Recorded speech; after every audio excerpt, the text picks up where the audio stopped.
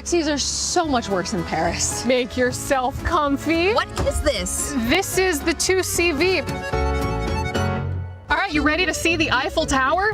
Do you know where you're going? I feel confident that we are going to see the outside of the Eiffel Tower. I'm ready. I would like to see it. We're just gonna have to go by smell. Have you ever navigated by smell before? No, can't say I have. You just have to smell The Eiffel Tower? Le Tour de Eiffel. Okay, wait one second. Okay, I think we're getting closer. Either that or it's the catacombs. I didn't do that. That'll buff out. That'll buff out. I went to a cathedral today. Apparently the crown of thorns is there. I didn't get to see it, but From Game of Thrones? from Jesus. As we're actually navigating some of this traffic, here, will you take the wheel for a second? Let me just go ahead, take the wheel. I don't know how to drive stick. I have something back here. It's okay, you'll figure it out. One second. Are you still operating the pedals? Okay, Do you know when to brake? I got it. Yeah, no, I could feel it. Okay, here we go. All right. Please take the wheel. Am I still holding the wheel? Oh, no, I can. Here, wait, I got my knee on it. There we go. You're good. How long is the Paris sewer system? I can't measure distance, so 20 miles. 20 miles? That's pretty far. 2 miles. It's actually over 1,304 miles long, and much of it is big enough to drive a train through. Whoa, it's a lot of It is. It's quite That's literally crazy. a lot of The Eiffel Tower is 330 meters tall, or 1,083 feet if you're American. How much does it grow or shrink based on the temperature? This thing's growing? I mean, we know that things tend to grow or shrink based on temperature.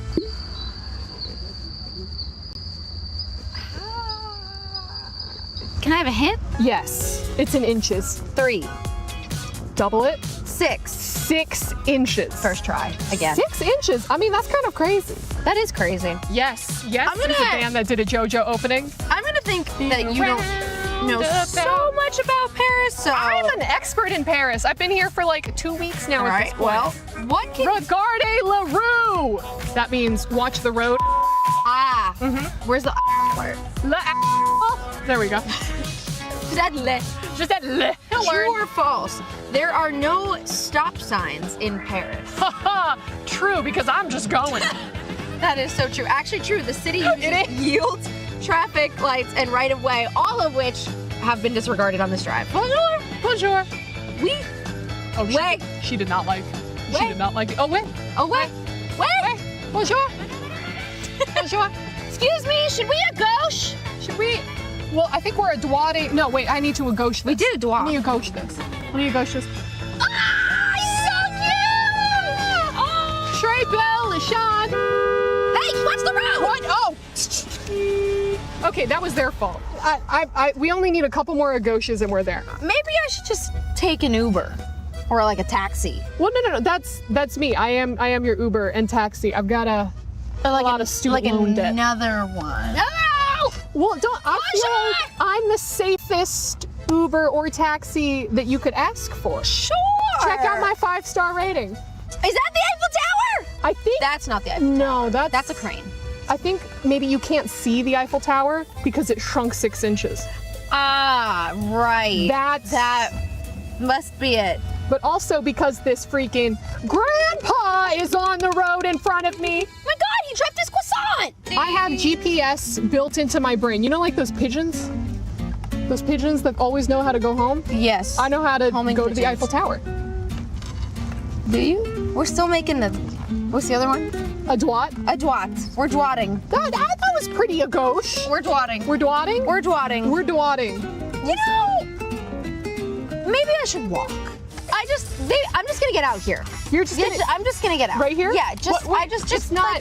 I'm just gonna walk, stretch my legs, breathe the Parisian Paris, you know, the air, and just, you know, just. I can take you the rest of the way. No, it's, you know what? It's really nice out, and I just think I know that it'll be a great walk. it's just one more a gauche. Au revoir. Can I have 5 stars at least?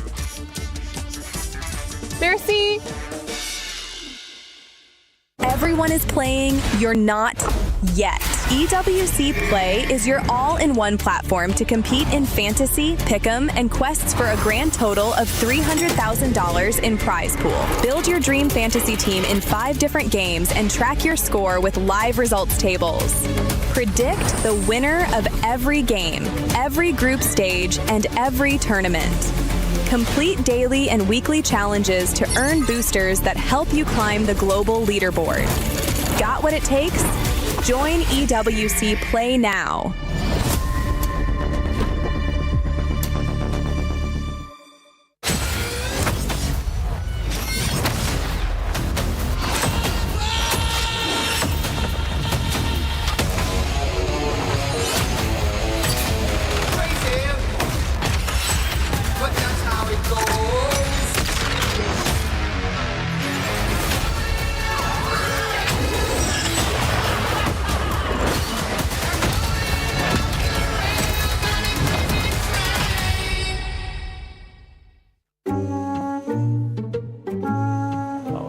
What's this? Oh my God. I can Seen smell this? it from here. I can smell it from here. I'm kind of hungry. ¿Seen this? Ed? ¿Qué más puede? Ok. ¿Qué tenemos pero, o aquí? sea, ¿Qué será? Oh. O sea, como si tiene una manta. Una mantita. Debe ser algo de París. ¿Algo de París? Yo diría que 200 al que viene. 200 el que un croissant. ¿Un croissant? No. Cosa ci sta aspettando di bello? Cosa? Un espressino. Andrea, apri. Oh mio Dio! Ma Che roba è? è grossissimo! È enorme, ma è più grande del Brizz. Calmiamoci. Non è più grande di me. Quanto è grande? Whoa. Yo. Yeah.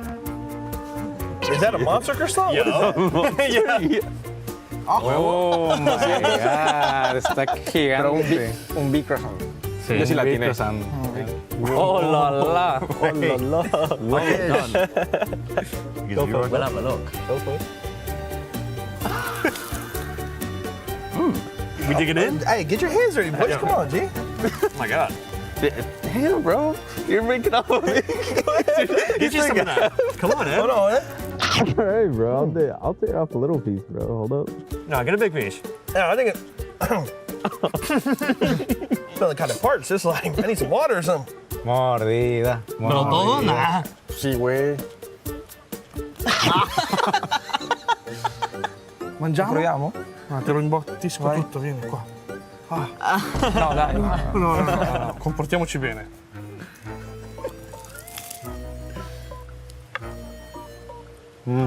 ¿Sí se rico? Bueno. Está bueno. ¿Cómo que sabe? It's actually so dry, I can't lie.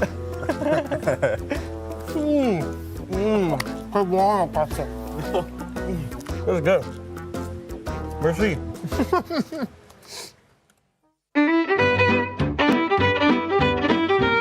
What's going on, guys? Welcome to Paris as we got EWC underway for Warzone. We're sitting with Godlike. We got art class in session, and we get to test their art skills. Guys, Nate, who do you think's the best artist? Best artist out of us? Yeah, out of you guys. Trick. We saw his handwriting. We did some handwriting stuff before this, and mine and Tekka's was looking rough. Yeah, no, his Trick's looked really good. Trick's was looking good. For the colors, we got still fruit. We got a little bit of bread. What do you think's going to be the biggest issue? The biggest issue? Everything. I don't know. I'm not a good. Yeah, I think everything's gonna be an issue for me. Well, guys, take it away. Let's see it. All right, here we go. I'm gonna start with the easiest thing, the banana. It's copy Trick. Oh God, I'm about to. Whatever Trick's doing, I'm doing. Wait, why does he? I'm already putting Y on Y, dude. That's what I did. I just realized. I realized the same thing. What do you think you're most excited for here? Most excited? Just to play. Just to play? Yeah. You're not even a little bit excited to kind of wander around, explore? No, I'm about business. Oh my goodness. I just made all my water yellow. All right, man. Banana's done. We got a couple pieces already done in the art. I think the nectarine, the banana in the middle. Actually, this one's looking pretty good in text. Yeah, hey, I'm doing better than I thought I was gonna do. I'm not gonna lie. Would you guys grow up painting anything at school? No, man. Absolutely not. I cheated in art class. How do you cheat in art class? Like all the pictures I had to draw, I just printed it out and then I just outlined it. It's a good method. My paint's dripping on the canvas. As a team, what do you think you guys have been working on together? I would say like trusting each other. Trusting each other and talking to each other more, Yeah. honestly, has been our biggest issues, and that's what we've been working on. What do we got here? It's like bleeding. Oh yeah, the water dripped on the. Ignore that. Ignore that. I messed up. Can I add a fruit? Can I add one in there? Can I add one in there? Or? I don't know. So far, I feel like Intex You think? kind of has you guys. No. Wow. Okay, I kind of see the vision here. Yeah, it's coming. It's coming together. It's coming. It's coming. Oh my god. I'm butchering it.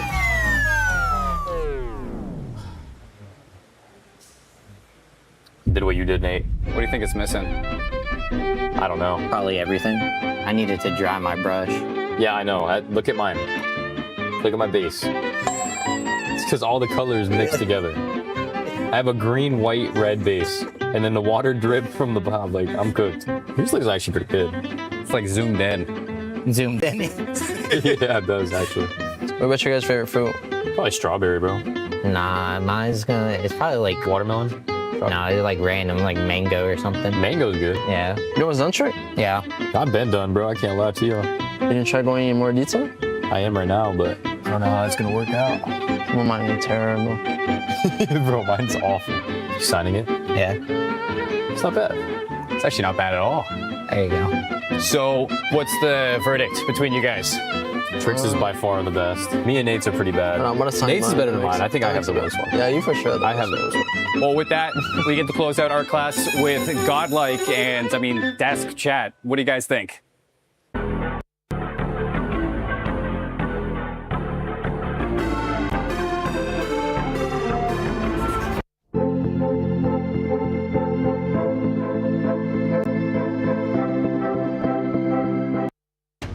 It's day 3 of Call of Duty Warzone, which means today is the survival stage. At the end of yesterday, 6 teams' keys were crushed. And after today, only 6 more will make their way through to finals, which means for 10 more teams, their day ends today, here and now. Wait, hold on. Wait, Josh, I thought I was supposed to be doing this with Lace. Why is Lace not here? Where is she? Falcons didn't go directly through to the finals. Vitality. Lace, wake up! Glitter.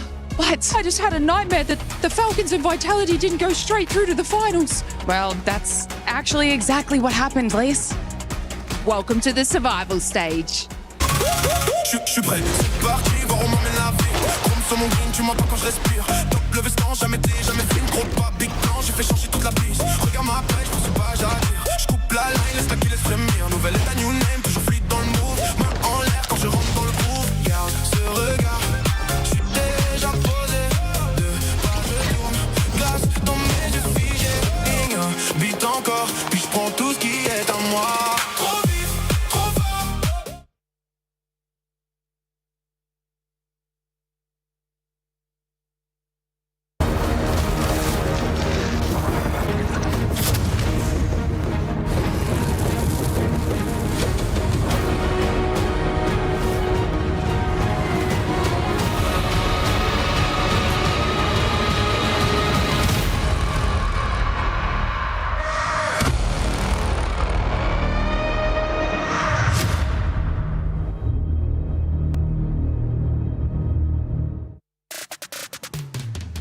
Ten teams are already in match point finals. Today we'll be finding out the last 6, and the rest of the teams here in survival will end up getting eliminated.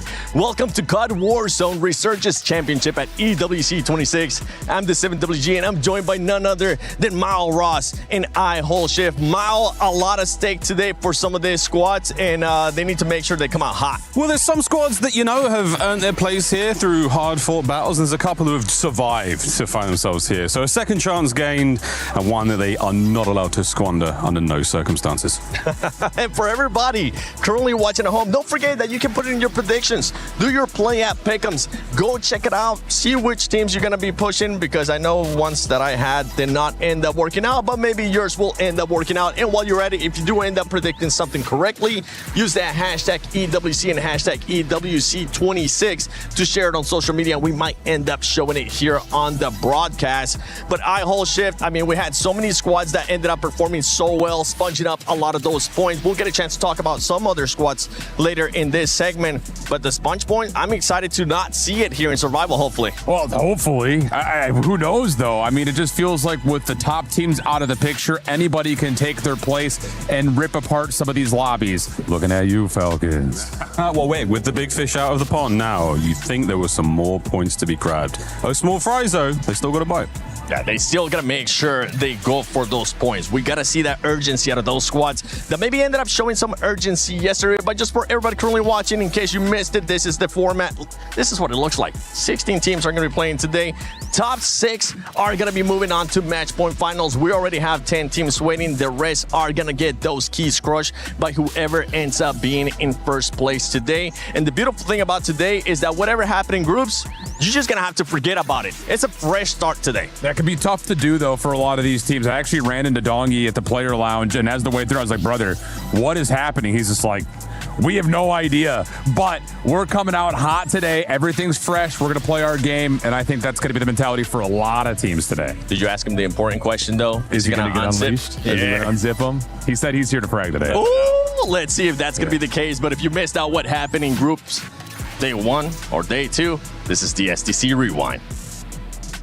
Welcome into the STC Rewind. It's Coach and Dandro catching you up on everything you missed in the group stages because the first 2 days were crazy. A lot of surprises, but in Group A, what do you think? Everything go to script?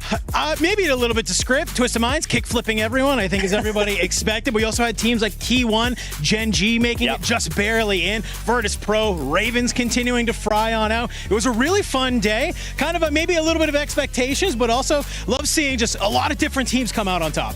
Yeah, I mean, to be honest, in Group B, there were a couple surprises. I mean, Gentlemates who have looked online. In person, dude, they win map 1 yesterday. They win the last map yesterday. The crowd was going insane. Call of Duty Warzone Resurgence Series Championship here at EWC has been nothing but fun, and the crowd energy has been electric. Yeah. But there were some surprises. The Falcons have to play through the survivor stages today. This is the last chance for some of these teams. Are the wings getting clipped? People on the internet are saying, they're asking, I don't think so. This is Hisoka, this is Noobs, this is Donkey. They're world champs for a reason. Back-to-back land winners for a reason. But what it does mean today is that our survival stage is going to be absolutely electric. So I don't think anybody had the Falcons having to play here on this day. I don't know, man. It kind of feels like maybe a little bit of renewed energy. They might kind of come out and start stomping. I'm going to be honest. Survivor stages, you got to be top 6 in the lobby to make it to the finals. We've already got 10 teams there waiting. You got JDG, you got the Gentlemates, you got NIP, you got all these teams that have already done the work, and now it's your chance to make it to finals day. Top 6, Vitality. Do they make it through as the top seed? My goodness, I am so excited for today. They're going to have 10 maps if they want to make it happen, all right? 10 opportunities if you want to try and rise to the occasion because, well, you might be asking, okay, well, do they get another chance here, the Esports World Cup? No, you don't make it in the top 6. Your keys are getting crushed. Your dreams are turning into nightmares. It's not going to be a fun rest of the EWC trip. You get to enjoy Paris, I guess, if you're not top 6 today, but that's not what these teams are here to do. Match point finals tomorrow, top 6 today. That's how you get there, folks. It is going to be a ton of fun. Dandro, final prediction. Is there a team that we're expecting to make it through survivor stages that's going to get kick-flipped out of here? I don't know if I can make that. I don't know if I want to make that prediction here because I have a strong caster curse, but what I do know is that today is the survival stage, and if you want to make it to match point finals, you need to survive. Oh, come on, Dandro. Give us that caster curse. We're all about it.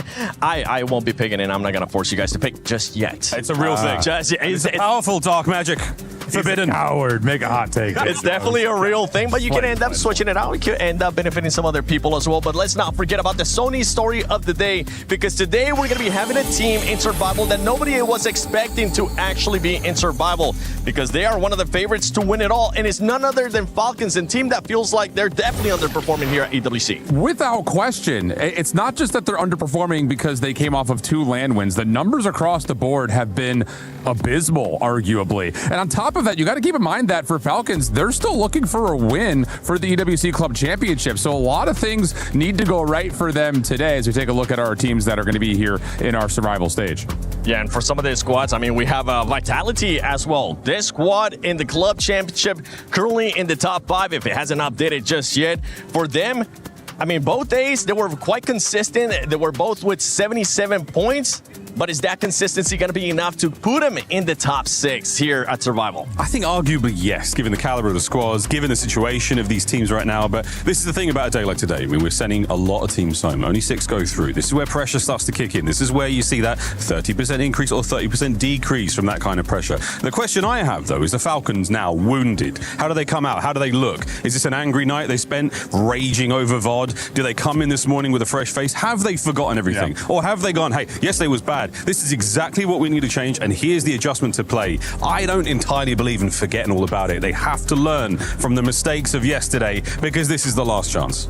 It is the last chance for this squad too. Is what kind of demeanor are we going to be seeing out of them, right? We also saw Soka whenever some of the other teammates were getting killed in one of the matches, you could just see the body language starting to affect them a little bit more too. You need to keep a close eye on that because Soka is one of those players that has a high energy, and if things aren't going their way, it might backfire. But this is what we're talking about. We look at the team stats across the board. The individual kill performances have not been there. The percent change is roughly around 30% down from where they were both at Atlanta and Birmingham. The team percentages overall have just not been there. But it doesn't just sit in the kills. That's the other concerning thing about it because they opened up yesterday, or day one rather, with a second place and back-to-back firsts, but neither of them had terribly amounts of high kills. On the other front for this team, though, they're struggling to get into placement position in general. A couple of absolute stinkers yesterday. Their land average going into today was 4.86. Here at EWC, average placement of 7.75. Nearly double the average placement than what they had before. That's just not typical for Falcons, and they need to come out and figure out what the heck has gone wrong in the first 2 days here today in the survival stage. Serious struggles. If you're not finding the placement and you're not finding the kills, that is exactly how you wind up knocked out of this kind of tournament. So we talk about consistency. Those are the 2 key factors. And at this level, not so easy. Yesterday's group stages, arguably a little bit harder. We had those heavy farmers sucking up all those kills. Not as many points to be found in every round. But here, this is absolutely an opportunity for the Falcons to run rampant, get that confidence back, and look strong going into Sunday. Yeah, and you know, the interesting thing about day one was I was expecting them to get challenged a lot more by teams like Gentlemates and stuff. They changed their drop positions around,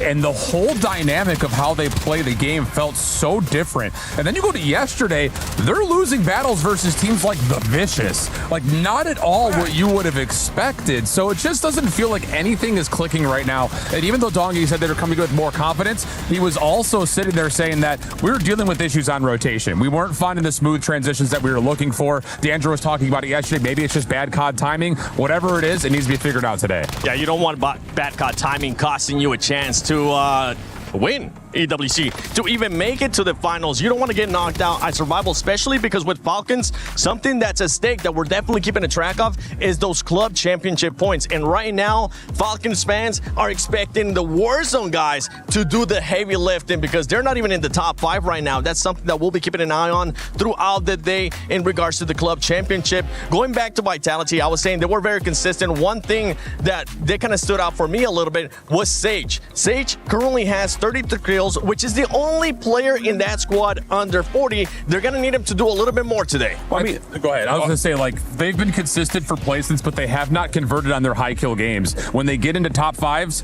they're usually dealing with only one player left alive. So you're not finding those late game kills that you're looking for. Otherwise, they're getting some kills that are 10 plus in the first 3 circles, but they're not getting to the top 10. So it's like, can we get to high places with high kills, or what's actually falling short for you in the mid game? Can we get all these cash to the bank? Exactly. It's really tough. I will say that, I mean, a squad like Vitality, I mean, they have been through such a challenging year in and out of game, and the resolve and the mental game that they have had to find to get to this point alone is something short of special. So I will absolutely hold it on them to have a much better day today. They have the resolve, they have the skill, they have the capability to go the distance. They can absolutely break that top 6. It just comes down to the mental. They have had it all year long to survive this far. Do not squander the chance. The mental is going to be massive, and I feel like that's why I ended up bringing Sage into the conversation as well, because we know he has been here before. We know that he can be that player to kickstart his squad and actually just, if for some reason the day isn't going their way, he'll make sure that he starts fragging out and start putting up those skills for the squad.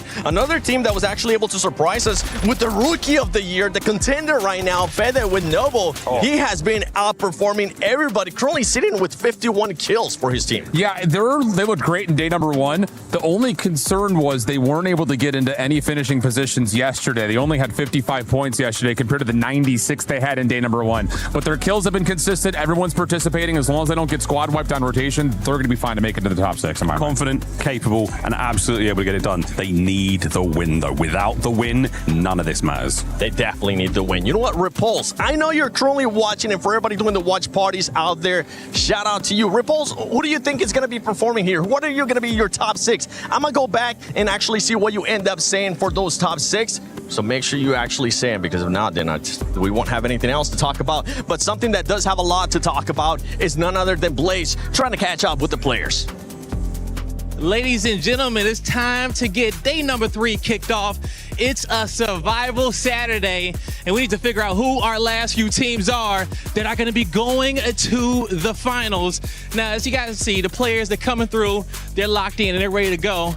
And I got to find some noobs. Let me talk to you, brother, okay? How you doing, man? Yo, you on a survival stage today, all right? Y'all didn't want to be here. What's going to happen? I mean, we're just gonna come out, playing our game, and place top 6, make it to tomorrow. Hey, that sounds simple enough, all right? You guys are back-to-back LAN winners. I know you guys can get it done. What you want to say to Falcons fans? Appreciate you guys' support. We're gonna show out for you guys today. Just prove everyone that we're the best team. Hey, you heard it there from Noobs, okay? Good luck to you, man. Best of the rest of your day, all right? Good luck, big dog. Give me some dap, give me some dap. Come on, we got Heretics coming. Zeph, I already know you ready to play, yeah? Of course, bro. Always ready. Okay, go. You gonna do it for APAC, right? Yep, of course. How many kills you dropping today? In 10 maps, 45. 45, you heard it here, folks, boys. 45, go to over on that one, all right? Let's move on down the line. Yo, Nemesis. Let me talk to these Nemesis boys over here. Hey, man, Nemesis, one of the best brands we got out there. I already know the social media team is going wild out there. You ready for today? Yeah, I feel so. I'm ready. I'm very, very ready. What's gonna be different from yesterday? Yesterday, we honestly played her out. We averaged 90 points. If we do what we did today for the 10 maps, that would put us in the top 6. Hey, I love that, baby. Best of luck to you, all right? Hold on. I got to talk to these Red Hot Chili Peppers behind me. We got the Italian team. We got Novo in the building. Novo, today, you guys got to make it to Championship Sunday. I mean, talk to me about yesterday and what you guys are going to be doing different today. I mean, we didn't want to end up in this situation because we were top 5 the first day. At the end, we didn't get it, but we're still locked in. Our goal is to get into finals and place well and try to win as well. But today, we're going to see what we got into us. So we're going to try our best. We're going to try maybe new things as well. I'm not going to say anything. Okay, but you will see a new Nova today. Hey, I'm excited to see that, man. Best of luck to you guys out there, all right? Let's all move down the line, okay? Oh, we got Orchid in the building. Come on, ooh, great catch. Reflex is already on point. You guys got top 3 going into the last event, but you want to win this one. Talk to me about how you're going to make it through the survival stage today. I mean, just play our game like the online way. No pressure. Like, we need to slide in the map to kill the people to get in the top 5 more and more. Because yesterday and like the 2 days before, what cost us didn't qualify is that we didn't play the much the top 5, bro. Not that multiplicator that can get us more points. You know, losing the qual by 3 points. Yep. No, it hurts a lot. Hey, it definitely does hurt a lot, but today is a new day. Best of luck to you. Hit those placements, homie, all right? I mean, the players, they're locked in, they're loaded. Who else do we got here towards the back of the line that's coming on through? Oh, you know what? Let's talk on over to the boys here from Gamax. Gamax, you guys ready to go today? Of course, you know that. Yeah. Hey, best of luck to y'all. Godlike, Nate Dogg. Okay, do it for NA, Nate Dogg. He's ready to go. For fun. All right, Bubbles, come here real quick. Can I holler at you? I mean, today isn't just for fun. Today is all seriousness, man. Talk to me about what you guys gonna do on that stage. I mean, just same as we did yesterday. Make sure the first day is out of mind, lock in. Same thing as yesterday, and we'll be good. Hey, you guys gonna be great, man. It's a lot of tough teams out there, but you know, I saw the friendship with you guys. We had the sorbet. Take that sweetness to the stage and get it done. Best of luck to you, brother. Hey, you know, it's the survival day. It's Saturday, and it's time to figure out who's going to Championship Sunday. Warzone is about to be underway. Thank you, Blaze. By the way, one of my favorite segments that we have been doing on the pre-shows, Blaze just going around catching people up. It's like, how you doing, bro? What you doing today? I'm okay. Yeah. But he was talking about for fun, looking to do what they were able to do yesterday. And boy, was it a spectacular day for that squad as they were able to get 101 points. And just to put it into perspective, their first day, they ended up with 56 points. Times 2, what? That's good resolve. That's late game resolve where you needed it the most. That is exactly what you want to see out of a Warzone team. It is hard to make comebacks in this mode. Everything's got to go right for you. Yeah. I was hoping you just hit us with a yeah. Stay sexy. Let's take a look at the schedule just to have an idea of which maps we're going to be playing. It's going to be the exact same, except today we're actually going to be playing 10 matches. Something to keep in mind is that these players have been getting used to playing 6 matches now in back-to-back days. What is it going to be looking like when we get a little bit closer towards that 10 match? Are we going to be seeing some players maybe start getting a little bit too tired and just want to get out of here? I think the biggest thing is just consistency is going to be key today. I mean, you're going to get a pop-off map here or there, but you can't bank on that being what gets you through today. You have to be consistent, and if you can find a way to tally up the points early, try to maintain the course. Don't try to do anything too crazy. Get yourself in a position to guarantee at least the top 6. If you find yourself down early, don't change things too quickly. All these teams are much closer in skill to each other than what we had seen in groups, so you have to trust that if you have a couple of bad maps, it's not the end of the world. And the way the maps are structured as well, you get 2 back-to-back, and then towards the end, we rotate individually. At that point in time, don't worry, don't panic. You've still got a chance to get back in maybe one of your favorites. There's a late game opportunity there for a lot of teams. Don't be too scared. Don't worry about it, folks. You'll get home in time.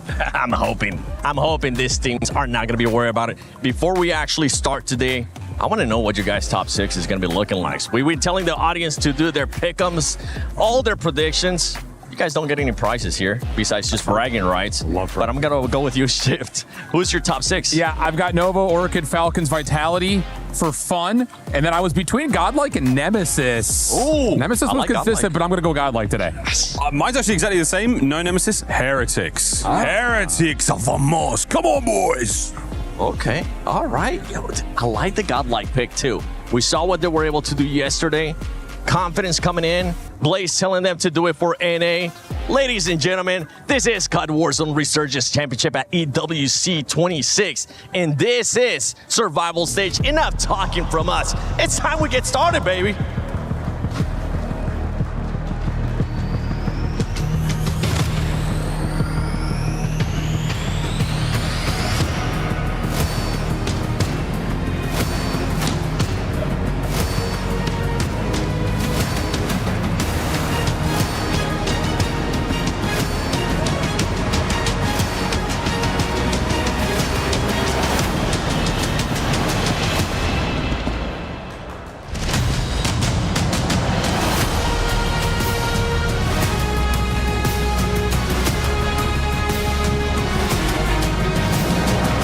Mesdames et messieurs, bienvenue à Paris, bienvenue à l'EWC pour notre 3e journée de compétition ici sur Warzone. Hier, 10 équipes se sont qualifiées pour demain. Aujourd'hui, il ne reste plus que 6 tickets pour la grande finale.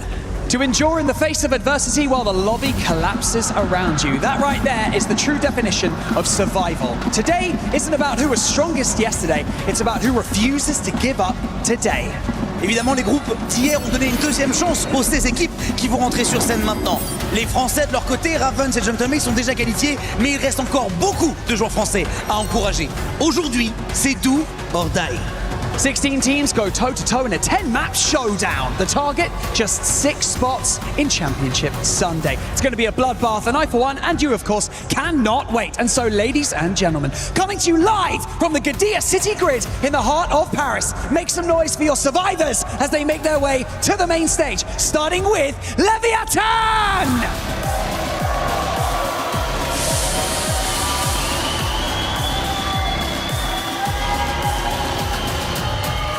Geek Esports!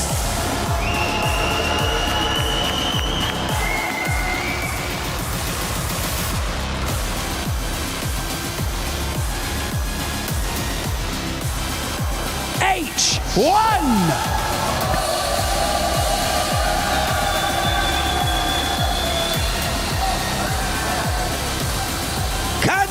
Vedati!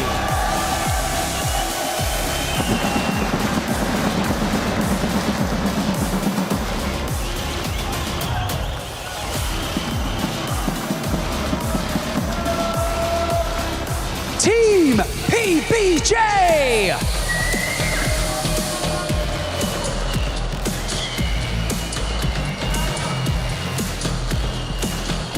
Godlike Esports!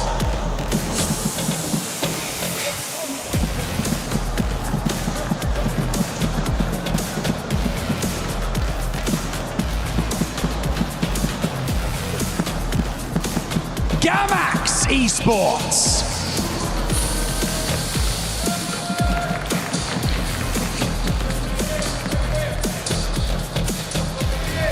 Team Stallions!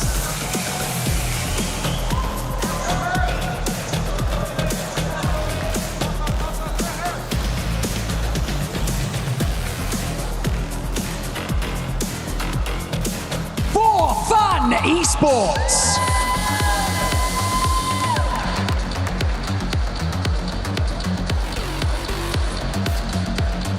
La squad française, Team Hawkeye!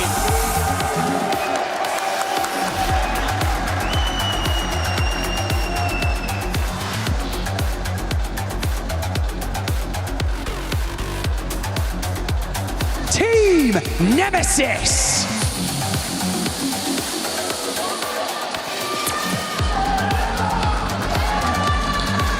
Team Heretics!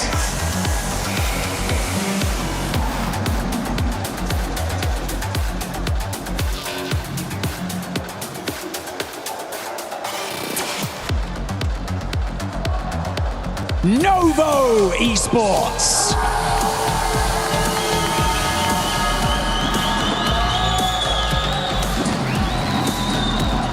Eclectic!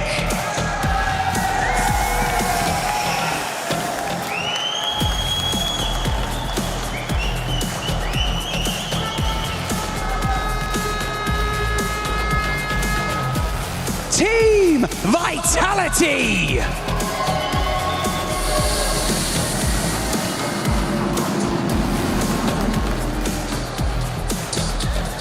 And finally, your club reigning champions, Team Falcons!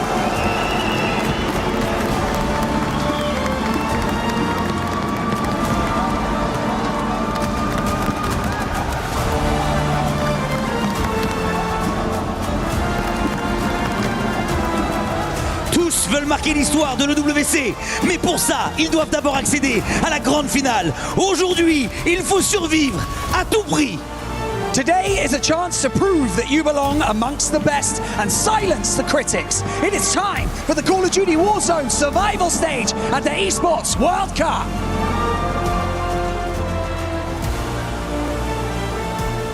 One map is the difference between some of these teams having dreams. What did our team good? I don't know. I can't tell because we didn't qual. If we would play good, we would insta-qual for finals. And some of these teams having nightmares. I feel like when it comes to just straight up gunplay, shooting your gun, I think we're good with that. But I just really feel like we haven't got an easy, early game strat and landing spot. We need to work on that. There's a lot of teams. Big fight. Sold's gonna take one down, get one knocking out. Try to challenge second, he gets it. Gonna be underneath. He spots it. Can he get all three? Hisoka's on 1 HP in a dream. How many times have you said this? Is there a chance? Falcons are out. Falcons group stage is a bit of a sticky one. I have an opinion. It might be unpopular. It might get me in trouble. But I think the ego's got in the way. The Falcons in trouble. Gonna be Dongy to try to get it done and crawl his way into top 5. Disappointing to say the least. I think we're all disappointed in ourselves. Can't do anything about it anymore. We just have to keep our heads up, move on to the next day. We're not out yet. Don't count us out yet either. Got himself back in. Here's a zip nearby one. Get up, active off the back of it. Ooh! Oh my lord, how the hell do you win that? What? Nobody but champions! Oh my god! I would say to the haters, DK, some of these teams that have to battle here. Decky, he's going to be the one. focus on your own game. It's going to be nice looking down when we're standing up there and just seeing them being sad, disappointed in their performance while we lift that trophy. Well, good afternoon. Good morning, maybe, if you're watching at home in the Americas, folks. Get the sleep out of your eyes. It's Survivor Stage, and my goodness, we've got storylines left, right, and center. Coach Seymour kicking things off today for the first 5 maps. You'll see Dan and Enigma here shortly for the final 5. 10 maps today, and our rotation is as follows, Seymour. 2-2-2-1-1-1, and the final map has been rolled. It's Rebirth to close things out today. But talk to me, man. Storylines, we got plenty of them. We got plenty of them, and we got a loud fan base today. That's not going to be the Gentlemaids. It's going to be the Falcons trying to back their team in the bounce back in the LCQ, see if they can make it to the final stage and find their 3rd LAN win out of 3 on the year. So the bounce back is what we're all going to be looking at today. But other than that, I mean, Orchid have been on top of things. For Fun have been on top of things. Vitality's also down here. A lot of big names that we're going to be talking about. Yeah, a lot of big names and some surprises, certainly. Honestly, of course, the Falcons, the biggest surprise. We've been talking about them all day. I would say Orchid is another huge surprise. This is a team that was slaying out in Atlanta, putting up crazy numbers, and they had a mediocre day the last 2 days, in particular yesterday. So with that in mind, that you heard it from them, they are not concerned at all. I think the thing about Survivor Stage that we do have to remember is that, yeah, it's a little scary to come down here. Yeah. It is that fun. I think Shift said it on the death segment. It's this weird kind of dichotomy of some of these teams are excited to have made it to the Survivor Stage. Some of these teams are incredibly disappointed to be here. So we've got kind of everybody in the middle. It's going to be really tight competition. Regardless of the way that you look at it, it's another day of official practice going into that final, if you can make it to that final day. It's like, you know, it's that extra reps, it's that extra anticipation that you get to play. Other people are going to be watching, studying, seeing how you play during the day today across all 3 of our maps. For these guys, it is locking in and make sure that you are in that tournament mindset for the entire week. So Survival Stage might be a blessing for some. For others, it is a means to try to get to that trophy at the end of the road. Yeah, I mean, we got to talk about some stats as well. Data points. We've got some teams that have had some map wins. We know the Falcons got back-to-back map wins. Their first 3 maps were pretty categorical for what they're used to doing. Second, first. That's the Falcons we know and love. And then things went catastrophically wrong. We all know that. But talking about some of these other rosters that have wins. There's 3 teams in the Survival Stage that have won a map on this LAN. It's Falcons, obviously, like you said, with the back-to-back that they had. But other than that, Godlike and Nemesis, the only other 2 teams to win a map this week. I think that's crazy considering how many teams that we have on LAN, but that just shows how consistent those teams at the top that make it to the final stage have been. Well, talking about margins as well, we said Orchid was close. It was really close. I think in Blaze's interview, they were like, hey, we're like 3 points off. Well, Orchid were actually 3 points off from that 5th place spot in Group B. Falcons, they were 12 points off in Group B from that 5th place spot. Group A was a little different. I think Group A was very set in stone from what we were expecting. Vitality in that 5th place spot, or sorry, 6th place spot, they were 23 points off of 5th. So you could definitely see yesterday Group B was a lot more competitive. Well, I think the main reason for that was because, in the words of Dandro, Twisted Minds kick-flipped everybody. They were over 100 points over 2nd place, so there weren't as many points to go around, but it's still an important note. Here's the other thing that we need to bring up. Teams like Vitality and For Fun have been here a couple of times. Man, they've been working through Survivor Stages for like multiple LANs, and usually when they go down to the Survivor Stages, or in reference to getting to this stage, going through the quals leading up to EWC, they stomped everybody. Those 2 teams could show up big today. They're in their element. I mean, Vitality, that's been their story. It's just, how do you show up on LAN? How do you become more consistent? They've been struggling, so today's going to be a big day for them to see if they can show up to make it to the finals. And For Fun, I mean, again, like, this is where they love to be. They are pump stoppers. 2 20 bombs yesterday. If they can carry on into today with that same mentality, with that same consistency, you might be seeing For Fun pop off tomorrow as well. Havens Hollow to kick things off, ladies and gentlemen. It's only 10 maps today. Your room for error is a little bit smaller, and all the teams close together. But you can see our screen. Look at this zone. Folks, we're headed to train station and beyond. It's the western side for the first time in a while here with Havens Hollow, and we'll see where everybody decides to land. Some of these numbers, some of these colors will be a little bit different. That red 1 is going to be Vitality. Blue for the Falcons, a new seed going into today. Yeah, this is going to be really interesting where all our drops are going to be. Falcons go back to the riverboat. They give up Mansion I imagine Mansion's going to be the home of Stallions for these first couple of games, so see if they can pop off our MENA region team. But starting off, the Falcons already getting crossed up. They get contested by none than Nemesis from APAC, and they're going to be getting some early KP. Yeah, the Falcons want to make sure that they can take back boat and claim it as theirs. Unfortunately, Noobs, I think his camera broke. I'm not sure what happened. Becomes flying through the window and gets obliterated by Eclectic. Freddy looking to go frag out and get some kills. They're on the south side of Main Street with their anchor, so they're going to get over here and try to play spoiler to the Falcons. I think everybody has a lot more confidence going into this lobby seeing Falcons in it. Yes, they're a scary team, but they know that they can put them on their heels and cause a bit of chaos. How about a double chow over the top on Donkey? No chance you can win that one. Not when they both peak at the perfect time. Great plays here on Main. Off screen quickly, just so you're aware, Vitality has won their engagement at Train Station. They've got complete control of Train for now. We're going to be hanging out for a while. The only team not playing the western side of the map. There's nobody in Lumber, nobody in Coal, and the only team up in Research is actually Novo. They're the only team that'll have to rotate into New.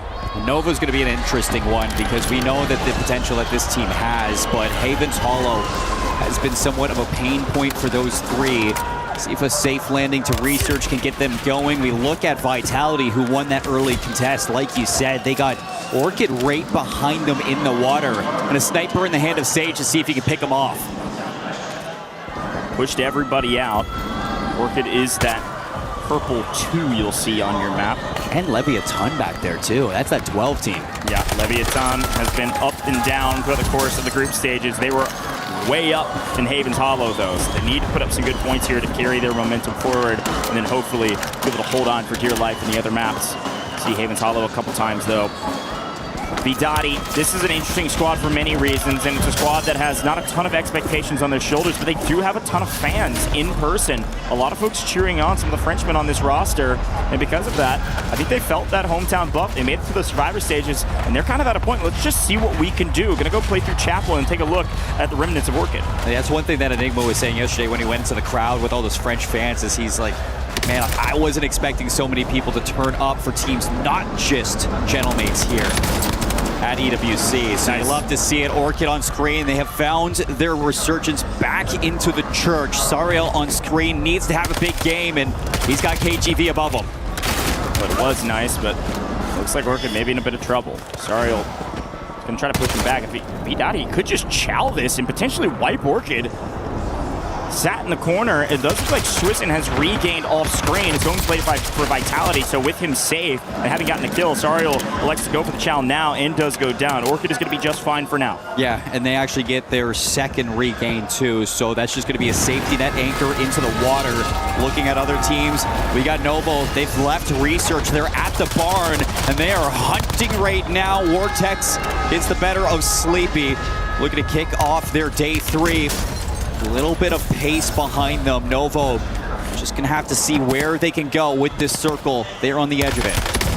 Further and further to the west we go, and Novo very smartly comes out of Research hot, and they just all gas, no brakes all the way into mid-map, and they were not stopped because there's fighting on the top side and the bottom side of the map. So the open was wide open. They finally find an engagement here. Watch out for H1. I know Cho is cheering them on in a big way, and unfortunately they're in a bit of a blender, but Connolly is able to win one, able to snake out and play the corner, staying alive for a moment here.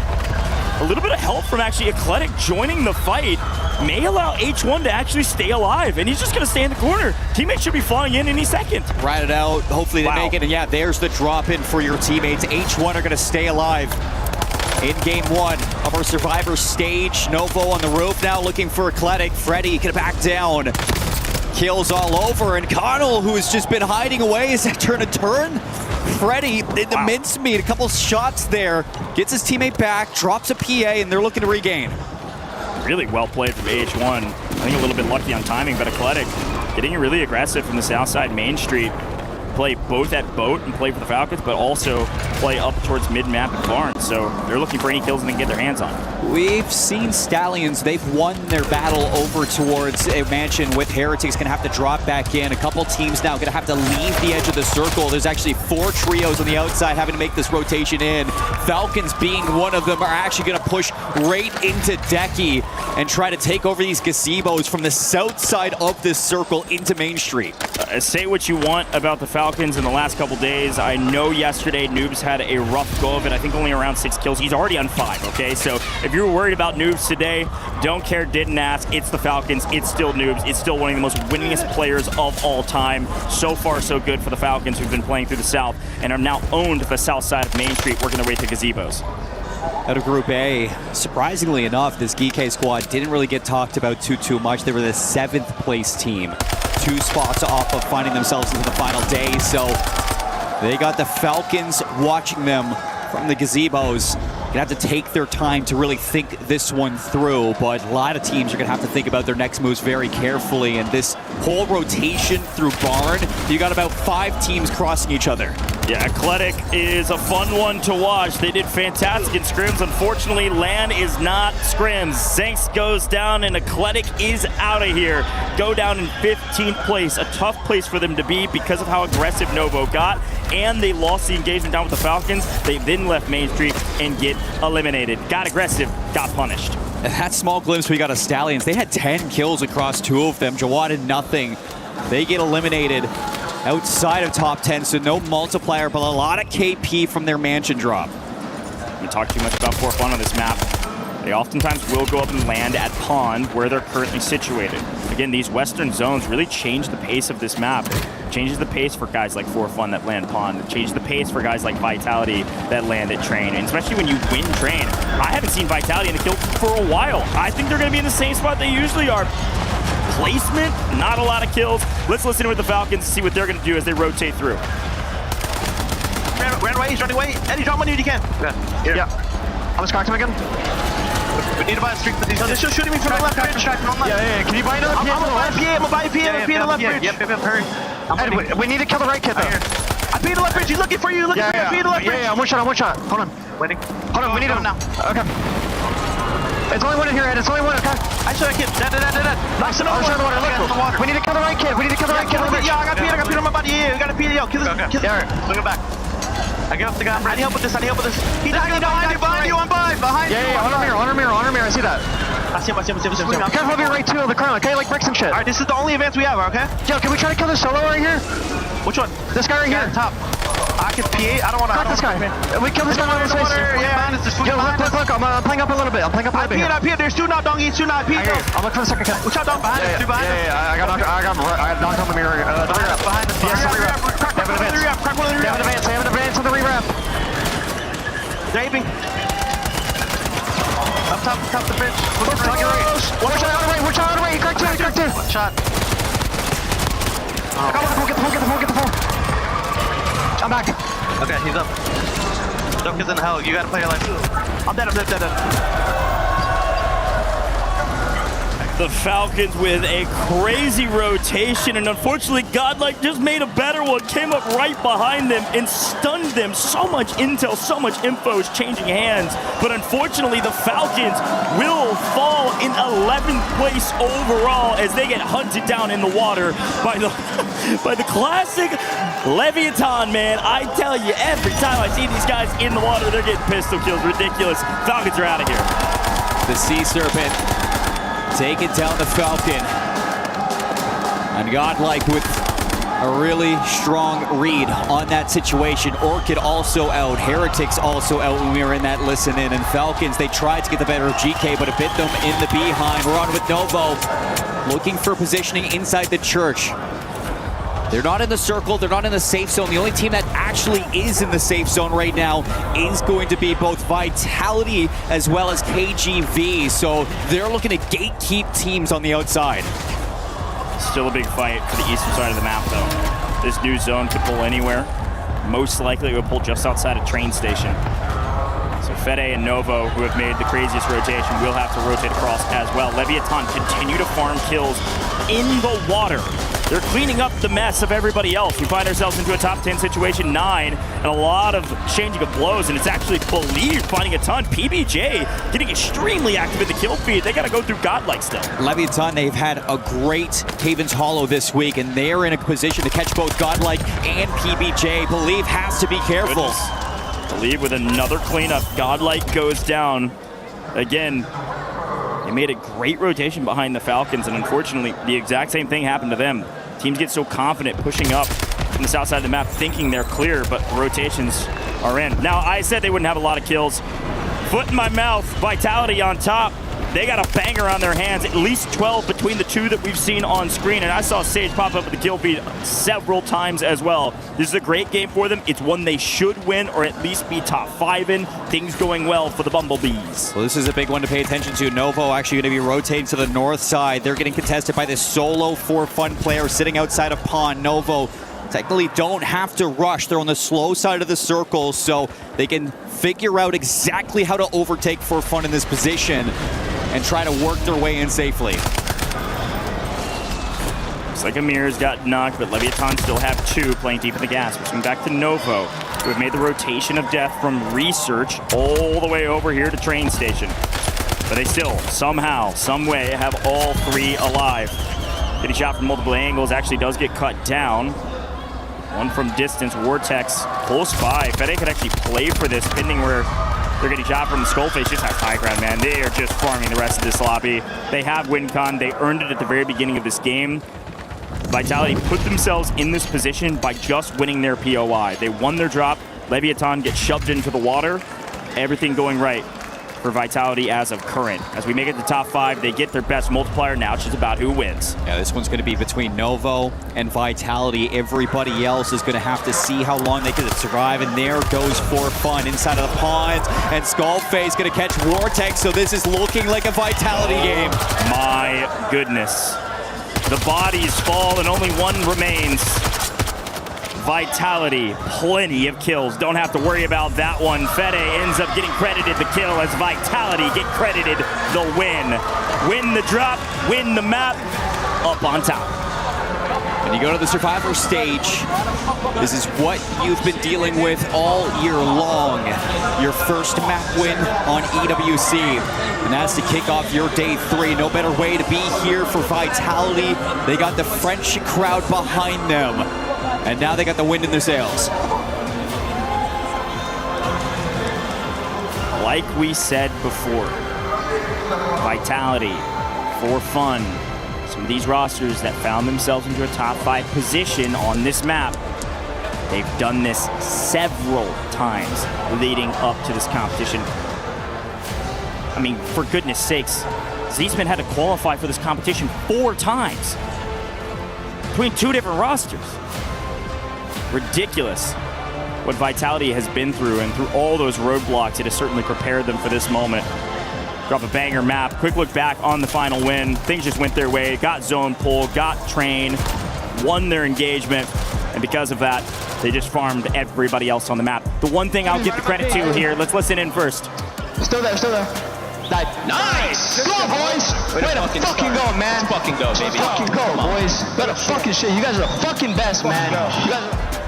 They are the best, at least as of today. A big map, and the thing I was going to credit them for is old Vitality wouldn't have been so aggressive once they won their POI. Old Vitality would have ended that game with like 12 to 15 kills. I think they had quite a bit more than that. Yeah, 21 kills at the end of game 1, and with the win, that's going to put them at 33.6 points at the top of the leaderboard to kick off their Survivor stage. Right below them, another squad that we've actually been really critical about outside of Havens Hollow, but when they are on Havens Hollow, you look at them to start their day well. It's Leviathan, who got forced away by that Vitality squad, but still walk away with 19 points. 19 points, and I think 19 of those points were them just sitting in the water. Holy moly. Havens Hollow, a fun map to watch, and for the players, a frustrating one, especially if you're the Falcons. My goodness, folks. We'll be right back in just a moment for another Havens Hollow map. Play is in our DNA. Whenever we let it out, it becomes our superpower. Now imagine an entire city being built to supercharge it. Kadir City, powered by Play.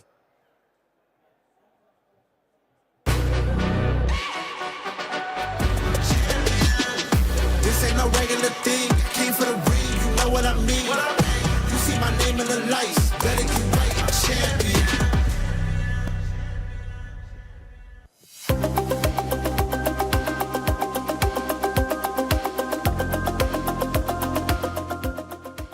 thinks he can come in here and play my game. Let's go. He knows nothing. Let's go! Tyler 1, you're done. Raw energy. House for pop, blow the house down. It's time for another CC update as we head into the survival stage here for Call of Duty Warzone. And it's going to be kind of brief because, believe it or not, a lot of our CC heavy hitters are already through to finals. However, notable names that we'll be seeing on the stage in just a few moments are Falcons, Vitality, and GK Esports, all teams that are CC eligible. Vitality specifically already trophy eligible.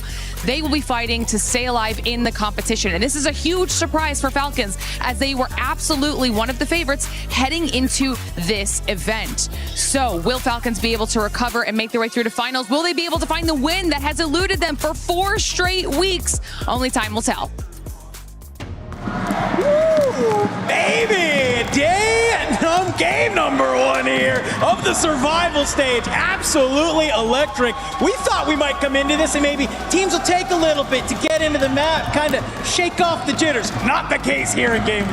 No, absolutely not. We end up with that really hard dragging western pole, essentially circles itself around train. That forces so many teams to change their drop spot and essentially go center circle as possible. Turns into a bloodbath, and so many teams picked up a lot of points or crumbled underneath that pressure. You said it was a bloodbath. It was looking great for the Falcons. They had 10 kills. They're on this rotation. They're on the south side.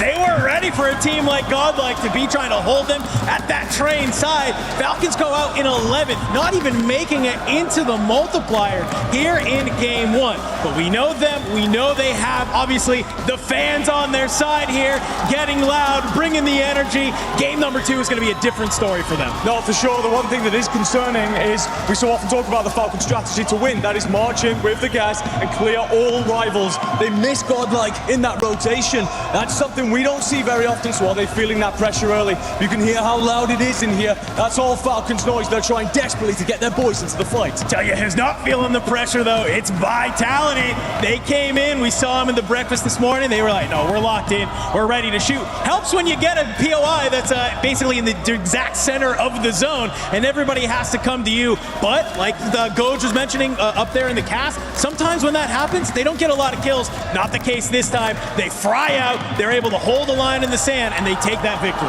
There's 2 important things for that team. First one is the contest against Leviathan, who land on them.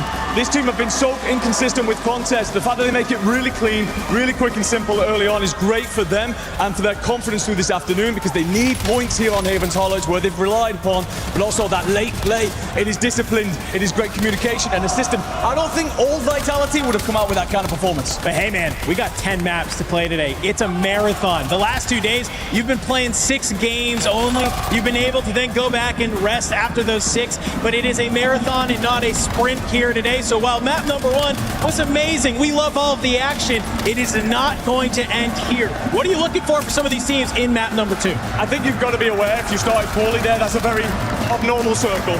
Focus on what your game plan is and your strategy. If you started well, use that momentum. Continue hot here in Paris, believe in each other, trust in one another, and communicate your way through the rest of this sprint. All right, well guess what? We don't gotta wait anymore. Game number 2, ready to rock. Go Seymour, take it away. Thank you so much, Dandro and Enigma. A great segment, and I'm going to be honest, I heard about 0% of it because the fans are loud, man. Holy cow, the Falcon superfans are going nuts. So I'll be very excited if the Falcons can make it through today to see the Falcons fans versus the Gentlemates fans here in Paris. I don't know who wins that one, at least not right now. But we got to talk about map 2 of Havens Hollow. I love the breakdown there, and I totally agree. A miss on Godlike's rotation put Falcons into the dirt early, and Vitality really showing up to say that, frankly, hey, we can frag out. Stop saying we're a placement team. We can go get kills. They did just that. They did that, and that's going to be putting themselves in good pole position for the start of the survival game. Yeah, Falcons, 10 kills, 10 points. They missed the multiplier. That's a really big issue because Havens Hollow has been strong for this team over the course of the week, and it's always just something that you look at them. If they can go mansion like we saw them versus NIP, that's maybe something that they want to change up early in this day. But other than that, I mean, you had teams that we didn't even talk about. H1, 11 kills. Yeah. PBJ, 15 kills. That puts them pretty high in the leaderboard as well. And then Leviathan, like I said, second place. They contested Vitality. They got pushed out, still made the most of it. Yeah, I mean, a lot of fun points, but we got to drop straight back into Havens Hollow. Ladies and gentlemen, Havens Hollow back on your screen. This will not be the last time you see it today. Again, it's 2-2-2-1-1-1, and then Rebirth to close things out. But we aren't going to go back to the west. We will go to the east. And will that change drop spots? Abso-friggin-lutely. Last time on the eastern side of the map, the only team that landed over here was Novo. Now we got 1, 2, 3, 4, 5, 6, 7 different teams all here on the right side of the map. Keep an eye out for them while Vitality lands at train station alone. Safe and sound in front of them. Going to be For Fun at the pond. And For Fun actually looks like they're going to be quickly rotating into Mansion. So something for the Heretics to really worry about. We kick off with Lumber. That'll be a ton. Going to be sitting there versus Nemesis. Wiped again. Still on the map, just barely. Got wiped out of their POI. One floating in the sky. A little false positive there, but still in a blender. Bad news if you pick Nemesis in your predictions. Where do you go now? You're between Leviathan and Falcons. You go back to the lobby, I guess. My goodness, Levi can't buy a moment on this map. Lumber in complete control by Leviathan. This is the POI that Leviathan said they were going to go to. Of course, things change when the zone pulls all the way basically to train to kick it off the map. So Leviathan back to the forum, back to where they wanted to be, back to their practice point. They're down on the southeastern side of the map. But up at Mansion, things much busier as well. We've got 3 teams here. You've got STS on screen, still battling against Heretics. Heretics was a pick that Miles picked onto the desk, saying, let's go Aussies, let's go boys, and I really like this squad. They had moments of greatness, and we'll see what they're able to do here as, yes, QZ does go down. Stallions maybe in a bit of a blender and losing this engagement for now. For Fun is also poking and prodding at this fight at Mansion from their pond drop, so you'll see Flank actually fall there from Zeppa and could continue to see that engagement for a while. Still early games, haven't lost a team in the lobby just yet, so good news for everybody. Still lots of game to be played here, and as we look at Gamax inside of the barn, who do they have to deal with? Is going to be H1, who just seemed so resilient back in their first one. Above them is going to be Stallions, who have seemingly been pushed away from Mansion, and that's because that's going to be Orchid sitting there outside of research into Lumber. Leviathan in trouble now because here comes Novo. Yeah, Novo's got their anchor up in Coal Depot. Again, these teams post on social sometimes where they're landing. Novo said nobody come to Coal unless you want to con us, and it doesn't look like anybody wanted to play against Novo. So Novo's got their anchor nice and safe in Coal. They'll send their fraggers down and go play for some kills in Lumber. That's going to be against Leviathan and Nemesis. Keep an eye out for them. We swing back to DK. You heard it there from Glitter. This is an important game, Warzone, for DK in the club championships. So they desperately need to make it into the finals, make it to tomorrow. To do that, they need to find a lot of kills. Laze is going to be a key difference maker for that roster and the fragging capabilities that he has.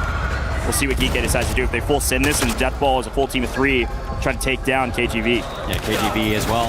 I don't realize that they're actually in a pretty decent position to take this. They continue to get poked out in the staircases. So do you full send it, or do you just wait for them to continue to draw this battle out? Who's got the resources to outlast the other? DK would love to, but they don't necessarily need to make a play. But while they're doing this, everybody else gating KP on Havens Hollow, so this is a lot of time being wasted. New look at the zone. It should continue to pull east. This will likely be outside of research. Is where we'll end up. It does do just that. Could land essentially on, we call it G2. G2 is a team, but it's also a place on the map, kind of the north side of this new zone. Could end up there, could end up dead center around the train cars, but we will see. All the teams trying to figure that out as well. For now, the 3 teams in research are in a bit of a standoff, not wanting to sell. See Intex is taking some shots over the bow that are nice. This is Godlike's position in servers just outside of research. We've been playing here for a little while, not getting a ton of value. Finally finding maybe a little bit of... Oh, what? Whoa. A blender? Hello? Trick was shooting you in the back the whole time. Somehow Orchid just get tossed into the ninja bullet and sent out the other side. Orchid's still on the map, but Master 5K is hanging out up here waiting for his teammates to respawn. My goodness. Talking about doing kick flips. Dude, I got thrown upside down. That was a literal trick with no empathy. So we got the Riverboat to pay attention to. Eclectic now on top of the Falcons, who have a little bit of a split situation between the Riverboat and the edge of Main Street, still outside the circle, still lots of bodies to deal with. And in front of them will actually be Kike, still holding off KGV. I thought they were just going to double chow. They don't know where Ahsoka is. He's been hiding. Peekaboo! See you! Oh, almost could have gotten one. Cracked one. They could double chow this together. Yeah, if he got that knock, they'd know he's an anchor. Ahsoka's alone, but now his teammate's flying back in just outside of Boat. Could come chow this. This is a 3v3 fight. It's important to pay attention to. PBJ not full wipe. They still have a player in the lobby. False positive there. Let's listen in quickly with Vitality, who may be causing a bit of pressure. Give me time. I'm plating. Waiting. Challenge you. Crack one on the inner. Blue. Challenge you. One shot dead. Run out. One guy's just hitting. One guy's going back to skull. He's first skull. Go down. I'm down. One shot inside. On your kitchen skull. I'm with you. Nice, good shit. I'm a cluster Browns. We put pressure on this skull. Smith, stay back and watch our back left. Up top B2. Yeah, I hear you. Stay our back left, Smith. I hear you. I'm picking up on top B3. One guy's bottom 4. I hear you. B2. Almost cracked. What's the height? Top B2. Crack. I dropped him. Backing up. B3. He's going inside. He's second floor. I'm waiting for you. I'm here. He's in here. Still here. Challenge me. First floor. Going up second. Not first. Second. Dude, second floor. I'm with you. I'm trading now. Jump down. Nice. Good shit. Look at the sky in our back left. Let's smoke in our back left. Outside mansion. Yep. I'm looking at mansion. Top mansion. Top mansion. Yeah, I'm picking up my ammo. I'm ammo heavy. Teammates are sawmill. Okay, he's in the sky. Yeah, we're floating in the sky. Comms near impeccable. An interesting, decent fight. Weren't able to clutch it up and wipe that team, but I hear Sage getting active in the comms, and they were incredibly clean. They're not taking any risk. This is a well-oiled machine. This is a different Vitality that we've seen in the past. In the meantime, though, we saw H1 get eliminated first, and it sounds like Mr. Shit's hot takes are working out today. My goodness, Nemesis in a blender. They go down for a second time early in this game as team in 15. So 14 out of the 16 teams left. Fire sale active. This might be a good moment if you're on the edge of the circle to take some risks and look for some positioning inside of the new circle that is surrounding Coal Depot, the inner bridges, as well as majority of the river that splits Haven Hollow in half. So good opportunity now if you want to take that space, have a chance to buy back your teams at low cost. Falcons, Ahsoka has nearly 1,500 damage, no kills yet, just anchoring out for the team. Noobs already up to another 5. In 2 games, he's got 9 kills. 50% more than the entire day yesterday. Things going well, kind of, for the Falcons if they can get some decent placements. As they start working their way up through Main Street, though, could be a bit difficult. Here's Leviathan on main. They're actually the top team in this lobby thus far. Haven's Hollow is their map. Criminal got on 5, Amir on 4. These guys are cooking, and they've been doing it down in Lumber, battling their way through that POI, battling against Novo, who have been poking and prodding from Cole. Finding quite a bit of some action early. Swing over to For Fun, though. No, PBJ actually here on main, fighting For Fun and hunting down the remnants of Godlike. Big fights going on. For Fun, PBJ trying to find some sort of consistency inside of Research. Intex, and he caught there. Godlike on the regain, and that is not a good look for Godlike, who took out Falcons in the game previous, but For Fun are on a mission, and PBJ are on their heels. This kid's good, man. Praise is shooting right now, and unfortunately, Novo is here to join the party and shut it down. See you later. Cue the music. Down go For Fun. They are full wiped. No fun for you because Novo is here for free. Cole is open, so their fraggers are finding some action, and Godlike still answering back. Believe getting cut down by Trick. There takes on the north side. Orchid just on the outside versus the Stallions. Godlike have recovered inside Research, and they're going to be underneath PB&J, the last one left alive inside of Research.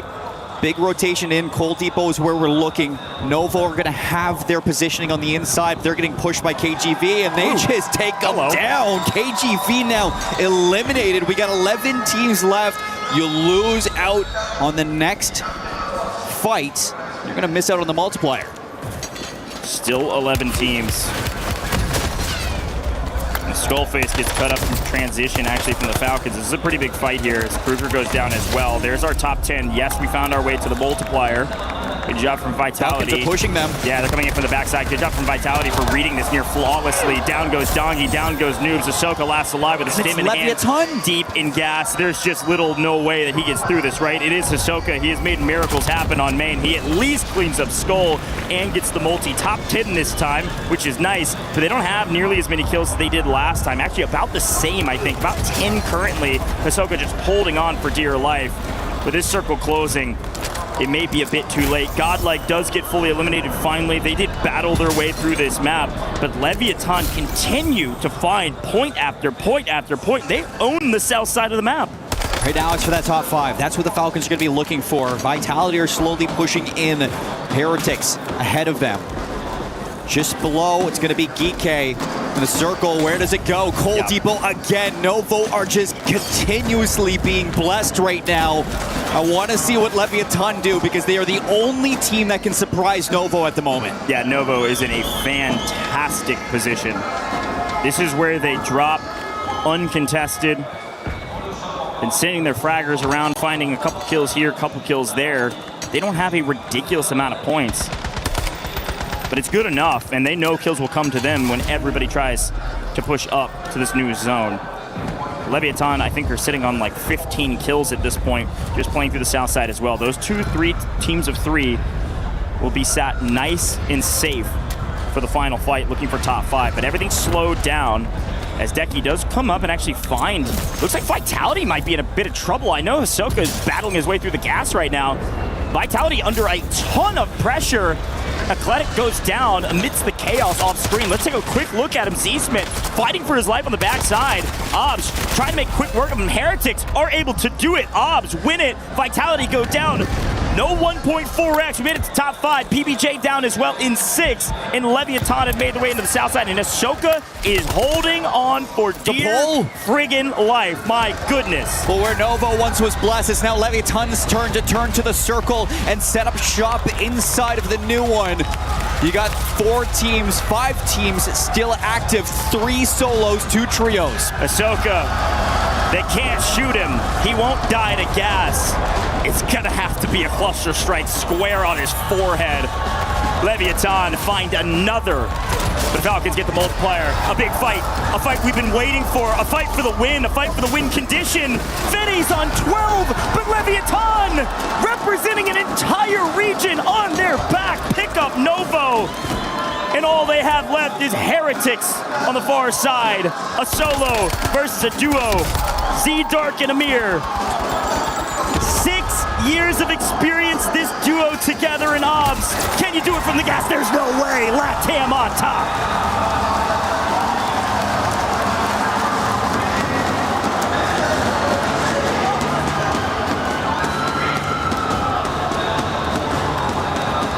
Vamos Leviathan. Look at that crowd. We talk about all the Falcons fans, all the Gentlemates fans, all the French fans that have come through to support their squad. Well, how about the super fans here to represent Latam? They love it. We love it. A must-needed start to the day for Leviathan on Haven's Hollow and a win in the survival stage. This is what I'm talking about for Leviathan. Let's take a look back on this engagement. They took it at the perfect time. Nobody could third party it. They're able to clean everybody up. Let's listen into the celebration.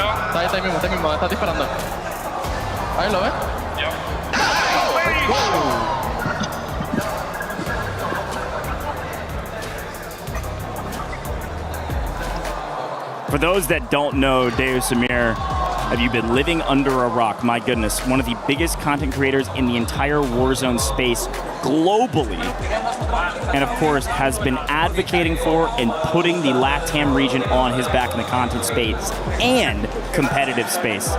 Nobody's been doing it like Dave Samir. He's still doing it to this day. Another fantastic land performance here in the Survivor stage. And a rookie alongside you in the conversation of Rookie of the Year, Criminal God, posing for the picture with everybody else. It's a big day for rookies. You got Fede on Novo, you got Praise on PBJ, and all of them have been playing incredible. Sario on Orchid. I mean, you just talk about how important the survival stage is for all of these players, and that is incredible. Ridiculous stuff from Leviathan, and the fans are going nuts, because you're right. Leviathan's fans came out, man. Dave Samir knows that that energy has helped him get to this point. Man, the expectations for Leviathan is they had to drop some bangers in the Havens Hollow map. That is their best by far here on LAN. To finally get a win with a ton of kills, that might be one of the bigger games we've seen in this competition thus far. That was huge. We do need to turn our attention, though, to Novo. That was a map they could have won. They didn't, but they also dropped a crazy amount of kills. Fede was on 12 in that engagement against Leviathan by himself. The fraggers were getting their bloods. You got to think, I mean, at the end, it was like, who's going to get the better blessing of the circle? I mean, at Novo just continuously was getting that coal depot pull, and it could have gone anywhere. It could have gone north side, south side. Like, there were so many opportunities for where that last circle was going to go to, and I like the patience out of the call from Leviathan, because you know that if you need to go to coal, you have the walls, the stone walls, that's going to be some natural cover to block you out, and if you need to back up, well, you had yourself a perfect zone. A lot of fun to watch. Two totally different Havens Hollows map, but folks, you know where we're going next. We're going to Rebirth Island. We'll be right back in just a moment.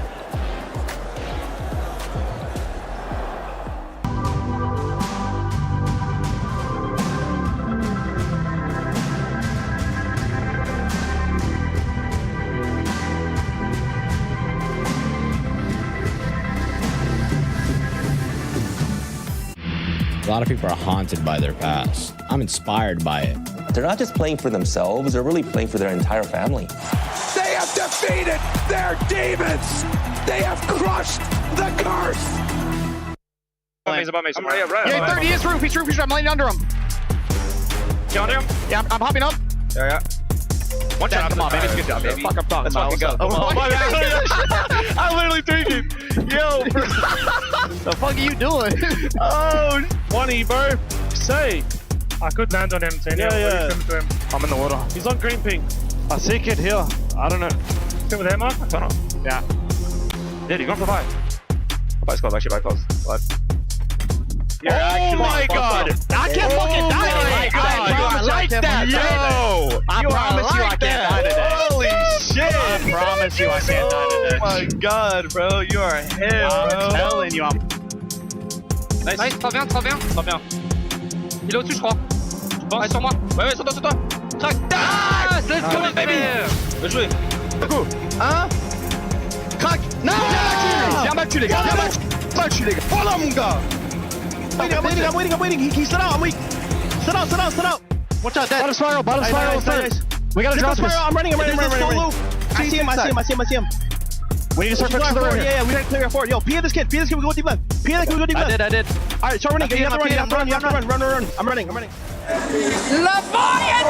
takes out match number 2. I hold shift and lace have found ourselves in the most exciting part of the stage. Just, you gotta feel the energy, right? What was that? What'd you say? Could you say it a little bit louder, you see? I said Leviathan won that match! Yes, they did. And we were on the desk yesterday. We had this whole group right behind us, giving us all the vibes, all the energy. We're saying, hey, one of these guys is going to get a win. Apparently today's the day. Looking good at map 2. I mean, it was their map to win as well. This is something that they've been setting their sights on. And I mean, that tremendous effort yesterday, and to be in the survival stage, is a little bit grueling, but I mean, they were able to take that top spot over Vitality. New day, new Leviathan right now through 2 maps. Looking really, really good to Havens Hollow. Like how like you mentioned, really putting on the pressure. So some teams are going to have to step up big for the Spanish-speaking squad to get involved. And I know you love a little hot take. And speaking who needs to step up, Noobs and Dongy being taken down by one player. The 2v1 didn't go in their favor. What do you think that they might be making these crucial mistakes for. It's the same story, different day right now for Falcons, and that's troublesome. It's the same situation we saw from yesterday into day one. They're having trouble on rotation. You got to figure it out because we got some hungry fans out here looking to cheer their squads on. Yeah, I mean, you know, they especially the people around us probably don't want them to take over. But I mean, let's look at even the Heretics, right? We haven't really seen much from our Apex South team, but they are moving on up that position. I mean, I believe they're about 4th. Yeah, and the other counterpart from Australia, Nemesis, have not been able to show up yet. So we've got a couple of the squads that are finding themselves in kind of polar opposites at the moment. And as we jump away from Havens Hollow, Rebirth, that's where you got to regain. Yeah, now speaking of Rebirth, do we think Leviathan can go back to back? Of course, absolutely. We are Lev. That's a hell yeah. I'm going to get some more hype, guys. Let's go Leviathan!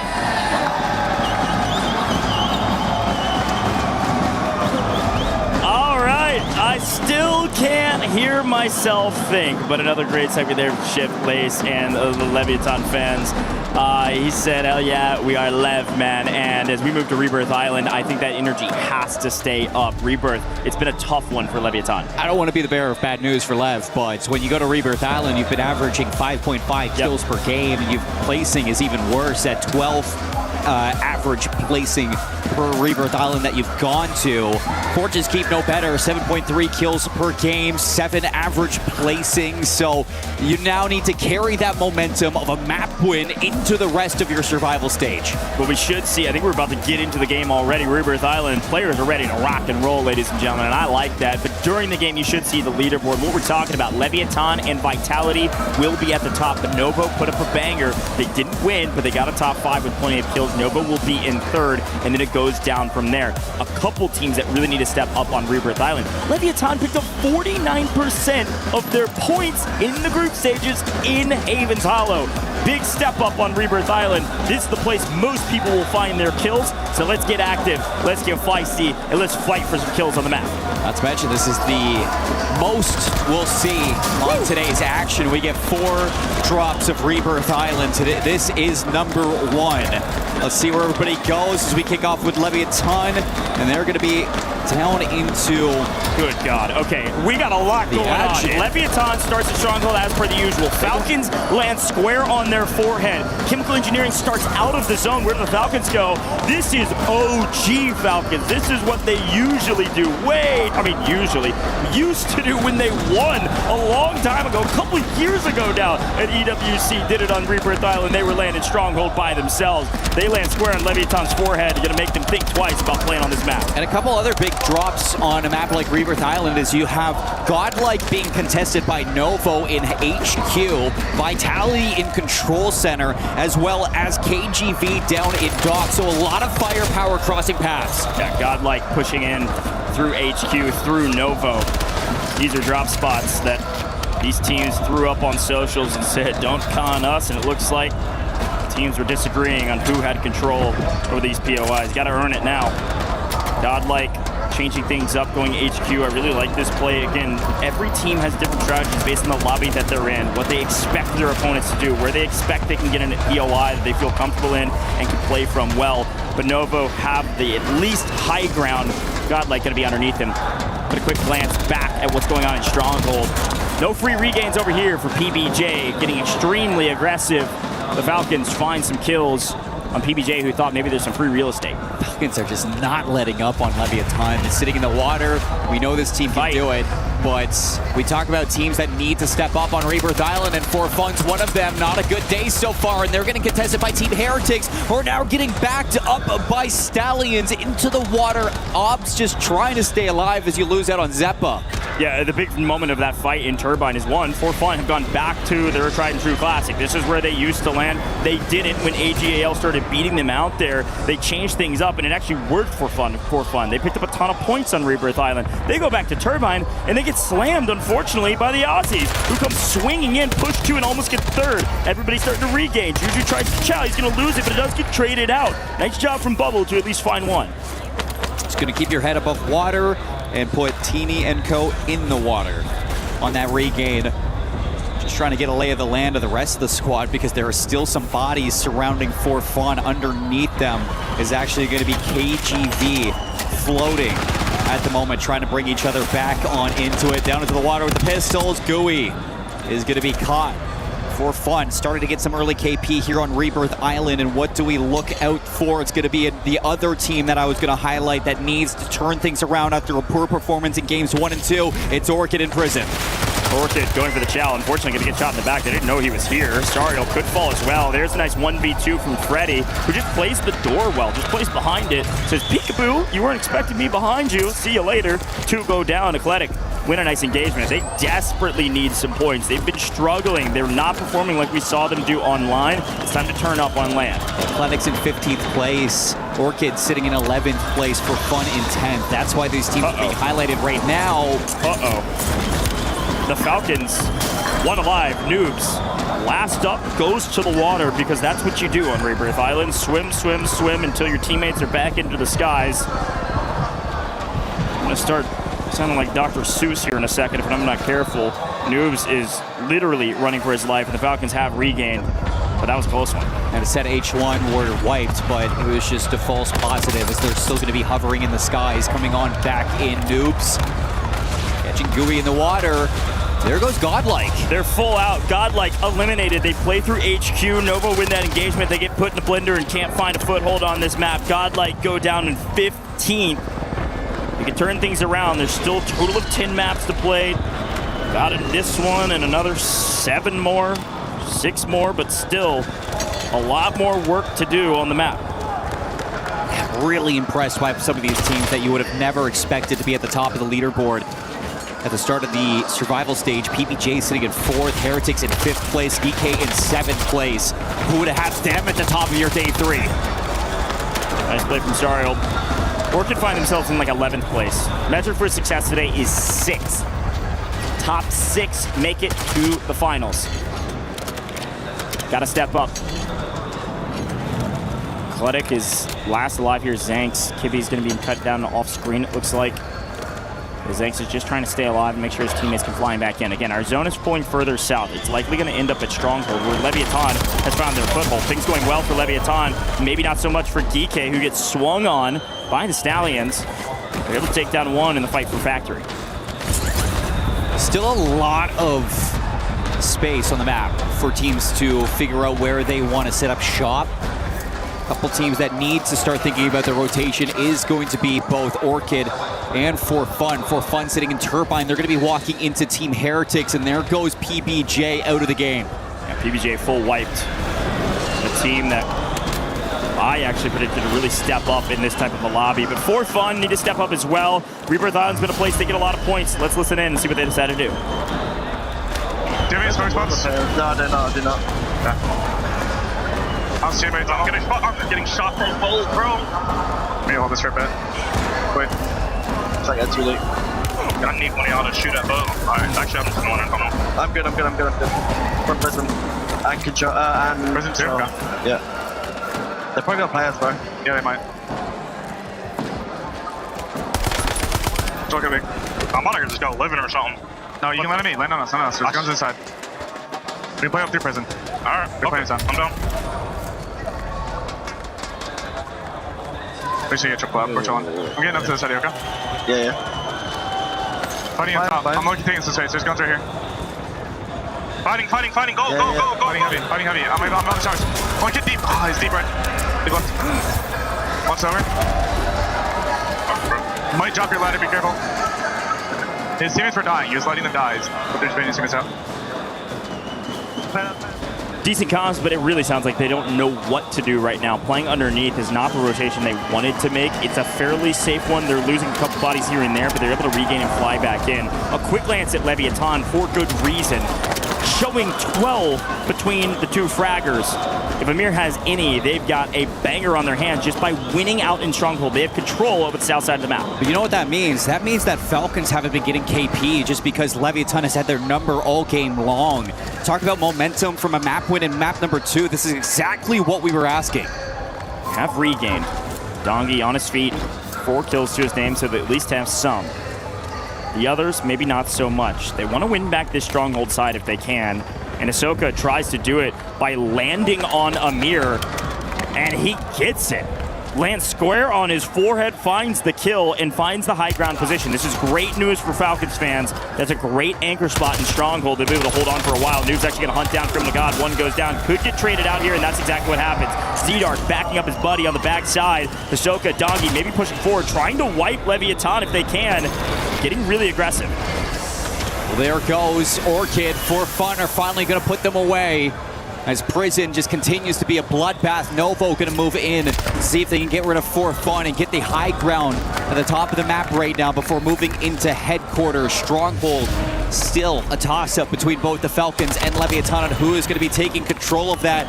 And as the circle just continues to move south, Living Quarters is definitely going to be a power position, but a lot of people are conglomerating into the bottom water side just below Factory. Novo extremely aggressive onto Grandma's house. Peekaboo, Grandma's not home. For Fun is, but they're being sent back to the lobby if they're not careful. One down below, running for his life. No, flying away for his life. The last remaining player of For Fun heads to the water to regain flank, just trying to keep his teammates alive for a little bit longer. Resurgence still active for a bit, but not too much longer.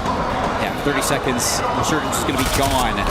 So now you have to start thinking about how you can safely rotate Heretics in the water. Vitality are looking to eliminate them and put us down into the top 10 teams of game number 3. There goes Gooey, 11 teams left. A lot of players on the map for such a small circle, very tied low. Living Quarters is kind of what you're looking at, but headquarters is A-OK for Novo at the top. This is a wild zone pull. We're moving down towards Living. This is not great news if you're Vitality fans, considering our map POV and how many dang people are in the water on Rebirth Island. Stop swimming, you're gonna die to Leviathan. Zdark, no! I lied, the caster curse of all time. Leviathan go down in 11th. They had a banger map going. I am so sorry, gentlemen. That is my fault and my fault only. Holy cow. You can't win them all. Goes down in 11th place. Still a nice amount of kills. It's not a dud map, but no multi. Then you know what that means? That means that Falcons are uncontested now in the Stronghold. They don't have to worry about Leviathan. EK need a good game. They're trying to swim up to safety, shooting people in the back of the water. Let's go back to land, though. Vitality, a bit of a tough rotation just because they didn't get the zone pull. They've been chilling at Control Center for a while, and for this, they've got to take down Novo, who are contesting them now. Great shots from down low up top. Vitality in trouble. This is a big fight for who's going to have the high ground moving into the circle. Novo realized that Vitality is their biggest test.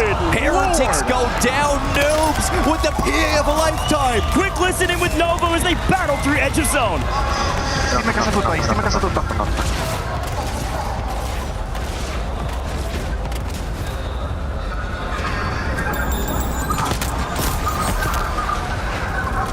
Matala kill. Hai preso tutta. Posso buttarla? All quiet on the northern front because we tune in. Fede is last alive, the rookie.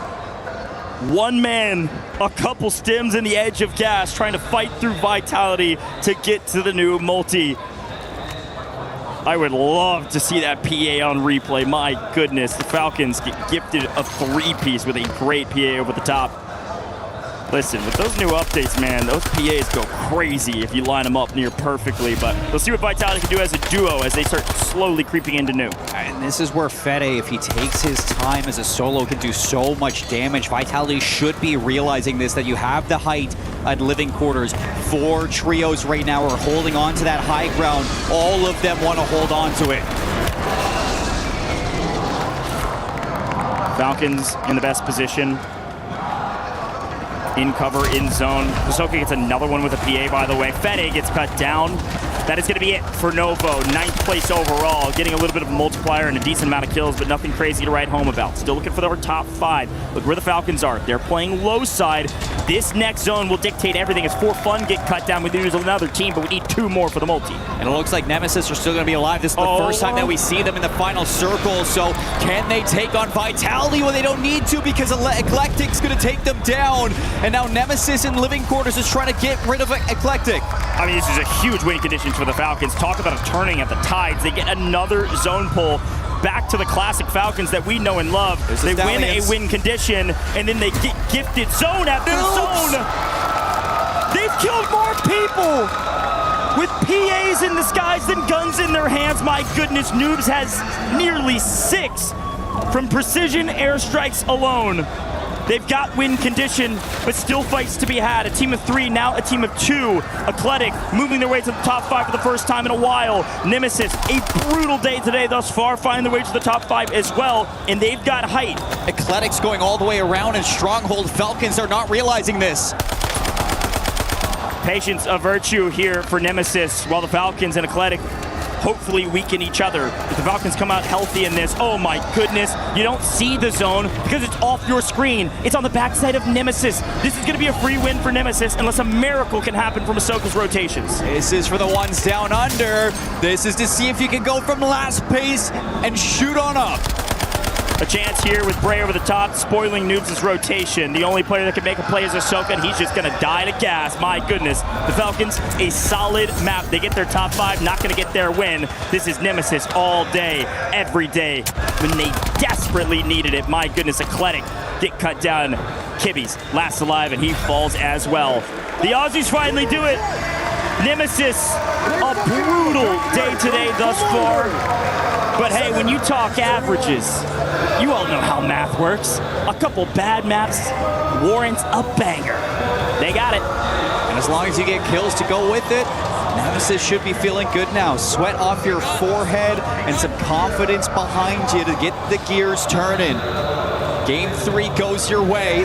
Rebirth Island, an absolute bloodbath, start to finish. We had 11 teams in the third circle.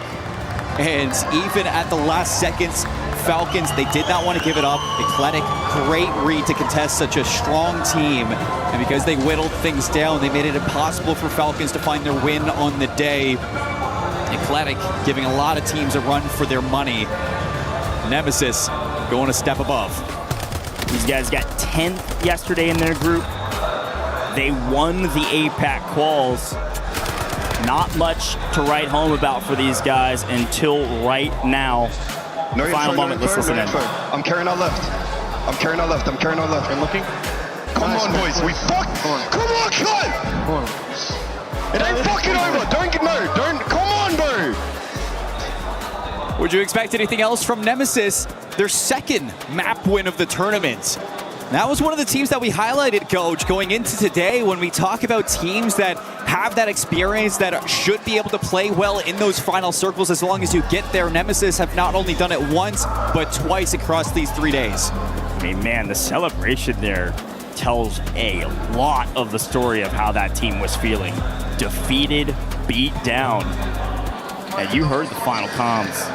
It's not over. In the classic COD terms, it's never chalked. Got to keep pushing until they ring the final bell. Nemesis doing that actually quite early. That was only map number 3. It feels like we've been here for a lifetime and we're just getting started, man. Big win. Shadow Major Maniac there. It's never chalked. Nemesis going to be feeling good for this one, but what does it mean for our rankings going into game number 4 for the rest of Rebirth Island? You had a great game out of Leviathan. They're still going to be at the top in first place. Vitality still in second. Novo still in third. Falcons moving from top 6 to top 4 now, as Heretics are going to hold on to the top 6 alongside PVJ. You'll see that leaderboard here in just a moment, how it all shakes up, but pretty impressive to see Leviathan still maintaining a top either 1 or top 3 position, even though they fell in 11th place because they found a crazy amount of kills before a multiplier even kicked in. So this is what Leviathan needed to do, frankly. You know, we talked about how they earned basically half their points through the group stages on Haven's Hollow, first 2 maps of each of the days. And in Rebirth Island, the biggest problem was they just dropped duds. 2-point, 3-point, 5-point games. So to have their quote-unquote bad placement map still be a lot of kills is a big win for them. So watch out for Leviathan still. Let's head down to a quick interview before we get into our second Rebirth Island map. What's up, everybody? I got a mirror with me on the main stage. Leviathan is on fire here to kick off the survival stage. We got the drums going. The fans are in your hand. Amir, talk to me about right now about how you guys are currently feeling. ¡Viva México, cabrones! ¡Vamos! Just feeling electric right now. My teammates are insane. I'm so lucky to have them on my team and not against me. I love those guys. They're insane. I just gotta stay alive. I mean, that's all you got to do, man. To talk some more about your teammates. Yesterday, throughout the entire group stage, you as a squad dropped 63 kills.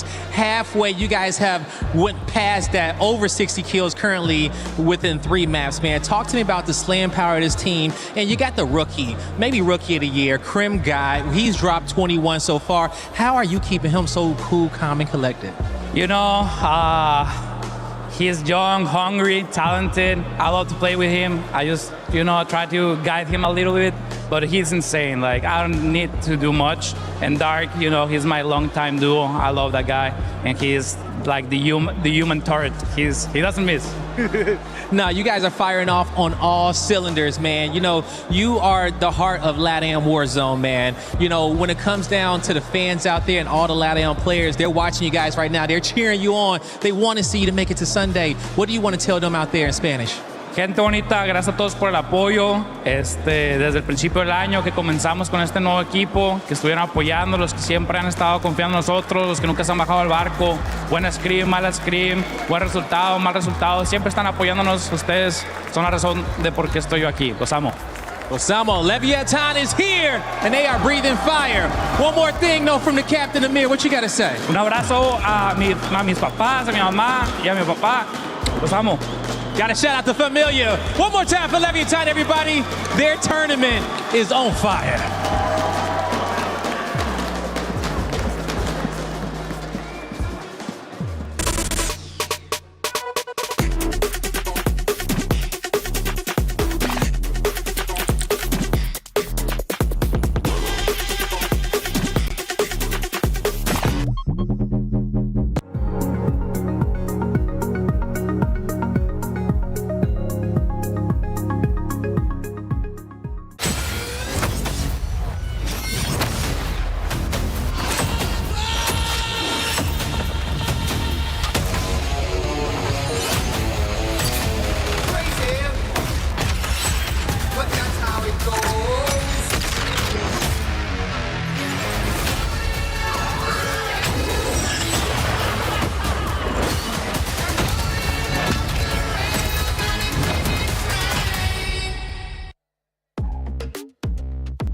Team Orchid, actually. So French organization, French small team, but today there are 3 good players on stage. Donc je suis là avec toi. Est-ce que tu peux te présenter vite fait? Du coup, t'es le CEO de la Team Orchid, c'est ça? Ouais, c'est ça. Bah du coup, grâce au CEO de la Team Orchid, on est sur plusieurs jeux dont Warzone à l'EWC. On est trop content d'être là. Maintenant, il faut se qualifier pour dimanche et ils sont là pour faire le travail. So yeah, I'm CEO of Team Orchid. We have on several games. Of course, we have on Warzone. We have a French team, only 3 French guys, and we are here because we want them to go to the final. So why are you coming in this place with all the Leviathan fans? Are you coming here because you want the hype as well, even if it's not your team, like feeling the energy of everybody? Pourquoi t'es venu ici là avec les super fans de Leviathan? Est-ce que c'est un choix ou est-ce que t'as juste kiffé pour avoir aussi un peu d'énergie et pour encourager ton équipe?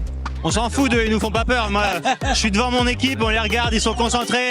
Tout ce qu'il y a autour, c'est que du bruit, ils vont pas se qualifier, on va être à leur place. Donc, je les laisse profiter aujourd'hui. I mean, I'm happy for them. They make a lot of noise, but I kind of don't care. We are better on the games, and now we're gonna destroy them sometimes.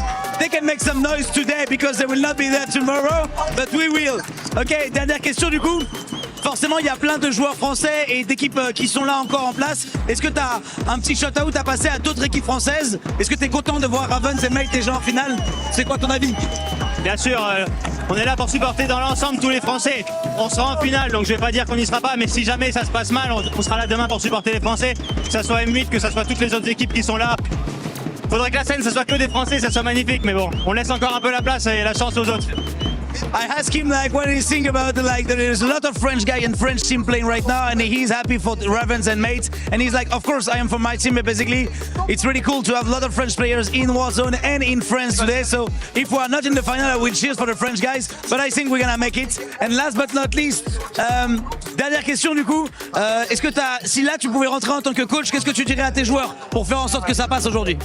Que c'est dans le mental qu'ils savent faire, ils ont fait 3e à leur LAN pour se qualifier ici, ils savent le faire là, c'est juste du mental, faut qu'ils restent focus, ils savent très bien qu'ils sont meilleurs que tous les gens qui sont là et que moi je les vois gagner demain. J'en ai rêvé cette nuit donc je sais que ça se fera. So I asked him if he can be able to speak with his player now as a coach. What he gonna say to them for like encourage them, and he say they have to do what they know how to do. Like basically they make top 3 for coming in this tournament. Now they are kind of the best teams in this stage right now. Yo, I'm not. Come revive me. I'm safe. Come, I'm safe. Come revive me. I got you, bro. Yo. Oh my God! Thank you, my G. Let's go. Thank you, Luti, for that interview there with Team Orchid. Team Orchid is currently struggling, but you at home, if you are a content creator, don't forget you can sign up to the Esports Foundation Creator Program. There's going to be a QR code at some point that's going to spawn right there. You'll be able to just go join, earn rewards, and just share this amazing content here at EWC with your community. But now to what it matters. My goodness, if there's another precision airstrike anywhere in this next couple of matches and Falcons just happens to have one, they better give it to noobs, Dandro. They better. The Falcons, it's not a great start for them. They're in the blender. They can't regain. We're watching a lot of other action. And then all of a sudden, we're looking at the kill feed, and we see an airstrike come through. Okay, Team Heretics, goodbye. And then what happens about 2 minutes later, we see another one. So if I was able to give superlatives, MVP of that match is my poorly drawn airstrike that is represented here, because dear Lord, shout out my man Gooey Guy for putting on for the community there, but dear Lord, he had 9 kills, 6 of them were from those 2 PAs. I don't think he liked losing that 2v1 on match 2. I think it was like, I can't have any of that. So match number 3, yeah, we're just dropping teams like flies, and that's exactly what we expect from noobs. Is it too little too late? But I mean, let's hope that we can keep up that energy. As we're looking at the overall rank here, Leviathan currently in first place with those 67 points. But then we have Team Vitality. They started off pretty good as well. We have Novo now being able to do enough. Remember, for everybody currently tuning in, the top 6 will be moving on to the finals.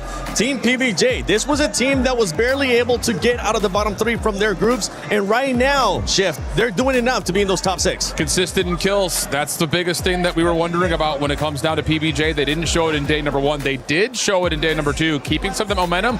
It just comes down to me, can they get to a top 5 position? Because so far, they've been floating just inside the top 10 for 2 out of the 3. Looks like Jay Vela maybe finally found some food. Was on the timeline complaining about how he's had a lack of anything to eat. So maybe the mental is now on point. He's shooting. He's helping the team get there. I mean, I like the thing about this PBJ roster. This is kind of the story. Some days they look god awful. Other days they are putting belt to behind. And I love what we're seeing out of them today. This could be just the day that helps them push on to Sunday. Yeah, it's kind of been like the PB&J and Heretics story, where they're just kind of over swapping and taking each other down on that leaderboard.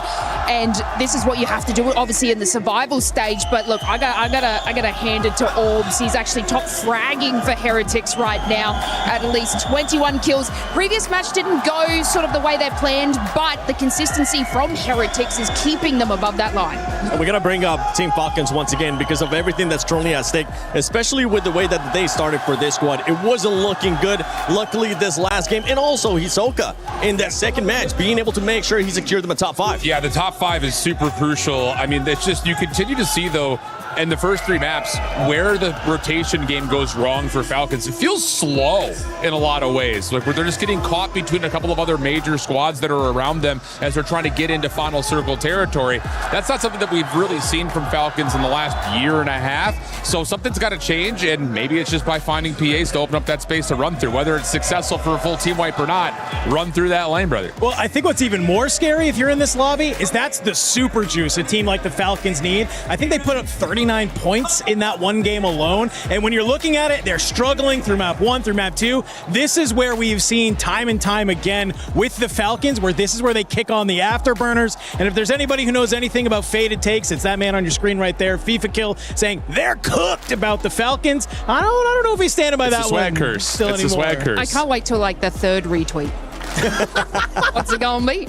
AG sitting pretty already in the match point finals. They have nothing to worry about. They're just watching everything that's currently going on here at survival stage. But but we actually start looking at some of the other squads. Something that you actually brought up, Dandro, was Leviathan. Because Leviathan in Haven's Hollow, man, they're able to perform really well. That's where they usually get most of their points, but what happens after that? Well, I think what happens after there is, obviously we're seeing some of these drop spots change, and with these drop spots changing, this is now, I think, opening up the map for a team like Leviathan. Now, coming off of 2 banger games in map 1 and 2, Warzone's a very momentum-based game, so they can use that, get into the Rebirth Island where they traditionally have kind of struggled a little bit, now actually just put up some okay points over these 2 maps, and then kind of just go all eyes towards Fortune's Keep. And Shift, I'm looking now at some of the teams that we were talking at the beginning of the show, too. What happened to Godlike? What happened to For Fun? They're currently nowhere to the consistency or like the pop-up performances that we saw yesterday. Yeah, consistency, I think, was the name of the game for Godlike yesterday. They were great in all 3 maps. Have not seen it yet. For Fun is an interesting story because they soak a lot of their points by Rebirth. So the fact that they didn't get a great opening drop means that there's a lot of pressure going into map number 4 here, as they're not going to have a chance to see Rebirth again until it's do or die time. So it definitely feels like for squads like For Fun, it's not a now or never, but if you get it here, it's a nice to have that you'll get onto that first page of the leaderboard. Oh, well, hopefully for them. I mean, Rebirth doesn't come back until map 8. You don't want to wait there until then. Dandro, you want to make sure that they actually end up having a good match here coming up. Yeah, I mean, this is about kind of locking in. This is the cool part about having 10 maps today, right? As we get ready to go through our set, you're going to have an opportunity to come back to these maps at some point throughout today. So just kind of making those mental notes that you need. What did we do great? What did we do wrong? What do we need to make sure that we are going to be doing the next time we're on this map? Because it is an opportunity for those teams that are Rebirth Island focused. Reminder, folks, map 10 is back on Rebirth Island. So it's that one extra map that you're going to be able to get. It's that kind of lifeline that you might be able to have. I was just happy to see how the coaches kind of come in and talk to the players. There was like one kind of like looking down, going, you know what you did, you know what you messed up. Oh, Brax is saying more than that. And then brings it at a hug. And then you've got one with like the iPad out going, so according to my analysis, if I were to take this and revert that into there, you should get more wins. But I like that kind of style. Fair enough. I was listening to you guys, but I was also looking at the pictures. You're good. Now we're getting some comments here, too, from Twitch and everybody currently watching all over the place. Vitality, honestly, we were talking about them, especially Sage. I wanted to see a little bit more out of him. He was able to kind of bring it as well right off the bat in match 1 when they ended up getting the win. 21 kills a part of that win as well. Really sets the bar. Plus, you get the follow-up of 2 different top 10 behind that. The only thing for Vitality is just stay in your lane right now. You've done everything you need to. You've got a lot of a buffer right now between you and 6th. Don't have any stinkers, and you should be good. Kind of the same story for Leviathan. You've done what you've needed to do so far. Keep your eye on the rest of the scoreboard as you go, and don't lose sight of it, but just don't finish 16th with no kills and you should be okay. And I mean, a big part of that too is on Rebirth Island. If you noted, they've been landing living quarters all through the group stage. They make that shift here today, going back to Control Center. If you remember last year, 2/3 of this team was underneath 100 Thieves, landing at Control Center. They were actually ready. They said, we'll take on Nova. We don't care. We've been able to do that. We won the contest all last year. Let's go ahead. Let's go back. Let's rack up those points as long as the zone gives it to them. And they land here, and well, Nova's nowhere to be found. So you give Vitality Control Center for free. Those boys are going to be balling. And Vitality, I mean, they're going to be looking to just sponge up a lot of points because we want to see that sponge up as well from some of these squads because they'll just make it even tighter and tighter as we get closer and closer towards that 10th match. We're heading into the 4th match. Who's going to be stepping up? We don't know, but we're about to find out. Thank you so much, Desk. What a great breakdown and some fun conversation points as we head back to Rebirth Island. Teams certainly changed up some drop spots, but you have to. It's a brand new lobby with some brand new teams you haven't played yet on LAN, and everybody's shifting and shaking things around and seeing what falls out of the tree and what sticks. So with that in mind, biggest POIs I'm paying attention to. Yes, Control Center, nice call out there about the Vitality shift back to Control Center, back to their home.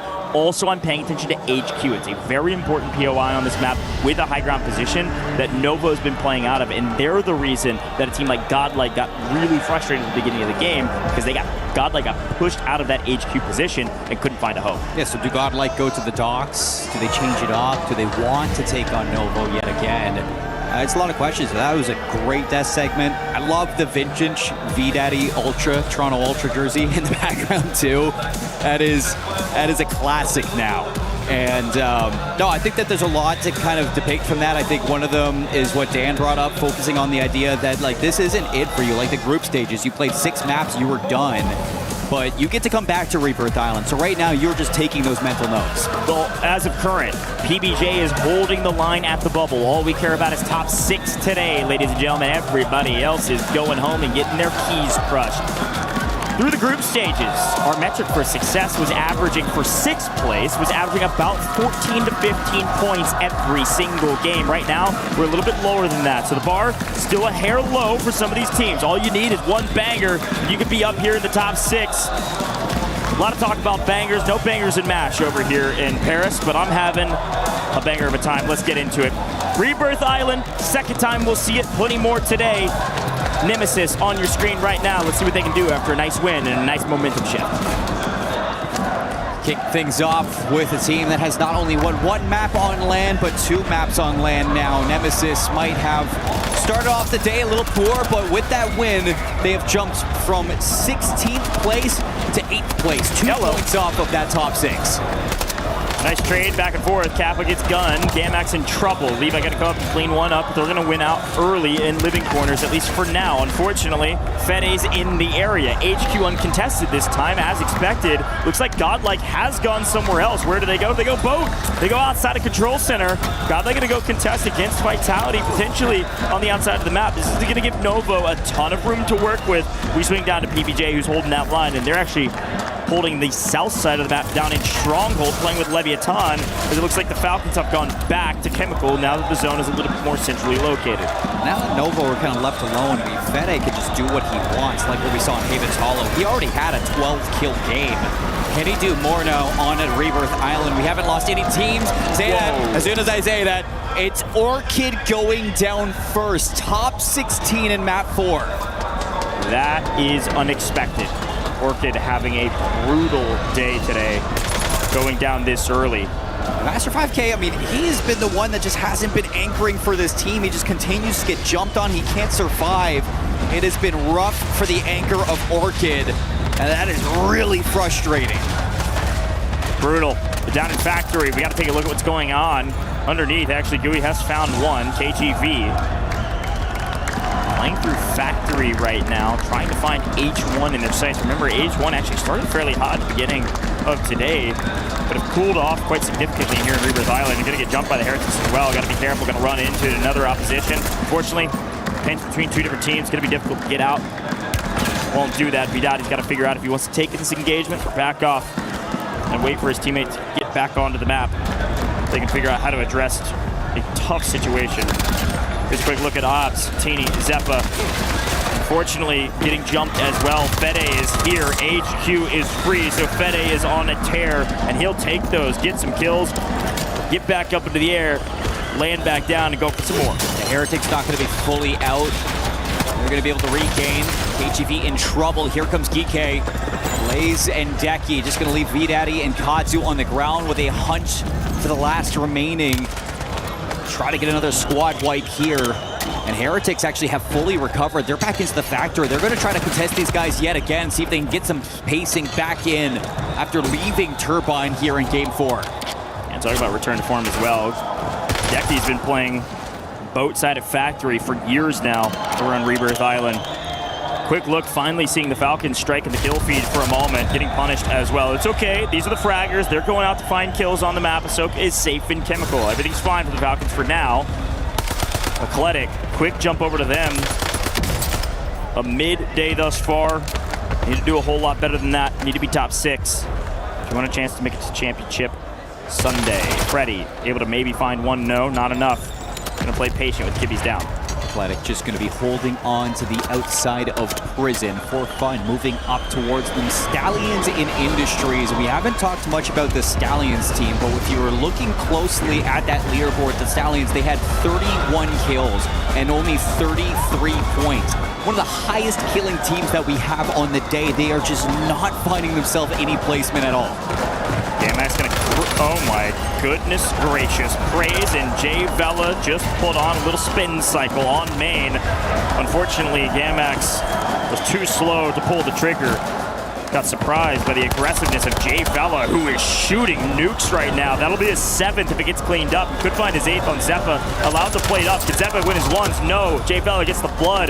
That's now 7, should be 8. Looking for more. PBJ are on a tear, and I'm looking a lot better on my predictions because they're shooting today. I think Dan was right. I think he had a nice meal last night, and he is not hungry no more. He is focused. He is locked in.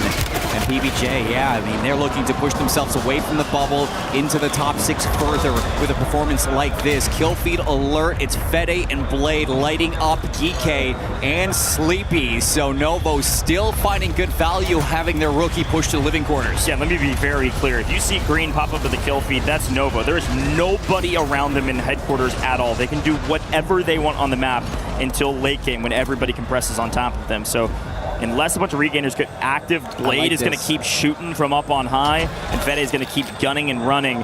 He didn't care about KDA. He's just looking for kills in general. For fun, back at Turbine, working their way through the docks area. It does look like they're actually on the backside of Godlike, who are still anchored out in the boat on the dock side outside of Control Center. Noobs still farming the Heretics. Not all of them. The rest of them are still in the water towards the bottom. You can see a couple floaters in the sky. Dropping on down into Rebirth Island. Geeke. What are we looking at for them? They're going to be actually pushed up from the Falcons, so they're going to have a tough fight to take. V-Daddy below them. It's just Gooey last alive. Nice. Trying to stay alive for KGV. Geeke going to continuously keep some positioning spread across the factory.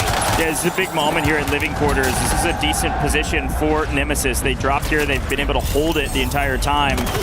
And on the back of some momentum, seeing them starting to win some gunfights is great news if you're Nemesis fans. The Heretics on the south side of the map still trying to find a home after getting pushed every which way, and they can't find it. Zeppa goes down. Obs goes down. Last alive is Teeny. Where does he go? Of course, to the water. Who have we not checked on in a while? Leviathan. It's because they're alone in Stronghold. They've been chilling here for a while. They're going to slowly creep up to living quarters in a little while. We'll see them shortly. Does look like Vitality's another team we haven't seen in a while because they're over at Control Center. They've been chilling as well. Be curious to see what decides to happen with them as we pay attention to the Falcons to continue to find their kills. Yeah, to kind of hit on Shift's point from before, Godlike continuously get farms. And right now it is just the spin cycle of Vitality, continuously putting you back on the respawn block. H1, haven't really talked too much about them. They're in harbor between teams like Geeke and the Falcons. And in 7 seconds, we get to see exactly where these rotations are going to need to look towards. So where are we going on the map? And it's further central. Prison's going to be active. Headquarters, Novo, they don't need to move. Control Center for Vitality, they're good. And same thing with both Factory and Living Quarters. Snage got a sniper rifle in hand, baby. Control Center is going to be theirs. This is going to feel a little bit more similar, especially if it continues to pull this way to that train ending that they had on Haven's Hollow. They need to find kills, though. I don't think they hardly have any because nobody can test them at Control, and they've maybe poked and prodded at Godlike, but that's about it. Haven't done much else, whereas some of these other teams have been battling for their lives. Eclectic been playing just outside of Prison. They've actually found a decent amount of kills, 7 between 2 and all 3 up. They can actually play back through mid-Prison, continue to battle, and hunt down any regainers that try to fly into the second story or otherwise. So great job from Eclectic to actually find some points.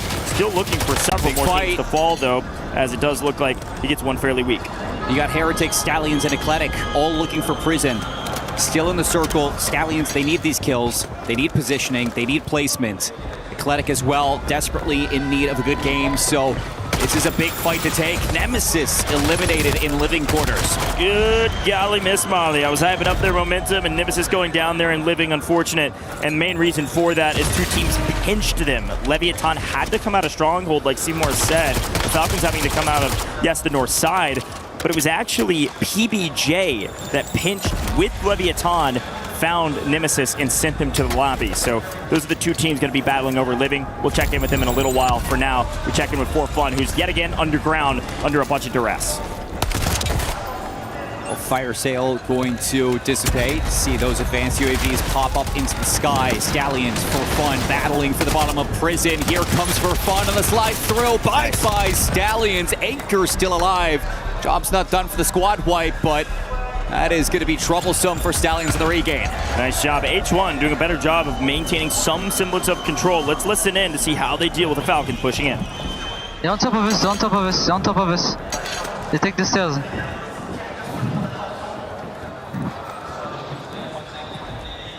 One fall off.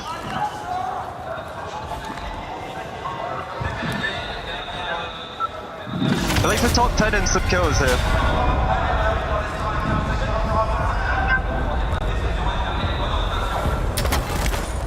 Should we move towards ammo?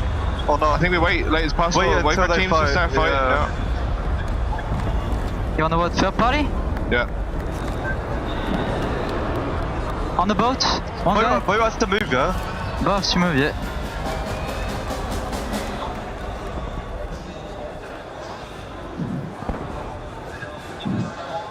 Pressure came from the Falcons, but it went through the top side of Factory, and they completely skipped H1. So H1 said, do we third party? They're playing extremely patient. They're going to be late to that party, maybe the third, maybe the fifth team down on the Factory side, maybe battling for some kills, as it does look like Leviathan continue to find some kills. They're having the Rebirth Island maps that we need them to have. Eclectic, gonna bounce up their opponents and find one. Novo, still safe in HQ, but this is the part of the map that I was talking about where we slowly but surely creep up onto Novo. They won't be safe for long. They're gonna feel some pressure from Eclectic. They're gonna play through Grandma's and Leviathan, winning out the south side of the map. Depending on this next zone, this will dictate a lot for a lot of these teams. We have to all go to Living and face the wrath of Deus Amir, who's on nearly, what, 3,600 damage? 6 kills, tons of assists.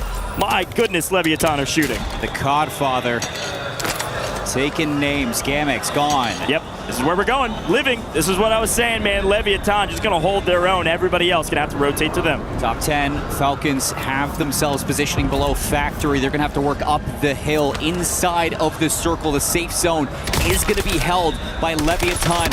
Sitting there, Z-Dark on 9 kills alongside Deus Amir. The Vets are leading the Sea Serpent all the way to yet another good game on Survival Day. Yes, we can credit some zone pulls going to them, but they are battling. Connell, H1 finally getting a part of some action, but unfortunately losing. Heretics going down in 10th. See you later. Australians going to have to wait for the new lobby and wait for a new map for Fun fall in 9th. They have an okay game at best. Still a lot of work to do as we move towards Fortune's Keep. For the rest, everybody just trying to scrape themselves back into this game. The Falcons, yet again, come stems and deep plays in gas to somehow, some way get it to top 5 at the very least. Dongi finds another. This is nice for him. He's on 7. Falcons still have a chance, but this is going to be a rotation of death. GK going to be eliminated. And it looks like Nova are playing for a little bit of a gamble. They're hoping that the circle's about to pull towards the north side. See where it goes. No! It's an eastern pull, and that is going to favor Vitality. Falcons are the gas, getting a couple in transition, actually taking down 2 members of Leviathan. They may be able to get at least one of those revives, but for now, Novo's just holding on to the gas, waiting for top 5, and he gets it. Freddy dies to gas, the ref died to, looks like Vitality, who have now earned the north side of the zone. And guess what? They get the zone pull as well. It might have been a Leviathan in-game, but it's Vitality going to be standing tall at the end of the game. Novo in trouble as well, as Blade is just going to creep in, see if he can get any piece of the action. Nope. See you later. 3v2, Leviathan gotta push through the circle. Skullface is watching them. There's nowhere to go. Deus Amir, you did fantastic, but Vitality play patient. They get the final pull, and they shoot them all down. Fish in a barrel. Vitality now have 2 wins on day 3. And at first, it was a pop-off. The second time around, it's business. These guys are locked in. Biggest question for me is how many kills did they have? That was a zone that pulled to their drop spot. They dropped Control Center, and it ends at Control Center with that final rotation of the zone. Were they as active as they have been in some other maps when they get that zone pull?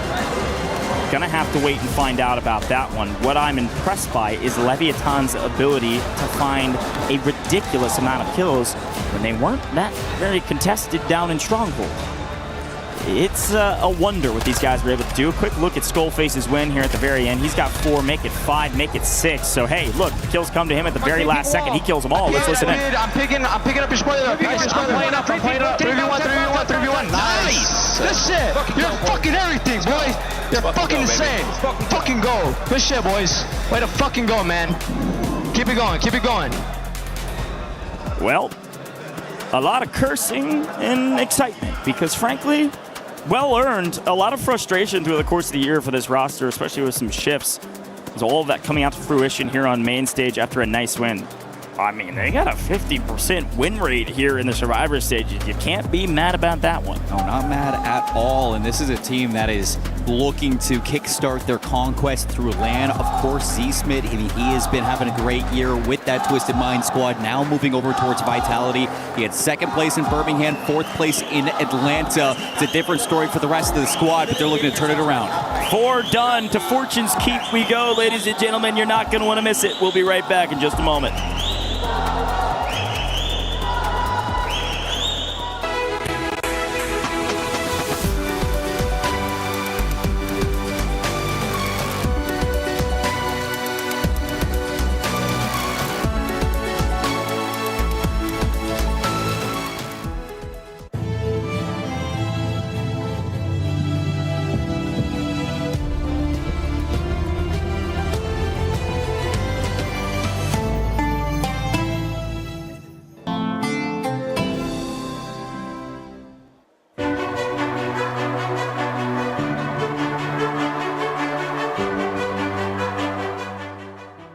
Everyone is playing, you're not yet. EWC Play is your all-in-one platform to compete in fantasy, pick'em, and quests for a grand total of $300,000 in prize pool. Build your dream fantasy team in 5 different games and track your score with live results tables.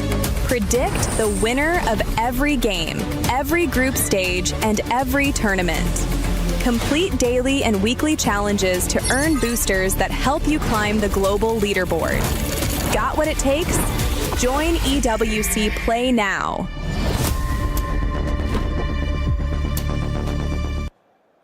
Welcome to the side of stage. My name's Barney. I've got Zeppa here from Team Heretics. Zeppa, let's first and foremost talk about that map 2 performance. 20 kills on the board in Haven's Hollow. How was that for you guys? I mean, we just changed our landing spot. We're kind of going to where we're used to back home, and I mean, we think everyone here sucks, so we just killed everyone, had a decent game, and yeah. As you do, as you do. Now, we got to focus in a little bit on the fact that, you know, APAC have got some really strong prospects going into the championship finals, right? Into Championship Sunday. How is it for you, like representing that region? Possibly you guys, also Team Nemesis with a win just on Rebirth Island. Does it feel good to maybe have some APAC representation tomorrow? Yeah, I mean, we definitely deserve it. We don't get the practice throughout the year, so it is a bit harder for us as a region. We can't really practice on 200-300 ping against the EUs and the North Americans. But yeah, we just make do with what we got, and hopefully we can make the finals. So LAN is like the best practice, isn't it? It's crazy, isn't it? So before I let you go, I want to talk a little bit about your team. You've been a part of them and like teammates for about a year now. How's the synergy going? You guys are obviously starting to find some momentum now on the main stage. So what is it like between you and the boys? I mean, I love those 2 boys. They're 2 of the best teammates I've ever had.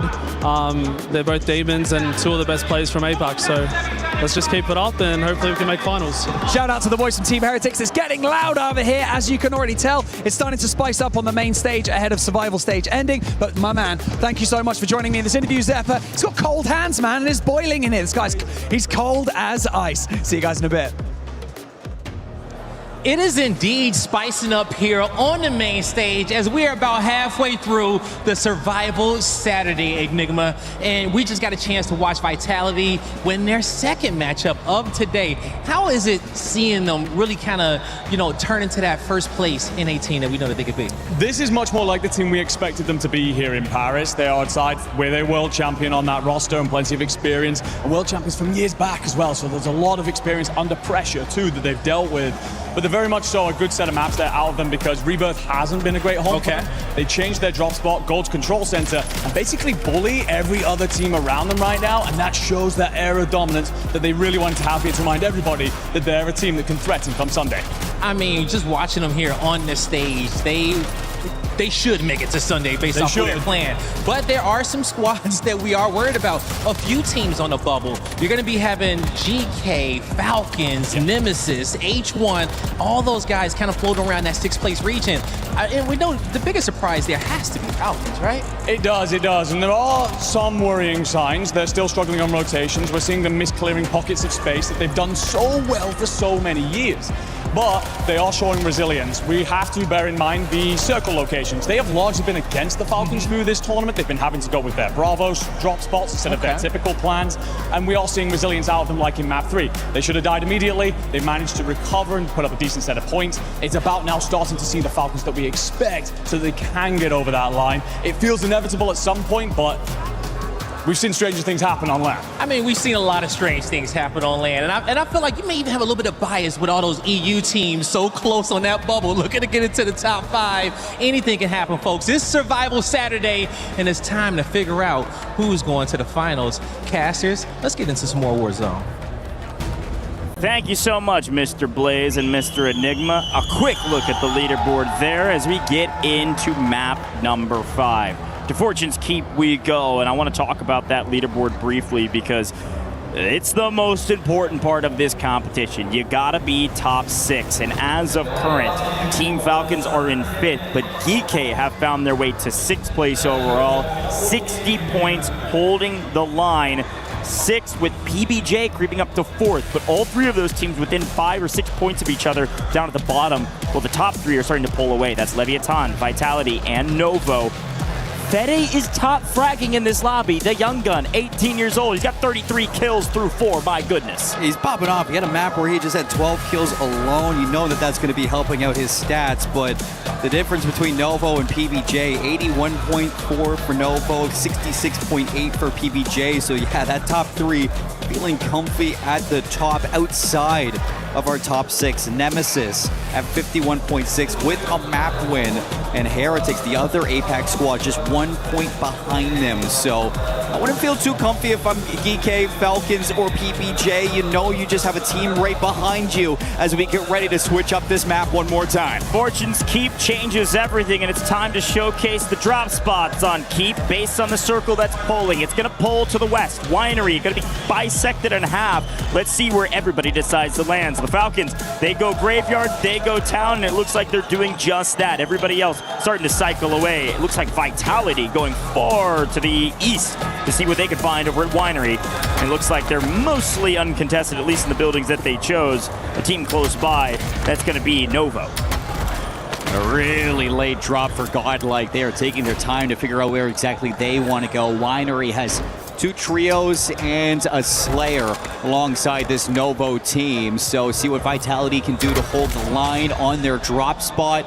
Other than that, it's going to be For Fun Esports, a team that has been notorious for turning up on Fortune's Keep so far this week, locking down the keep.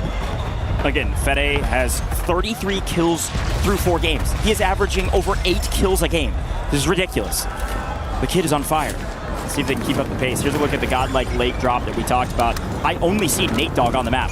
Where the heck are his other 2 teammates? I'm looking at floating. They're in the water floating. I don't know what they're doing, but Nate Dogg's alone. And so he's just looking to go get some kills. For now, he could find one here. No, gets gunned. See you later. Nice win there from H1. What are they? Are they going on an Odyssey right now? Going all the way around. That is huge for H1 to shut down Nate Dogg. That's going to give them positioning inside the town. A little bit of KP as well to kick off your day. And you got to be worried about Graveyard for Falcons on that side of the map. They anchored out on the boat that roams around the map. I can't see it on our video map, so I was like, what are they doing out there? I know, it's They're just on the like, boat. Okay, it makes a lot more sense. They are on an Odyssey. Finally a team landing boat. Nate Dogg lands and gets obliterated yet again. So boat or not, their Slayer not finding anything yet. We'll see if they can turn things around here in a moment. Stallions, though, same story. In a blender. Leviathan causing that blender. Down at Lighthouse, they told the whole world on socials, we're at Lighthouse, come and get it, and nobody wanted it. Leviathan is way too hot. Yeah, Leviathan, they don't have to worry about JDG anymore. That's not a group you're going to be contested by, but it still needs to be consistency out of these 3 to stay on top. Nate Dogg going to get gunned once more. Just has no sea legs right now as soon as he gets to solid land. Criminal God has found 3 in the first couple minutes of the game. I do want to check back over Vitality over at Winery. This is a big fight. These are 2 teams inside the top 5. Vitality, 50% win rate, but Blade He's shooting straight. One goes down, two goes down. Blade is just putting on a show for us, and they're going to hunt down the last remaining member of Vitality. You better run, you better hide, or you're going to be headed back to the lobby. Novo on a tear. Fede takes enough damage to ward them off. Vitality should get their teammates back here shortly, especially when Z-Smith is able to take down one. Teammates back in the lobby, and Z-Smith does get cut down, but Vitality's fine. Nemesis is going to be in trouble. They're getting pressured out by both H1 and Falcons, so trying to regain their way into the town. We look at Vitality pushed out of the winery. They're down to a solo. Stallions are going to make sure of that and see if they can get themselves back in. Nemesis, they get wiped. Nemesis gone again. Got pressured from two different sides, and they couldn't handle the heat. DK have found their way to some high ground at the overlooking town and the water. They've got a couple kills, but that's about it. Heretics trying to respawn in nearby them, looking for some real estate. There's plenty of real estate here on Fortune's Keep. It's the biggest map we got. The question is, you're going to get shot as you try to land in. Is somebody sneaking and hiding in the corners? Heretics has been such an interesting conversation point. Lacey brought up how good Obs has been. He's on 24 kills for his squad. Teeny, the next one up, he only has 10. So when it comes down to slaying, Obs has been the one to kick it up, but as a team, they just have not put the pieces together. Our zone does creep a little bit further to the west. Most of Keep will be bisected. Winery now fully out. Novo's going to have to rotate in. Does look like Stallion's doing a lot of the same, but to town we go to take a look at the folks that are battling over potentially the end of the game. And H1, they're getting their gunnies up this time. Kudley on 4, Connell on several as well. H1 holding their own at town, seeing if maybe they can last to the end game and finally get some multipliers. Vitality under a ton of pressure as well, though. Yeah, there's going to be a big fight here for the Gatehouse. Vitality versus For Fun versus Orchid at the moment. Yikes. And this is where Orchid was actually giving AGAL a run for their money yesterday, so you know that they are looking to resurge in this group on a map like this. About 30% of Vitality's points through group stages actually came from Fortune's Keep, so nothing crazy to write home about there. Kind of a middling of Fortune's Keep's games before they played. This may just be one of the bad raps, and maybe they get a better one the next time. Orchid finally getting some points on the board. They have been brutalized through the course of the Survivor stage. A team that we expected. They missed up like 3 points. Yeah. A team we expected to go huge today, and oh no, For Fun get wiped. Jawad. They put on a show for us. The Stallions continue to find kills. They have hardly any placement points, but they're finding some points, and they're taking down this For Fun roster. That's the thing. If Stallions can get themselves into a top 5 position, they have been putting so many kills on the board. So if they can put them together at the same time, expect them to make some waves in this leaderboard. We look at the Falcons still sitting on the outside of Graveyard, just waiting to see what prey crosses their track. Again, Leviathan continue just to light up this kill feed over and over and over again. Again, they're playing from Lighthouse. They're going to have to rotate in for now. They'll go up to Concrete, but I'm just blown away. They're just more kills. It's Leviathan in the kill feed over and over again. These guys are putting up another banger map. Even if they go down early, they're putting up enough points to hold themselves at the top of this leaderboard. I mean, Amir's got 23 kills, Dark's got 23 kills, and Criminal God's sitting on 36, probably top-fragging the lobby now. Look at Novo in the skies. They've been put into a blender again because Novo played Winery. They got into a ton of action on the far side of the map, and in the rotation couldn't make it through. So they've been just in this regain blender with floaters in the skies, and unfortunately that regain blender gets turned off because everything is blended up into some mush that you feed to a child. See you later, Novo. 14th overall. Finally a bad placement for the young gun and the veterans. Novo getting cut down early could open up some points on this map. Fortune's Keep definitely changing hands to see who the top dogs are. Yeah. I guess except for these guys. Good Lord, they are farming. They're seeing everybody through the water, everybody through the smoke. Criminal God's on 7. Dark's got to be at least 7 as well. This is unreal. With Novo out, next up is going to be Geeky on the leaderboard. They're only 10 points behind Novo, so this is an opportunity that you do not want to let go of. See if they can turn up while this fire sale is active. You expect them to start getting active and looking for kills. And I say that, they get wiped. Unfortunate for Geeky. Quick listen here with H1. Let's see what they're doing. They're not rotating, they're holding, but their team's in the area. Stabilize a little, stabilize a little. We're doing good, okay? Just stabilize. Hold that shit, chill. I can maybe kill someone solo on bottom, by the way. Can you do that recon kill for endgame? Wait, flying. Yeah. On the right. One shot. Good. Can you do that recon kill? Do the recon. Do the recon. No. Do it. Listen. Okay. With so much space, Falcons are here. We just gotta stare at Falcons. One is bottom. Yeah. He's popping over advance. They're popping over advance. Okay. A nice hold, great intel. Comms were very clear, and they're picking up some regainers. Things going well. Kudli on 5. In the meantime, though, some of our top teams are being eliminated. You've already mentioned several of them. PBJ also falls during that listen-in. So most of our top 5 teams are struggling. Leviathan still in it, and of course, Falcons still in it. And then in terms of 6, PBJ was 6. Yeah. So yeah, this is brutal. And this is where Falcons can jump that leaderboard now. So they're looking for a good game. They're looking for a ton of kills to get it done. And a team that has been getting kills while that listen-in was going on is the Stallions. Nothing has 5. Wow. Jawad's on 6. This is a 12-point game right now for the Stallions. You see it in the top right of your screen. They're below Eclectic. However, if they get placing, this is going to be a big one. Yeah, Eclectic have 16 right now. Leviathan on 14. At least, if you're a Geekay fan, you're already doing fairly well, and you found several kills early before you went down. So, nice 15-point game there from them. The Falcons, though, let's take a look at them. Been playing from town through Graveyard, and now they've got to rotate in, but they're still getting harried by Sage, who may win this engagement with Noobs. Nice stim to keep himself alive as he drops down. But the Falcons are just going to double chow this. Top 10.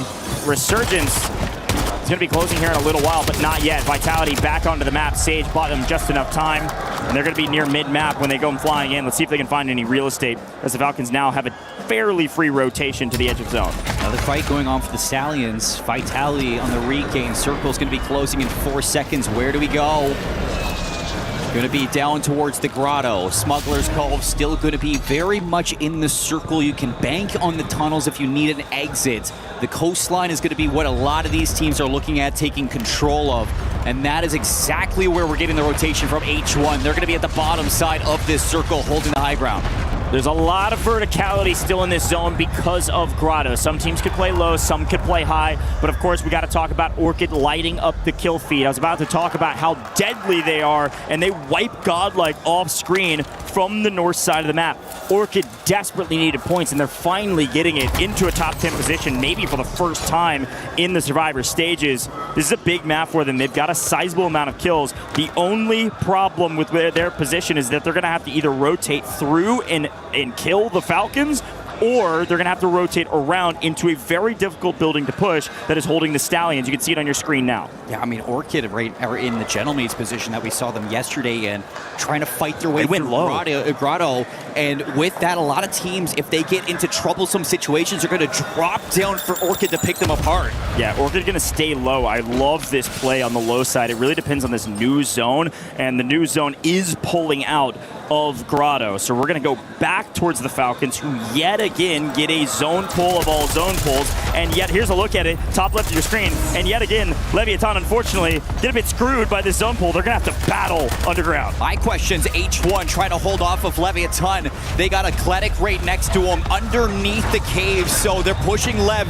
into Eclectic to see who's going to win this matchup. And if Eclectic can win it, hold back Leviathan, it's really going to allow for H1 to just farm the kills as they rise this rope.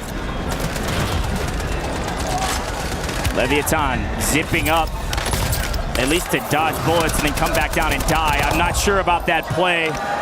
Nowhere to go. Felt like they couldn't go up, couldn't stay down. And Leviathan down to just a mere deep inside the gas, hopefully able to slow play in while everybody else is battling for a top 5 position. Gamax down, but 8 teams still on the map technically. And still big teams to talk about is going to be Stallions, who have rotated above the Falcons. Falcons still alive. H1 trying to find some positioning. Vitality have a chance to find their 3rd win today as they're still holding that high ground as well. And Orchid, they need to get out of the cave. The Stallions finally finding themselves into some multipliers. A solid game from them, and Dongi is trying to punish some of these flyers. This protection is keeping them alive as they come flying in.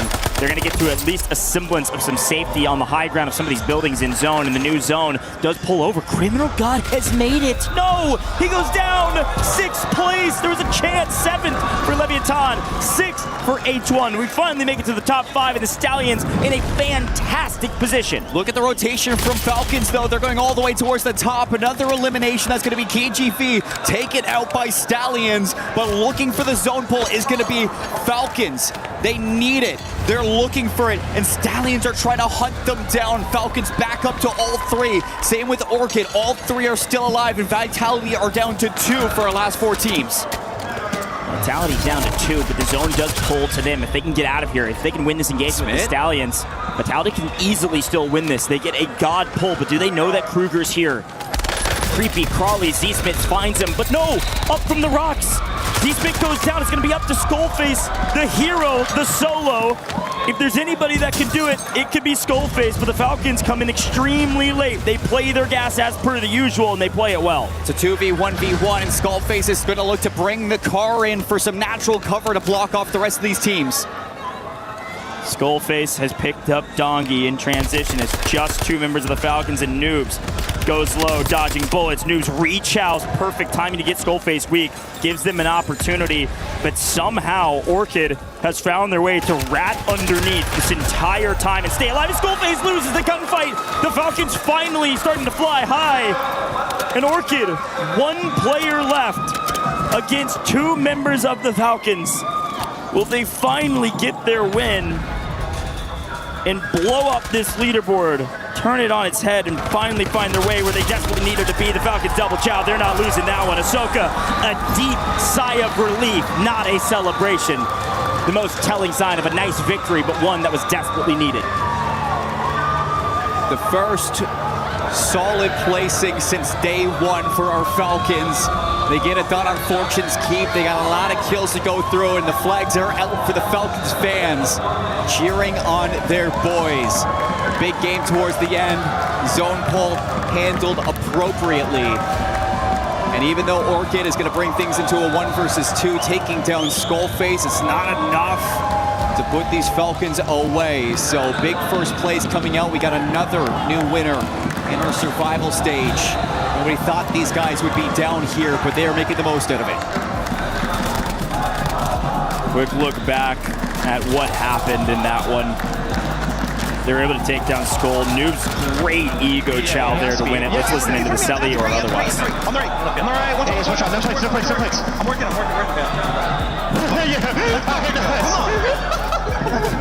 Good job. Good job, boys. Good shit. Again, these celebrations are so key to listen into because it tells so much of a story. Dongi seems like the only one having fun, laughing through the win because of the play, while the other 2, they give us the deepest sigh of relief that they finally got the win they wanted. And it's such a big game for a lot of teams, too, as we get to the halfway point of our survival stage. Eclectic made it towards the end. H1 made it towards the end. Stallions and Godlike. Orchid, my goodness, to be there at the very end, getting 2nd place, they desperately needed it. Folks, we're going to take a very, a quick moment for us to breathe because we are halfway through the Survivor stages. You're not going to miss it. Back to Fortune's Keep in just a little while.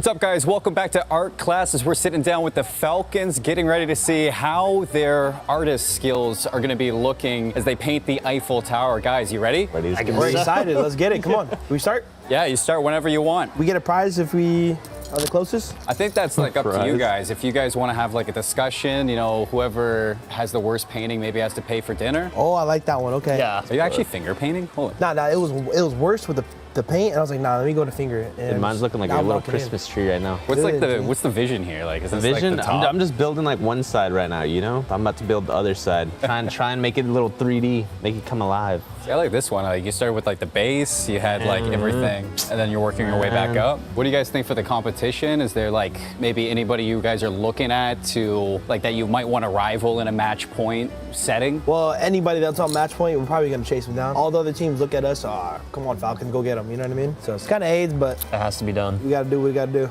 Yo, mine might be chalked, boys. Mine's looking. Mine might be fries, bro. This really on my face. Let's see what you're working with. No. Let's see what you're working with. You're finger painting? This is fries, bro. I'm telling you. It's actually not looking that bad. It's fries, hold on. It's looking better than Eddie's. Yeah, I was gonna say, I don't think it's the worst. Now, see this one, I got it barring up with There's still hope. Can we like zoom in on this by chance? The finger painting, by the way. It's PA. It's too small though. I feel like yours is starting to look like a circus tent, the way it's like coming up. Why'd you give it a skinny little leg? It's a Christmas tree, bro. Do you guys have like a preference, for the map set? What's like your top to bottom favorite maps to play right now? Currently in the rotation, mine would probably be Haven's #1. I think Haven's is the best map right now. And then probably Rebirth, then Fortunes. But I think I like Fortunes, it depends on the day. You wake up in a good mood, get a nice coffee, then you like Fortunes. This is fries, G. I think I'm done, bro. I don't know what I painted, bro. This is a guitar. Couldn't be worse than mine, I'll tell you that much right now. No, Eddie, actually yours is kind of like turning out Donnie's pretty good, good. bro. Mine's fries. I cooked the legs, bro. I shouldn't have done the legs. Looks like a rocket on 4th of July. I see what you mean, like a guitar. Damn, bro. Let me go look at Eddie's. Let me go look at his. You don't want to see it. You don't want to see it, bro. Just I promise you don't want to see it. Stay away. Damn, no, that's actually better than mine. It's coming together. You want to see mine? Yeah. Hold up. Let me go take a look. Go take a look, G. Hold up. Let's see this. Little bit of water. What's up? Look like a guitar with Paris on the side. I think that this might be the best one we've had yet. Better than Trick. What's up? I don't know. Trick was actually his was pretty good. He goes to Disneyland, but it's bro. close. Like that is true. He's a diamond member at Disneyland. So between you guys, who's got second place? You can put me in last, bro. It's between you guys, not me. I'll go last place, y'all. He's easily first for sure. I swear, like if you didn't finger paint, you'd be second. I swear, Nah, as soon as your man. fingers got on it, fries. I got some big fingers. But I'm just happy that I don't have to paint, guys. I'm happy that I don't. That's been Art Class with the Falcons. Obviously, chat and desk, rip them apart if you want to, rate them, which one's your favorite. But we just know that I think you guys paint better than the casters. I think you paint better than the analysts. There's no competition from myself. Well, it's Mason Miles here to keep you up to date with the storylines that have been unfolding for Call of Duty Warzone. Now, Miles, I would like you to take me on a journey through the storylines of match number 5, but I want you to treat me like I am 5. Okay, you got it. Well, there was a great mountain, and on top of that great mountain, there was a very brave, buzzy little bee. That was Vitality. Oh my God. And then there was a mighty and powerful stallion. The stallions. But little did they know, our buzzy brave bee and our mighty stallion had very, very stiff competition. Well, have I got bad news for you? There were 2 mighty falcons in the skies above that battlefield, and they swooped on in and they pecked them both to death. Will I get pecked to death by the Falcons? No, I think you're right. You bought merch. You should be solid. Yeah, that's... It should be sweet, mate. Don't worry about it. Yeah, what a game! That's really good. I mean, what a game for everybody as well. Of course, story time with Mason Miles is always got to be a little bit interesting, but I mean, look, what a turnaround for a lot of the teams that needed to have that switch around in that game. I mean, we've got 10 matches today, 5 out of the way. We're okay, I won't get cancelled offline or off this broadcast for singing over 10 seconds, but of course, this is incredibly crucial for them right now, and I mean, Falcons Falcons needed it. It was good to see Vitality. You know, they've been leading the charge, but some of these other teams might need to turn it up. There's a lot of squads in the running as well. You saw the body language. So Soka's sigh of relief the second that match ended. You knew they needed that one. And the fans right now, it is getting rowdy here in Paris. But Vitality, our French team, looking very, very strong indeed. A couple of wins under their belt and some high finishes. And again, the Stallions, what a run they've had. Not bad whatsoever. Well, late story time's over for now. It's over to the casters. Nothing better than a couple of Aussies getting our blood pumping as we are halfway through our maps here today. Obviously, great games from Goj and Seymour, but Dandro and Enigma here on the mic to wrap up our survival stage day. We've been in the back. We've been losing our minds. Well, let's talk about this leaderboard, my friend, because we have a lot to break down. We most certainly do, and of course Leviathan will sit at the top here. Now, this is a stunning statistic for many reasons. They've really struggled through group stages, will feel very underwhelmed if you're a fan, but then it's not only the performance on Haven's Hollow, it's them following that up with great performances and consistent performances through Rebirth and our first map here on Fortune's Keep. They've struggled consistently through those maps over not only this tournament, but the rest of the year. To see them at the very top, a lot of fans from LATAM very happy right now. I mean, hey, they've been looking great. It was a disappointing group stage for them. They just barely made it here, but they've kicked on the afterburners. They have rose from the sea to take what is theirs, and it's looking great, especially here on this second map of Fortune's Keep. Now, reminder, folks, don't worry. We still got a lot of different maps here to play. They'll have another opportunity to earn some points on this map, but also another opportunity to earn some points on both Haven's Hollow and Rebirth Island. So let's get ready to hop on in here to game number 6. Tank, he's feeling the energy. The Falcons are starting to take towards the sky. Let's get ready to rumble, ladies and gentlemen, because this is just heating up. Most certainly is, and a reminder for everything that we've said about what has happened thus far.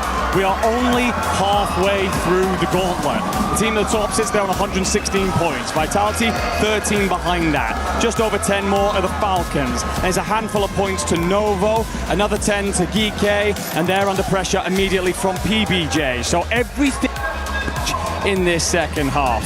However, for all the teams that have started strong, it is about continuing that momentum. It is about keeping the wind in your sails here at the Keep. And we have got a circle from hell. It's going to drag all the way down into the southeast corner. Expect a lot of these teams to be squeezed up against each other very early.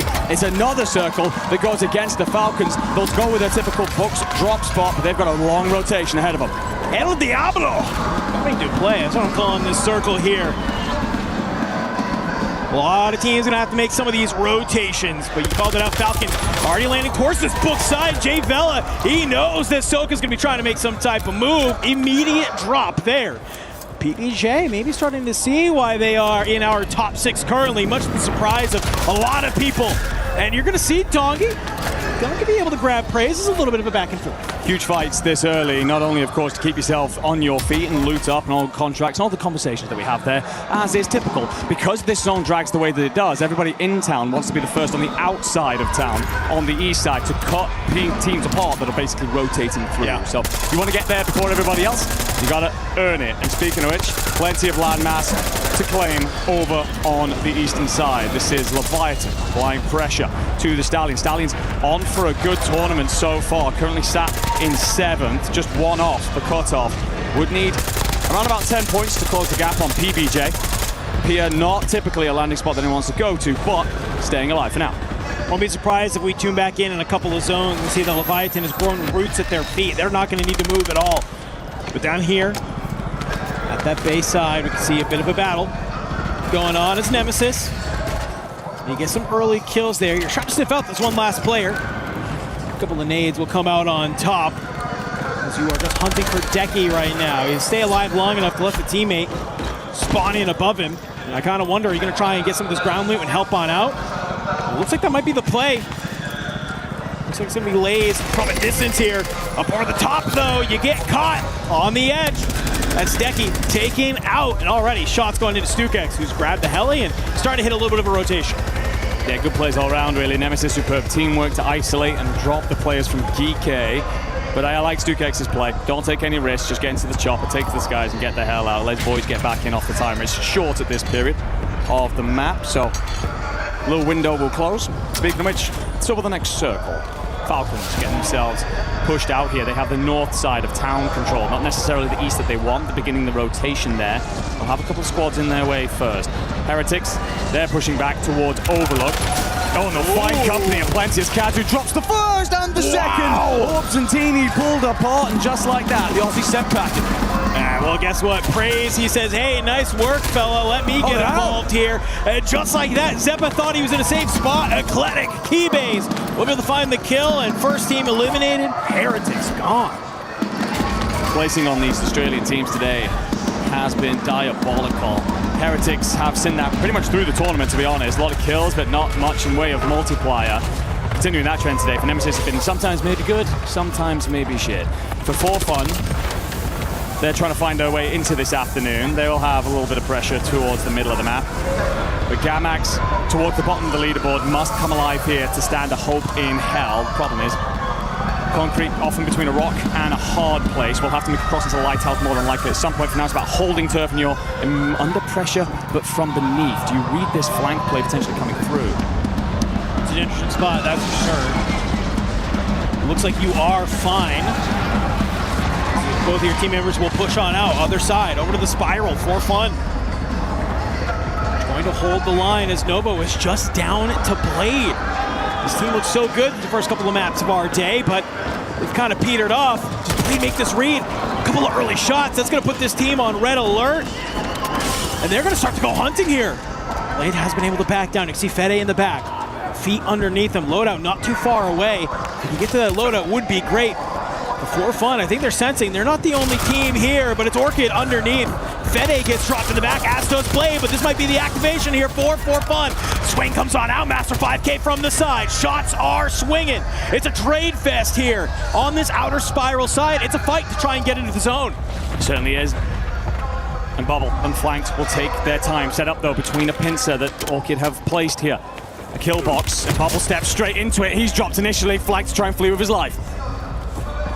Go to the top of the spiral. You'll put the plates back in. You jump over to the other side. An egregious ego chow from flanked as Bubble also gets dropped on the other side. Not expecting both teammates to get taken out. It's an early exit yet again for fun. Orchid, who've had a difficult afternoon, currently sitting in 11th. We're expecting a lot more kills from them. Might be the moment to light the fire back on them and remind them who they are. Why so many people had this team marching straight through from groups. Why they so nearly did. Despite the difficulties of this afternoon, a constant threat out there on the map. Leviathan sitting top of the pack. They're happy to hunker down in Lighthouse for now. They'll take their time, try and set out for a top 5. And welcome everybody in later on. Namir is going to let the boomstick rip, cracks plates, and just continuing to strip opponents of utility and resources. The Falcons made a move for the boat. Dongi has found footing on the platform. But it will be Geeke recovering here at concrete. Feels like they've pushed Gamax out without much problem. And Stukex gets brought back in by the resurgence timer. That squad should be able to set themselves up for a later stage. We get a tune back in with Orchid. It's just Master 5K alive now, and he is getting hunted. Can you at least find one? Drop that resurgence timer if you need to. It's a couple of good shots, and you can see already Zanks gets dropped in the back. Keybase trying to take this fight against Gamax while also maybe trying to find out this last neighbor from Orchid. Won't be able to find it. And I think if Geeke can sort of stabilize in this area, they have an opportunity to start getting a lot of these kills. You can see you have a couple of squads rotating underneath them. On that outer side, PBJ, they're trying to find a way through. But you do have teams constricting all around you. Head has to be on a swivel. You can't get caught lacking. Falcons trying to get underneath Godlike here. Feels like they've been repelled multiple times. Godlike just going to continue to take shots at players in water. Amir joins in on the shooting fish in a barrel fiesta here. Soka and Co. It is biding more time. This isn't the way the Falcons would typically like to play this out. However, resilience has been the name of their game so far today. You even saw Soka in the water there. He sees this zone. What does he have in his back pocket? It's a loadout Coda. This is maybe a little bit of a forward thinking that we like to see from one of the best in the game. And you said, not where they want to be, but I think for where the situation is, that's what you kind of like to see, is that forward thinking, bring out that loadout and say, yo, we got to sit in the water all game and be able to fight these regainers. Let's go ahead, let's make it easier. But you can see here as PBJ starts to rotate, and let's see how the comms are feeling here in game number 6. Is there anyone in the water on you? You can't land. You can buy. Okay. You're gonna get shot from tower. I'm getting ripped. You can play the both side. Okay, just play under. On you. Oh. Get water pistol. 29 seconds. Let's get on your right. Help him. No, go. Oh my God, believe. I thought he was about to find it on Ahsoka. It might have been enough to get the teammates back in. Unfortunately for you, it's two of the Falcons sitting on top of each other. Take it down, eliminate from the lobby. Yeah, you heard it in the comms. As soon as Believe enters the waters there, you recognize a couple of players in there, and well, unfortunately not long for the world. KGP going to work onto Geeke, trying to cross on out. Gamak's still going to be involved a little bit in this. They'll drop for Dati. Sleepy going to work. Vitality still active. They're in complete control of Winery, marching in from the northern side. They're in a lovely place to close this one out. But it all comes down to the next zone pool, really. We're going more into the water. Well, it's Suits, Soka, and Crow, their machine pistols, which are getting them a ton of kills right now. Empathy jumps into the waters. Don't think he was expecting what he faced. However, if this next zone does drag back to land, all these teams got to figure a route out. Dongi with the shark camo on the pistol, by the way. I love it. This is sometimes what you need. Have a little fun with it. Because the Falcons are currently second in the lobby with 11 kills already. And you're starting to see a little bit of why. It's hang out in the water, catch everybody trying to regain. They're just going to have ground loot. You're going to have these loadout pistols so you can start to go to work. Putting all odds on your side if you are the Falcons. Unfortunately for Amir, you'll be overwhelmed at the Lighthouse. Fede getting involved as Novo look for yet another regain. Leviathan fans may be pretty happy with the fact that you're still in this matchup, but concerned that Criminal God is only on the one kill. For everything that you've held at this point, you haven't managed to push out at any moment. And if you want that multiplier to be worth something, they must start to go to work on those kills. So slow and steady, well, it gets you so far in the race, but the end section, certainly a sprint, and Leviathan have to find a way to come alive. You can see at the top left of your side of your screen here, sort of the lay of the land, where all of our teams are sit on up. One thing that I'm immediately jumping off the page to me, it's Vitality. Like you said earlier, they're pushing down from that Winery side, but they've kind of gone wide here with one player, maybe just hoping to grab some on the cross. So while Vitality pushes from the north, you have the Falcons trying to hold the south. Unfortunately for them, it looks like it's a little bit of a battle with Godlike. Intex will get dropped, but not before Trick can make a trade. Up on the top, though, Dongi trying to get these shots from underneath the water. All three members of Godlike starting to circle around. And can they find the fish that are below them? Well, the battle in the water rages on. It's Fede up top, Hawker in hand, and he's hawking on all the competition from across the road. Certainly letting it rip. It's a very different position from Fede, man that we attribute to being up close and personal with an SMG. He's happy to play this one at range. Circle's going to begin to push these players further and further inland. It looks like we will settle this around the gas station that situates itself between Pier and Lighthouse. So all those teams, Lighthouse, of which there are four, must figure out a rotation. Vitality, they've just continued to hunker down on the north side. All the fight for the south, that's between Falcons and Godlike. You've got to tune in with it for a second there. Whoever wins that has themselves a long rotation towards the beaches. The difference there is Falcons have 14 kills, Godlike has 2. Wow. It feels like that's maybe going a little bit more towards the Falcons' way. Stallions. It's been a great day for them so far. They're looking to continue that. In the back, though, you can see Eclectic. They've taken a bit of a fight against Leviathan, and I think I'm seeing Leviathan get dropped. They have the positioning. Unfortunately, the Italians roll on up, but it might be just Fede from Novo. Has he found the opening?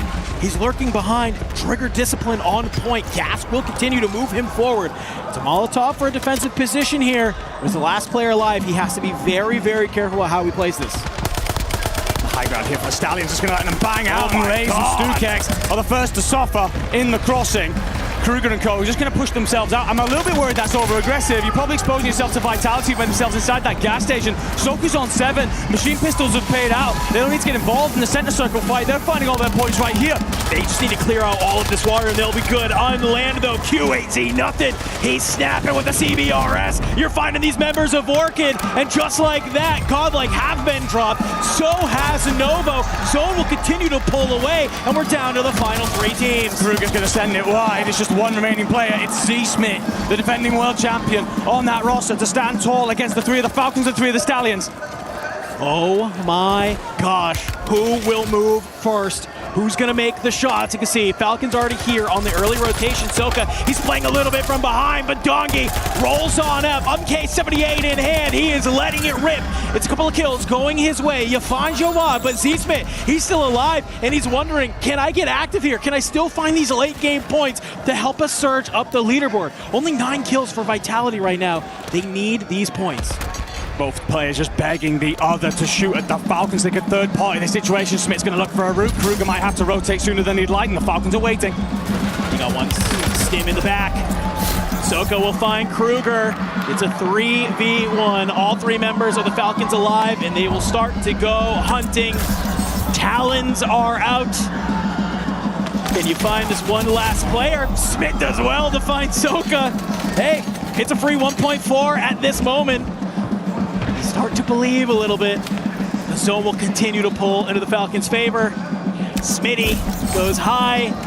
I've seen this kid work miracles before, but I don't know if you have it here. You see the fist bumps are out. He's actually just going to go ahead, might even just deny the point. Yeah, sacrifice himself to the gas, doesn't care for handing any favors over to the Falcons, and all of a sudden, in these last 2 matches, you can see the confidence riding through them. This is much more like the Falcons that we've come to expect.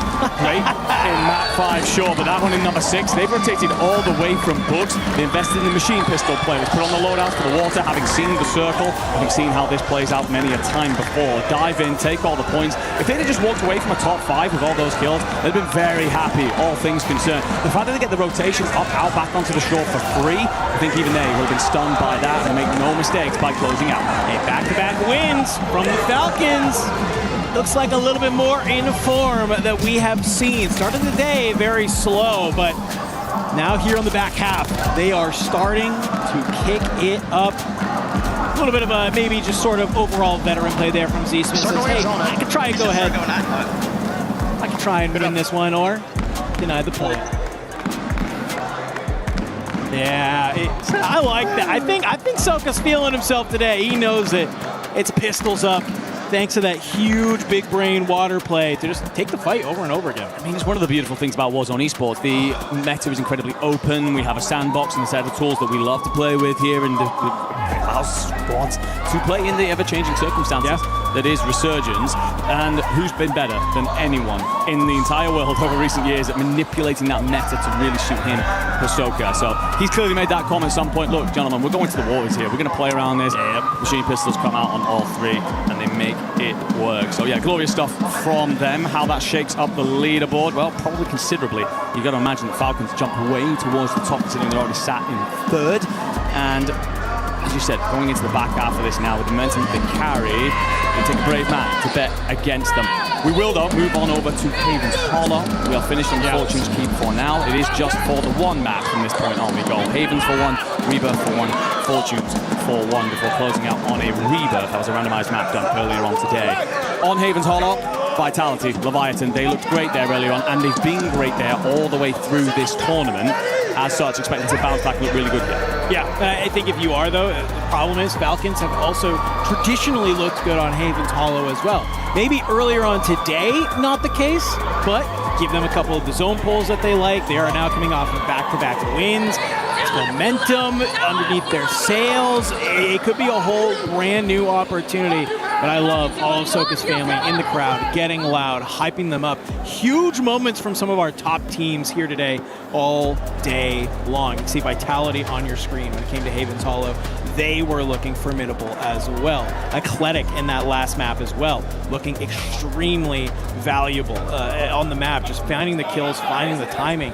It just feels like everybody of these top teams right now, just no matter what the map is, they're performing lights out. They're doing what they need to do to get those points and to jettison themselves at the leaderboard. Yeah, they certainly are, and for a lot of the teams towards the top, it will be about continuing on that vein of form. And one of those sides that are feeling really good right now are the Falcons. So let's go jump in with an interview. Parents, show some love to the Falcons as they are taking over this Survival Saturday. Dongi, back-to-back wins on the main stage. Things are starting looking up and the Falcons are flying high. How you feeling? Feeling good. Realistically, we probably shouldn't be here. We deserve to be here, so we're trying to show out and make it tomorrow. That's the only thing that matters.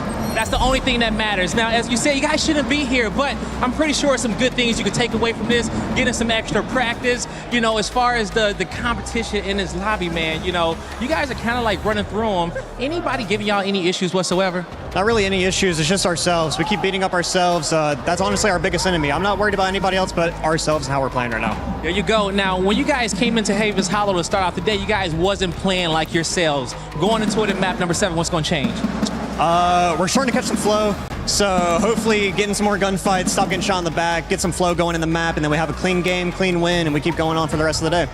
You heard it here from Donkey, everybody. They flowing and they soaring, and these Falcons are still ready to play.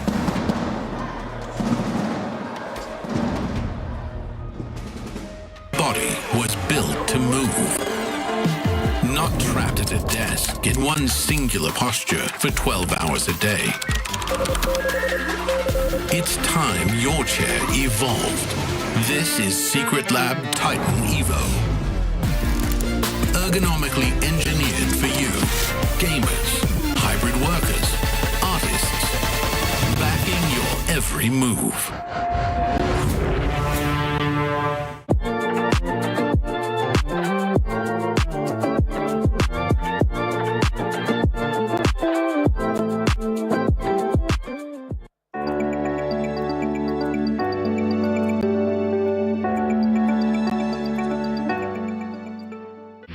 A lot of people are haunted by their past. I'm inspired by it. They're not just playing for themselves, they're really playing for their entire family. They have defeated their demons! They have crushed the curse! My favorite location in Havens Hollow, it's gonna be Boat. We don't play it, but it's my favorite one. Havens Hollow, I think I like the barn because my teammates are just a bunch of animals, and we're gonna win the whole tournament from there. So my favorite location on Havens Hollow is Bank, like in the middle main street, because I'm landing there always as well. My favorite one is Training Station, just because we've been landing there all year. I feel like we've really got that down to a T now. We've really learned how to play that POI, and we play it really well. My favorite location on Havens Hollow is City. My teammates will be try to contest maybe Boat for Falcons. It's Mention because it's a big spawn, lot of money, lot of contracts, and easy game. My favorite POI on Havens Hollow would probably be Boat, just because I only have to look 3 directions as an anchor and just my backside is clear because there's no water. It's all water, so yeah, that's why it's the best. My favorite POI in Havens Hollow is Lumber, because we're the Lumberjacks. My favorite place in Havens would probably be either Boat or Research, because it's like if we have the side of that zone to the left, we could go to the left and to the right for Research. I'd say my favorite location in Havens is Keep, but I mean, because it's large and I can do whatever I want there. So far today, we've gotten some surprises at the start. Falcons, though, I mean, this is the Falcons that we have been expecting, Miles. Yes, and better late than never, boys, because it was starting to get a little bit dicey. But yeah, their pool team's right back now, currently sitting at first in the standings. A big proponent for that game plan, right? You find yourself in a difficult circle towards the end there, a lot of water. What do? They make a massive change. They bring up the Velox 5.6, or 5.7 rather, 5.7, excuse me. 6. Oh no, the Velox 5.7, a fully automatic pistol. They don't lose any of their fights in the water where the majority of the players were. They rack up a ton of kills, manage to see the win. This is exactly what we saw yesterday from Falcons. I mean, they stopped the day with a good Fortune's Keep. They start the day today in a little bit of trouble, but their Fortune's Keep is keeping them alive right now. Back-to-back wins is huge, shooting up the leaderboard. Definitely going up that leaderboard. I actually want to go back to you, Seymour, because one team that we have seen go up the leaderboard has been none other than Stallions. They've been performing. They're truly, if I'm not mistaken, they're truly in the top 6 as well. When we were casting earlier, I was saying this team has so many kills. Like, they're slaying so well. The placings were just missing, and now that they're matching it with some good placings, the Stallions have cracked the top 6, and they're a team that I'm sure is going to look to try to make tomorrow. I think the biggest thing about Stallions is, like, they're still doing what they did in the first 2 days. It just comes down to they need those little sparks to help boost their score, because average placement, average kills have been pretty consistent. It's right in the middle of the pack, but you add in one spark, one big map, it can completely change the dynamic of how the rest of this event goes for them. Yeah, and when we're looking now, whoever is in 7th place, which is none other than PBJ, before this match, they were in that 6th place, but now they are actually 6 points behind. Going into this final 4 matches, not what you want to see from PBJ. 7-6 is such a ridiculously close number in a game of Warzone. I mean, you've seen how the way kills can fall either way. And again, at this point in time, we've discussed this coming into the day. We think without those big heavy hitters, quote unquote, here in the survival stage, there are more kills to be found across the map. Much more even spreads. A very, very close look there across the rankings. But still, it's anyone's game so far. That top 6 is nowhere near as solid as you needed to see. We have been seeing teams be a little bit more consistent and starting to sponge up those points. Leviathan, I mean, the way that they've been performing today, yes, they ended up getting the win, but they have just been very consistent throughout the day. Same with Vitality, and Vitality is a team that wants to make it to the finals because they want to get those club championship points. It's great for the program. It's great for the program here at Warzone when Leviathan brings the super fans out, the crowd's behind them, the players are showing up. We were wondering what was going wrong on day 1 and day 2, and they've put it together on Rebirth Island and Fortune's Keep. They go back to Haven's Hollow now, so it's great to see Leviathan at the top of the leaderboard going back to their basics. I think just kind of as we look at these last 4 maps, it's looking like the metric to get in is going to be somewhere between 120 and 130 total points. So for the teams that are already in the top 3, should be guaranteed good to go. For teams like Eclectic, for teams like Stallions that are in the mix, they do need something big to help boost them closer to that total and put the pressure on the other squads that are only maybe 20, 30 points away from hitting that mark. But that's what it feels like the base is going to be. The bar is going to be about 120 to 130. So the teams that are finding themselves near the bottom or on that second page have to play hard these next 4. And if we're talking about those teams that are still towards the top, that you're saying they have pretty much done what it takes to be in match point finals, they can also start, just throwing a little bit of BM out there. They can make a little bit of a life harder for some of the other squads. Well, they know where they drop. They know who they want to go after. If you want to start chopping away at the legs of some of these teams trying to make a run, you know exactly how to do it. And it is bad manners. It's not gentlemanly conduct. But we play Call of Duty. There's not a lot of gentlemen left. I want to see it. I want to see more. I want to see some of those top teams that are already going to be going to match point finals with the way that they've been performing, saying, you know what, let's make your life a little bit harder. Let's see what you can do at the start of the match. And they did it with a pistol too. Like I feel like Falcons are just checking off the list of everything that they can do at this point. They're back at the top. They go back to back once again, and they're just showing that it doesn't matter what they get to use. They're on their way for another trophy. They've already won 2 lands. What's another one? I would say, for me, team to watch in these next 2 maps is going to be PBJ. They did not play Fortune's Keep all that well, but between what they did on Havens, what they did in Rebirth, they're going to have a second chance again at Rebirth at the very end. If PBJ can have a good map number 1, number 2 coming off this break, I think they have a chance to get up into that conversation for being in the top 6. So that's my team to watch. I agree. I think that they have a rookie on their team that really wants to prove himself as well. Praise has been fantastic. They all have been fantastic. They've been slaying. They've been connecting. Back to Haven's Hollow and Rebirth Island is exactly what they needed. And this is the business end of the tournament, right? We go Haven's, Fortune, we go back through all the maps. We go right through them all. So whatever your good map was, you have one final chance here to really make it happen. Rebirth Island, the final cherry, the last drop of the day. I cannot wait to see how this goes. But again, this is it. Last chance on all of these maps for our teams to get some sneaky points towards the end, and that top 6 is locked. And those teams that are currently outside of the top 6 as well, Orchid, I mean, they kind of been non-existent today. We saw the consistency out of them yesterday. We even touched base on them at the pre-show as well. But so far, they're sitting in 9th place. They're still within striking distance, and I kind of feel like they're also along the lines of PBJ as well. They need to make sure they start performing in this next 2 matches, or it might end up getting a little bit further away from them. I think what Orchid are missing today is the capitalization on fights that start off good for them.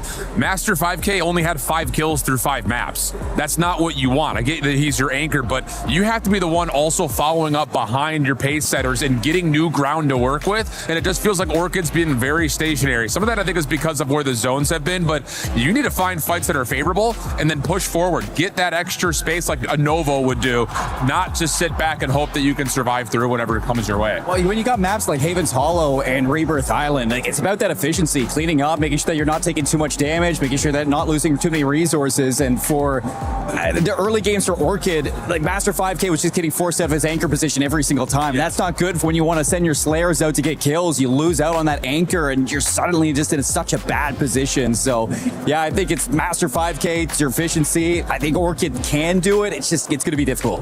I've seen a lot of players not getting trades today as well. It's just really, really clutch individual kills like those 2 pieces. Shouldn't shouldn't be going your way, like pulling those players in, expecting a player to fly through. We've seen tons of those come through today. So again, this is the highest level we're reaching today. This is where the pressure is on. This is elimination day. We are seeing the best and the worst of some of these players. You need that fire, and this is the day. It's under the ass all day long, and some of our squads thrive, and some of them are dying. And I'm glad you brought up players too, because we have seen some outstanding performances from some of the players here. Noobs, especially from Falcons. I feel like that was definitely the kickstart for Falcons, considering on how they were able to start off, right? Going into this next 4 matches, even the next match, which is one player that we're going to be keeping an eye on. I feel like you're obviously looking at Noobs back on Haven's Hollow. Do the Falcons go to Mansion? Do they go back to the Riverboats? I think there's a lot of teams on Haven. Leviathan, Vitality had a win earlier on Haven's Hollow as well. You got to look at them to, again, play spoiler for a lot of those teams that are outside of the bubble. And Stallions, they're going to be the team on Havens that was contesting Mansion, that was contesting Pond, moving towards the barn, just continuously putting teams on the back burner. I'm kind of done looking at the top 3 teams because they're locked. I'm more looking to see, like, what are we going to get from Godlike? Like, what are we going to get from Nate? Yes. I think just based on what we've seen from them the first 2 days, I think especially yesterday to what we've had today, it's been a little bit underwhelming considering the status of what this lobby looks like. So top 3 teams are pretty much guaranteed at this point. It's all about those teams that are sitting really between 4th and about 9th right now to see if they can make a big move. And I'm keeping my eye on Godlike to see if they can make a move, just kind of what we're talking about with like teams like Orchid as well. Along the lines of Godlike as well, one team that I know you've been keeping an eye on, Miles, is none other than Just For Fun. Just For Fun Esports, remember, they were able to put up a good performance right now. With the way that the players are performing right now, it's just becoming too far. This is a squad that also needs to get a win and needs to just start being consistent, or possibly just have one of the players have a pop-up performance. That's exactly it. You want one really nice map. That's all you're asking for here. The big pop-ups are absolutely possible. Absolutely. In a squad like that, high skill players, caliber of them is up through the roof. One good map, lads, you're right back in it. Can they do it? They're running out of time. Can they do it? That is the big question as we are about to head into match 7 of COD Warzone Resurgence Championship here at EWC 26. Make sure you guys put in your pick'ems. If you're currently at home, share on social media, use the hashtag EWC. Is it going to continue to be Team Falcons getting that back-to-back-to-back? Or is it going to be one of those teams really needing the points to push up to that top 6? Woo! We're heading back to the Hollow, baby. Another opportunity for some of these teams to get those precious points like they so beautifully put it. Some of those teams that probably will be very happy to see this map. Leviathan, Novo, currently leading the line when it comes to fragging by none other than the 2 young guns, Criminal God and Fede. Yeah, realm of the rookies right now. And when we talk about size, they need to come alive a little bit. Orchid have one of those. And it is Sariel that I'm looking to see deliver just a little bit more out there. He's not hitting the ceiling that he wants to be at. And I think if they're going to build their way into this afternoon, then you end up with, he's that superstar. He's the one we talked about so much. That's a lot of astute breakdown from you and Shift on what's going on with Orchid. I'm looking at Master 5K and 7. You're giving me 7? He needs to get active. He needs to get involved here. Yeah. I think if Orchid wants another chance, they're a beautiful team. They're fantastic. We've seen greatness from them here at this event. You got to kickstart it now here in these last couple minutes. Yeah, Master 5K, for those of you who may be unaware, was brought into this team for Atlanta when the Orchid anchor couldn't get his visa. He massively improved this team and qualified them for the EWC on that LAN because of his fantastic comms, but also his ability to shoot his way out of trouble. So he is a better player than this, although not showing it currently on Survival Saturday. A side that are very much so going to look forward to seeing the Hollow back in here is the Stallions. They're a really good side at this map, and the fact that they sit right on the bubble, this could be the moment that sees them pull away. Before today, picking up 45% of all of their points on Haven's Hollow, averaging 12 kills and an average placement of 6. You could get one of those kind of maps right now that would lift them away from the likes of PBJ and Eclectic and Orchid, who trail just in behind them. Just on the outside looking in. I mean, so many of these squads have an opportunity. Teams like Eclectic, PBJ, Stallions, like you mentioned, have an opportunity here on Haven's Hollow to maybe leapfrog, push GK Esports out of that 5th position and put them in a spot to make it to our match point Sunday. Feeling very, very good about it here. So let's get ready, ladies and gentlemen, to hop in to match number 7 here on Haven's Hollow. Circle going to be all important, of course. One of the teams that has been very impressive today on this map is Leviathan, and they are a side that like to change their drop spot depending heavily on circles. They have 3 different drops. In fact, at one point it was about 7. Thankfully, they narrowed those down for those of us who call ourselves analysts. But Leviathan are very much so a side that could now start to walk away from everybody else. Shift called it, thinks they're pretty much locked, but they don't want to leave that to chance. They do not want to watch Destiny slip through their fingertips. They must still perform, and we will get an incredibly Western pulling zone. Now, a reminder how this went early on today. Vitality locked it down at train station against Leviathan themselves and closed it out beautifully from there, and the contest is straight back on. Yeah, you can see Leviathan and Vitality will continue to battle on that train station side. Falcons getting the boat for free. And it looks like there's really no one else. I am seeing one player flying all the way over to Lumber Mill by themselves. Back on over. Let's see how this contest is going. Sage and Smith, they find Amir and Zedart. Crimmy, he's good for a trade, but Sage, he'll get the cleanup. On to one, sniper in hand, Skull. Trying to clear it out. Potentially there's one less Leviathan player. He's got to be quick on this. He got one in the sky, but you might be able to put this team in a blender very quickly. Snakes are in. He's just trying to stay alive here. And just like that, you'll line up with your teammates.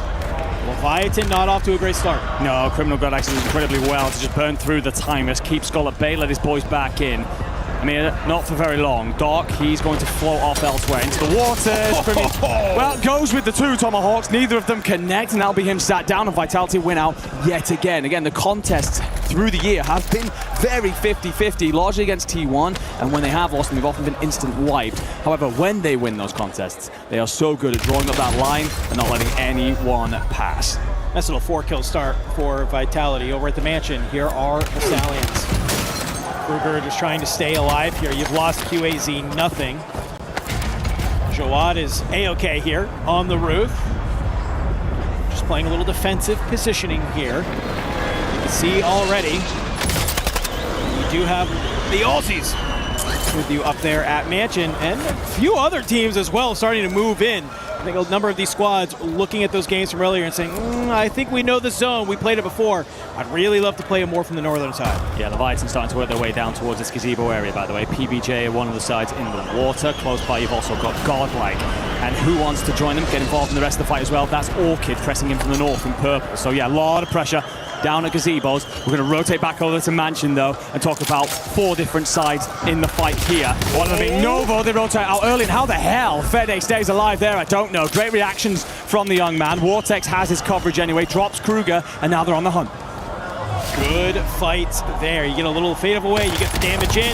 You find one more up here at the top. That's going to be Bray getting dropped. Novo, Vortex, doing a great job. Just trying to clear out this side. Unfortunately for you, Zeppa, he's underneath. He's welcoming it.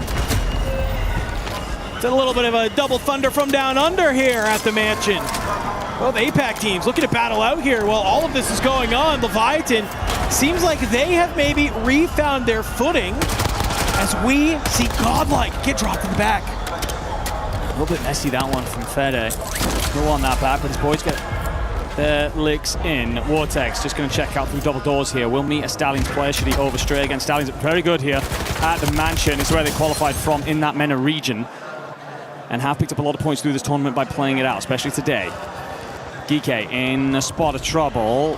Although actually it might just be the Decades on the hunt. I think he's just literally looking for players in the water. Bored of waiting around, wants to clear this out. More players float in right by him. Stuke's trying to give him the comms, but won't have the coverage. So many teams in this area. Team Nemesis gets dropped. 2 teams already eliminated here, and we are just halfway through this second zone. A little bit more aggression here this time around on the Havens Hollow as the zone, similar to earlier, pulls us all to the west. You get a nice little lay of the land there on the top left-hand side of your screen. Looks like Vitality, for the most part, they have train station for free. Everybody else in this map playing on that outside. A fake wipe coming in for PBJ there. They'll still have one off into the waters. The 2 teams eliminated are Nemesis and Godlike. Orchid, the side currently leading the lobby. Eclectic there. Not bad right now. 7 kills on the board. Got to rotate. Unfortunately being held out by teams from behind. That's Gamax. Oh, I was about to say key-based. Surely not. Doesn't get it done. Kappa will be able to get the kill, gets the stim, and shimmies his way back out. Teammates going to join him to squeeze up on the rest of the Italians. Zank's trying to hold the line here, and I like the positioning from Freddy. He might be able to catch one. He does. Kappa feel a little sleepy. Will get dropped. 2 members of Gamax still alive. One on the regain, though. Freddy doing the work to get that kill, lower the respawn time of the teammate, get his feet back underneath him, and maybe push the advantage here. Fight here absolutely crucial for both teams. Next door, a buy station just outside of that main bank building. The rotation will be imminent, so you've got to get this cleared out, get yourself on the move, otherwise you're going to be held out by other teams. You leave this area in bits and pieces, and it will be hell to make the crossing. You're unlikely to make that top 10 in the 1.2 multiplier. I asked for Sariel to deliver a little bit more. 6 kills to kick things off is why Orchid are currently leading this lobby, so great stuff from them. They're going out, they're getting pressed up on these sides, but unfortunately Swizz, your duo gets dropped by Decky. Sariel just pause this, put a PA down, and honestly the right play there to just drop back to your teammate, let your boy back in and go again. Yeah, not too bad. You can see there's going to be a lot of fighting here on this main street side to get it out. Last time we were here, the Falcons rotated just a little bit too early, didn't clear up their right side. It was Godlike who was able to push up on them and take them down. This time, it could be Orchid putting themselves in a great positioning to watch the rest of this battle going on. Gamax and Athletic. You can see why Athletic are just hanging around this. They want this buy station, but they're worried to touch it right now. The second you enter, you expose yourself. You could be vulnerable to this Gamax side that refused to leave you alone. The thorn in the side. Squad 13 that was starting to press up, that was Stallions. Leaving the mansion after losing the battles, they'll square up with H1 inside the Grandmaster. Forward and not realize you got a player coming in from the back. QAZ, nothing though. Not expecting to find 2 of these players from H1 down here in the basement. Nades going in, up over the top. You get the armor crack and you are Koodley. Start to fly on forward though, and you actually get a player from a completely different team. That's Novo. Blade dropped Fede here on the top. Now realizing you have 2 different squads in the area. And you just play your life. Hold on for the time being, because you don't need to put yourself in a worse for wear positioning though. Up on the top, a bit of a fadeaway. He will drop Ivy Fire. Stim's keeping him alive. He's trying to dance. Vortex looking over from the side. Yeah, problem is you're attracting attention here from other squads. You will have Kike eliminated. Gamax also fell, so we're now at 11. Big wins from Novo, allows them to invest in the buy station. Fire sale active, going to get the advanced UAV up into the sky. That'll give you all the information that you need to then rotate cleanly into better positioning later. Fede sniffs a rat. It will be Kruger trying to rotate down beneath. And this is much better for Novo. Pretty awful on Havens Hollow so far through this tournament. Currently in a good place, and with all that advanced information, will put themselves in a lovely spot to continue to climb the leaderboard. Much quieter early game for the Falcons here, sitting on 5 kills, but not wanting to get caught from a different angle. And Noobs maybe a little bit lucky there. That Sleepy is a little bit low HP. So a nice little free kill for him. You can see we have teams rotating all around the map. Orchid, it's been a much better bat from them. They need the points. Let's go ahead, let's do a listen in with the French squad. Wadi crack. Encore dans water. 17 full water les gars. Il y a des trucs à faire. Ouais, top pompier. T'as les teams sur dessus, Au niveau du pont les gars. Faut faire gaffe à ce cas, Ils sont où? Va de la water, va du pont, je le craque. Wadi. Il bouge. Y'a plus un sur moi, vas-y, ils sont de l'autre côté. Je suis good. Ok, j'ai lâché mon arme, j'ai pris l'MK. J'ai pris l'MK. Ok, nice. Wani dans l'eau, Wani. Je vais prendre le top 30 pour aborder qui est dans l'eau. Faut pas mourir les gars. Va du pont encore, Dans l'eau, ça encore dans l'eau ici, ouais, j'arrive. Cover les gars, cover. Je regarde. Il est où le mec dans la terre? Il va remonter, là-bas au fond. Great positioning from Orchid, and all that chaos the Falcons drop. Yeah, Duolingo going nuts here for me as I try and pick out exactly how many players they're spotting different locations. And I tell you what, the juggling between them in terms of targets and what they want to prioritize, absolutely beautiful. And that's where Master 5K was brought into the team for. It's where he comes alive best. Help Sariel and Swizz and focus on what they'd like. Unfortunately, you've lost Sariel. You've missed Criminal God though. No. Master 5K, no, he gets isolated, and everything that you've done right all comes crashing down as Orchid will be felled. They are cleared out. Criminal God on 7. Leviathan's continuing to deliver here on Havens Hollow, a place they've called home since the start of the very year. It was a battle in the water between Leviathan and the Falcons and Orchid. They were watching it all go down in front of them. Unfortunately, they get a little bit too laser focused ahead of them, and they completely forget about these players that were in the water behind them. A great play from Leviathan to come back up towards the top. Unfortunately, though, looks like you have a couple members of Vitality that are trying to look down over you. So over on that train station water side, a couple of those teams will look to regain, and in the middle of the map, You're just trying to get to this train station area. Athletic's still alive. They were great at this map. They're finding the kills that they need. And as long as there's going to be a bit of this water in the zone, they are more than happy to chill out here. Just trying to scale these cliffs, trying to get up onto the beaches, but well, Keybase gets isolated in the back, so Zank says, I'll come and help you out. I don't know if that's wise, considering there's 3 different players in front of you, and yeah, get the hell out of there. Don't know what Italian is for run, but shift your ass, gentlemen. Get yourselves out of these waters. Suddenly, Gamax have rolled up from the south. They're over the top. Zanks would be wise to just lay and sit this out as much as possible. Try and third party the fight at an opportune moment. You can see him here. He's just trying to do his best to dive up and down, dodge some of these bullets. Will not be able to, though. Does get knocked and actually get fooled from Seppa. Completely different team. PBJ still alive here. Believe starts to swing on out. Slow map from him as he is found out by Gamax, which has put themselves in the better position time and time again. So you'll lose one if you are PBJ. You're going to try and change the rotation. The only problem is you're still going to have another team on the other side. Gamax continuing this rotation along the cliff side. You bring down Zanks, and for fun, they're trying to stay alive, but they're getting picked apart. All these fights have become incredibly more valuable as well because Vitality lost several bodies, so they've not got the control of the train station they would have liked. And the zone actually is going to just continue to drag along the coastline. So all these fights will give you now passage on through to the late stages. Heretics, though, they won't see them. For fun finally appearing in the later stages of a map. One more team to drop for the top 5 new 1.4 multi. It's got to be huge. Novo surges on forward. Praise J Vela getting dropped like flies. Only one more team needs to be eliminated. Put us into the 1.4. Z-Smith, he's still alive here. And just like that, he's done what you've needed to do. Believe gets dropped in the back. That is going to be PBJ eliminated. You're into the top 5. Novo have 9.5k here. They're going to pop in some likely streaks, probably a UAV up into the end. No, it's a PA. Just try and flatten out that center circle and let them rotate. Blade's going to wait on the moment to call it. Fede and Vortex are going to squeeze. Gamax are in a good position right now, but they just cannot expose themselves. You will be able to take down Dark, clear out that backside if you can. You do not need to get aggressive.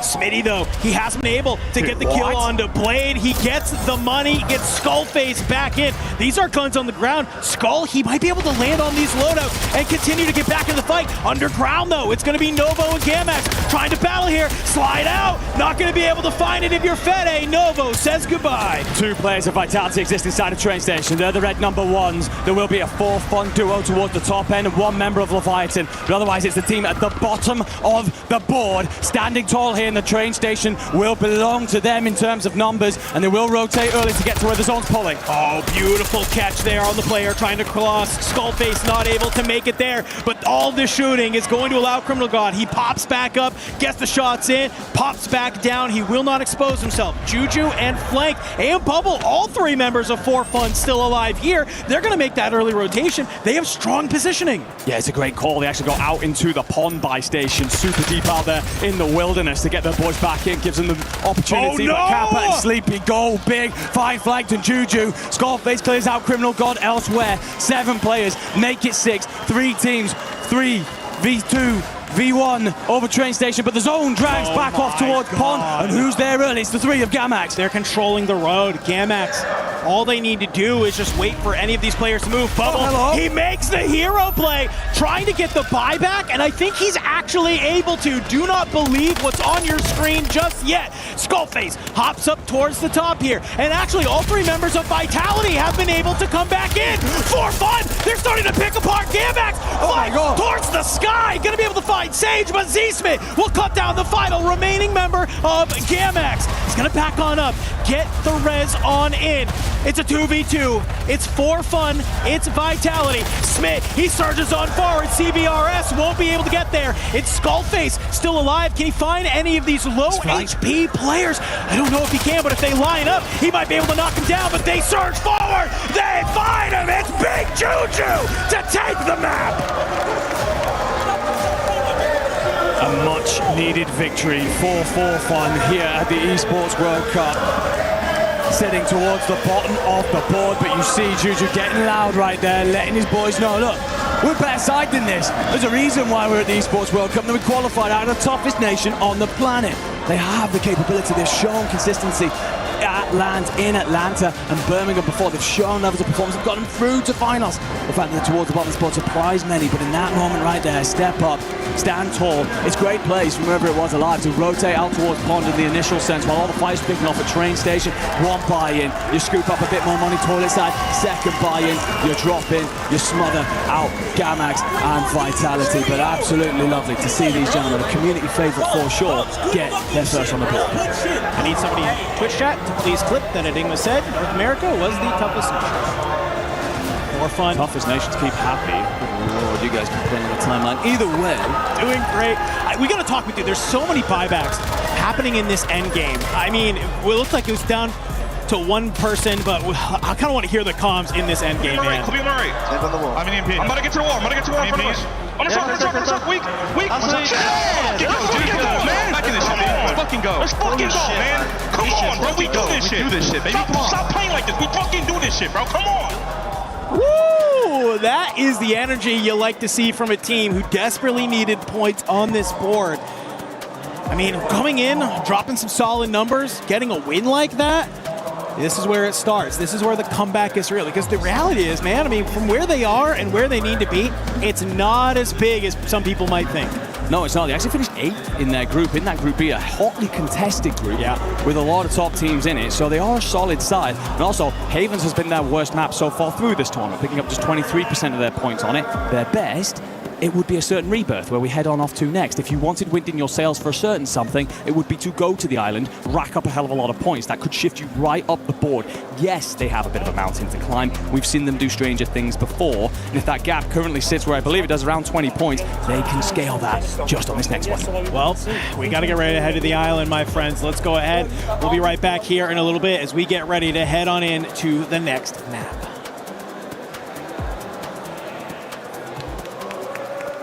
We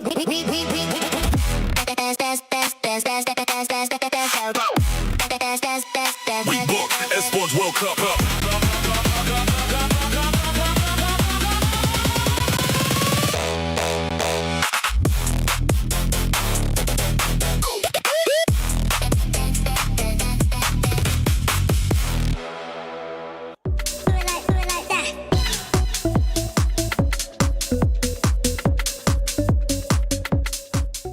Everyone is playing, you're not yet. EWC Play is your all-in-one platform to compete in fantasy, pick'em, and quests for a grand total of $300,000 in prize pool. Build your dream fantasy team in 5 different games and track your score with live results tables. Predict the winner of every game, every group stage, and every tournament. Complete daily and weekly challenges to earn boosters that help you climb the global leaderboard. Got what it takes? Join EWC Play now.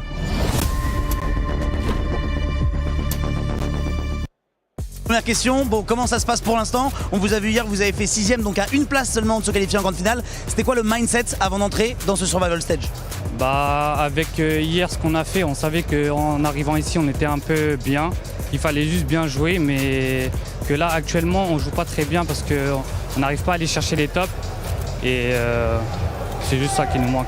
So yesterday we finished, I asked him like how he feels because yesterday he finished just 6th, so it was just before the qualifying placement, sorry for my English guys. And then he told me like, yeah, arriving today, like the mindset was pretty good. They were like kind of favorites, but they didn't make it good games at the beginning, so they have to go back now. But for now, like, yeah, they feel a little bit shaky, but 2 top 4 in a row, so they're going back now. So second question, so now you have 2 top 4, you're getting up on points. What is the thing you need to put in the games for be able to grab that top 6 now? Du coup là justement, tu as fait 2 top 4 de suite, tu galères pour l'instant sur les places au moment où il faut être au mieux du classement. C'est quoi les trucs qui vous manquent là tout de suite maintenant pour réussir à aller chercher ce top 6?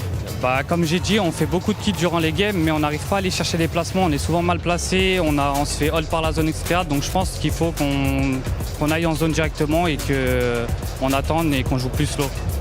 I think we made a lot of kills at the beginning of the games, but we're getting a little bit like in bad positioning every time, and it's hard for us to play the top position. So we need to focus a little bit more on the back row because our micro is good, but we're getting a little bit lost on the map, and that's cost a lot of points because we choke some games. Ok, une dernière chose que voilà, là forcément il y a le coaching staff, il y a toi, il y a les joueurs. Je vais te laisser y retourner rapidement. C'est quoi l'état d'esprit dans lequel vous êtes? Est-ce que vous avez un peu peur? Est-ce que vous essayez de voir game après game? Comment est-ce que vous faites pour bien repartir sur de bonnes bases? Bah là, on fait game après game, comme tu as dit. On joue la game, on regarde pas trop les games d'avant, les erreurs qu'on a fait, etc. On joue game après game et on essaie de grappiller les place par place et game par game. So I asked him like how you feel, guys, and what is like the motivation speech, and do you think globality or game per game? Obviously, he said we're going game per game. We watch the ranking at the end, but we know we're a little bit behind. So now we just focus each game for doing the best game we can, and this is the only way we can make it. Thank you very much. Merci beaucoup. Good luck. Bonne chance, as we say in French. Back to you guys. Bienvenue, mesdames et messieurs. Welcome back! Some of the Gentlemates fans took a break. They've gone to the restroom, so we stole their seats, and we have been joined by some very, very special friends, some guests, as you can see. It's getting a bit naughty over here at EWC. We got a lot of ghosts over here, my friend. This is spooky. wild. We've got classic ghost over here, over there. We've got campaign ghost on the end. We've got, there's French ghost. He's got a beret. Absolutely fantastic. Monsieur Phantom. What a great time we're having at EWC so far. And what a fantastic map. We're almost done, mate. Listen, that was like a repeat of map 1. We went back to train station, except in this time, Vitality didn't win it. Flank goes huge. There was a buy station at the end, couple buybacks left, right, and center. And for fun, they desperately needed the points, and they got them. They needed them. We talked about it beforehand that they needed one big pop-off. You saw Juju stand up and say there are 3 maps left. They're feeling good. A big change in the standings and exciting stuff all around as it's getting pretty serious. I feel like these guys are well ready for MW4. Yeah, I have a feeling that after we wrap up this segment, I think we're all going to go party with the ghosts. This is going to be a good time. We're going to go do ghost karaoke. I think that's a good idea. What do you think, Johnny? RIP, by the way. Spoilers for the campaign. Hey, that's tough. How are we feeling, team? We ready for another map?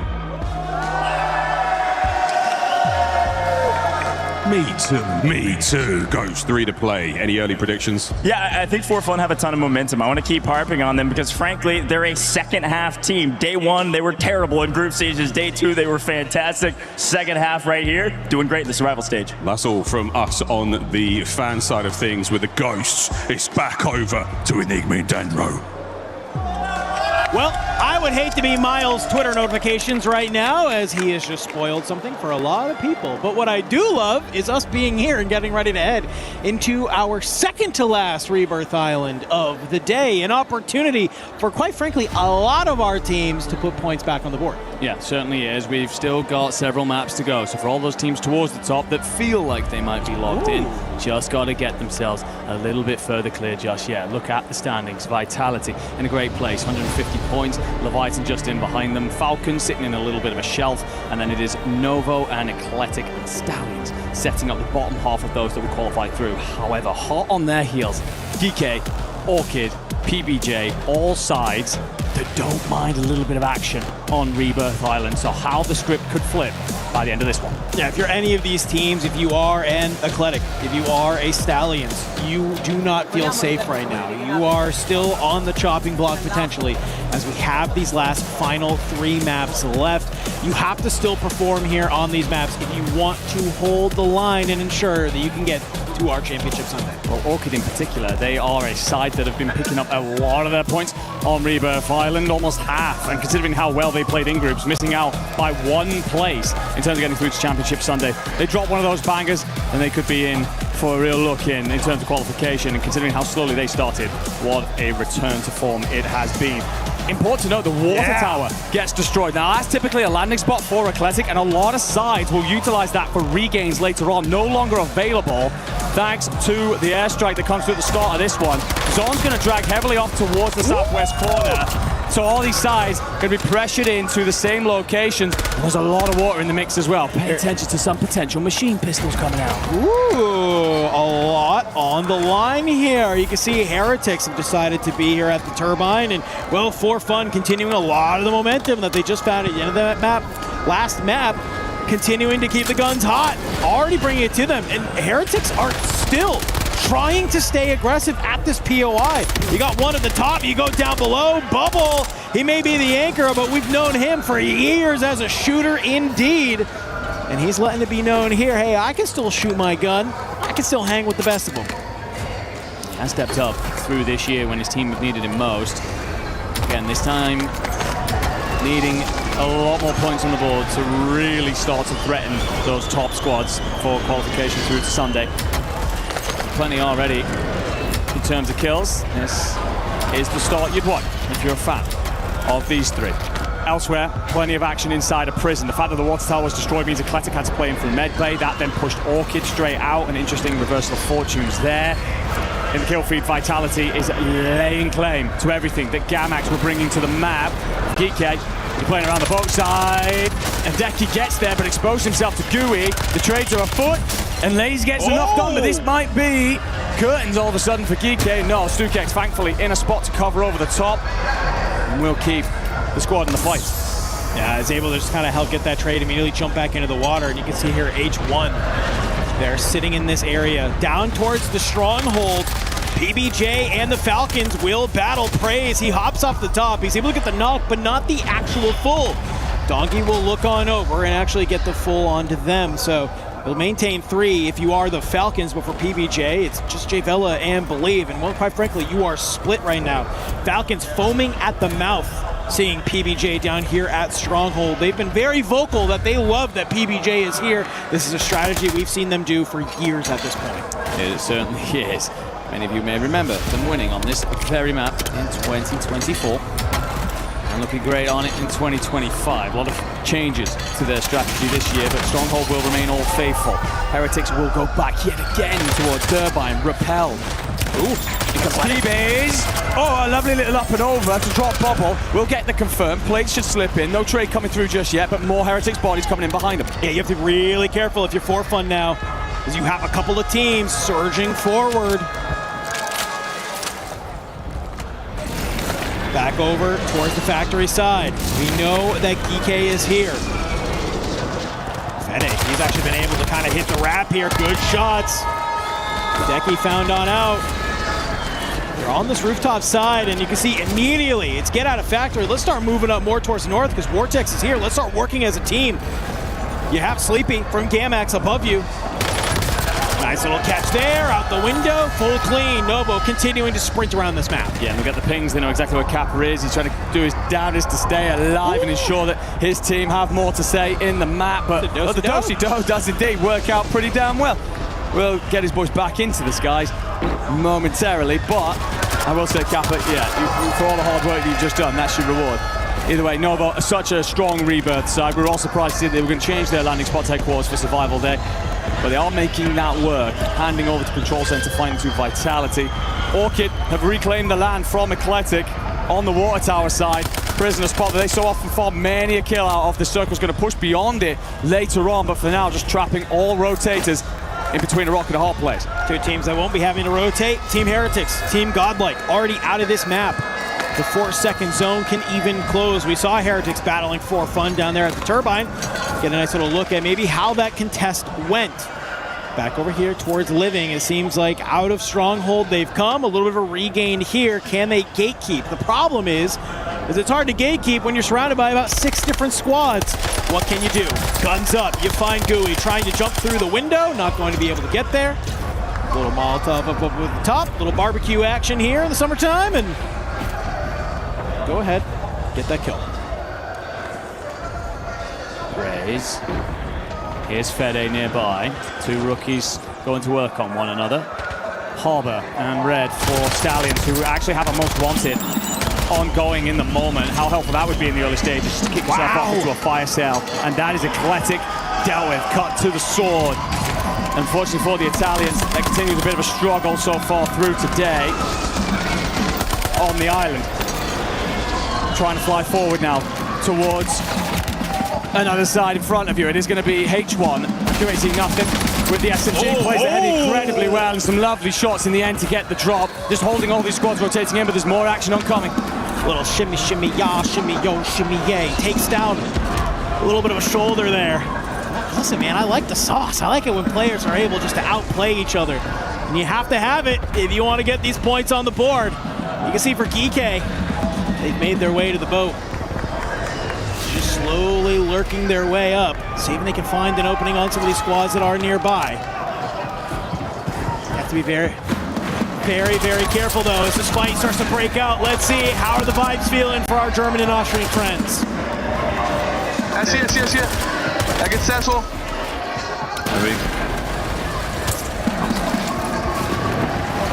Hij komt.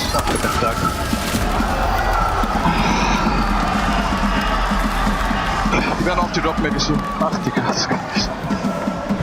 At the WhatsApp is it on it?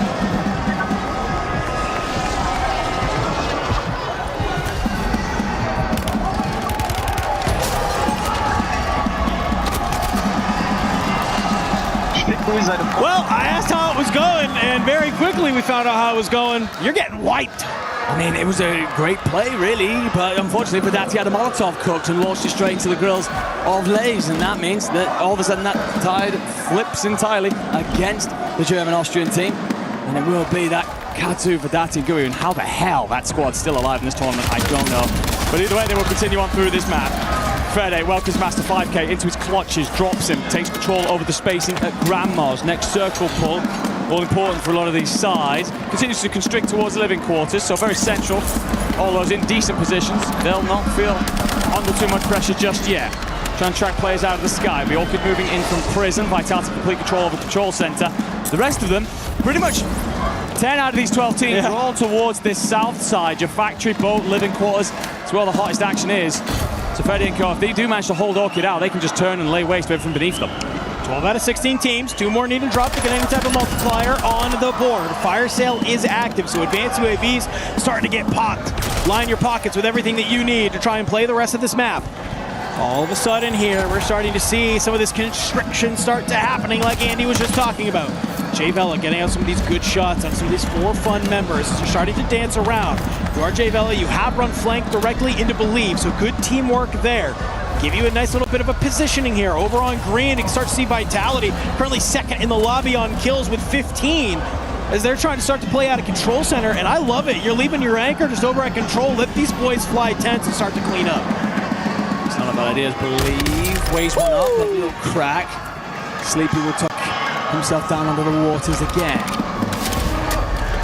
Falcons, they've locked Stronghold down. They've got so much space, and to be honest, at this point, you need it. The advanced UAVs come through from the fire sale. All important now, because the climb out of Stronghold is all uphill. If any squad is looking to hold you out, you must be aware and able to counter. And I can tell them that Nemesis have control over green, so if they do turn in their direction, we'll be able to hold them out. I think for fun get wiped in the back during all of this. I'm going to ask our observers if we can just stick over here. We got like 8 teams in probably a 50-meter radius that's going on this side of the map. It doesn't matter if it's factory, living quarters, or up towards Grandma's. There's just so many different squads hanging out in this area. Stallions, they have come to a standstill here. As you can see at the top of your screen there, ladies and gentlemen, Resurgence only active for a few more seconds. If you're going to fly at something, you need to do it now. Otherwise, you have to play cautiously. That's why the lobby just slows to a crawl. That's why Zsmith is giving himself up instantly to make sure he does come straight back. No. Well, all the work that you've done to take control over the top side of this map, if you were Vitality, undone in the blink of an eye. Sliced apart by Novo. 12 kills out of Fede, a rookie here dragging his side through Survival Saturday, desperately wanting to pull them to the line to fight for the championship.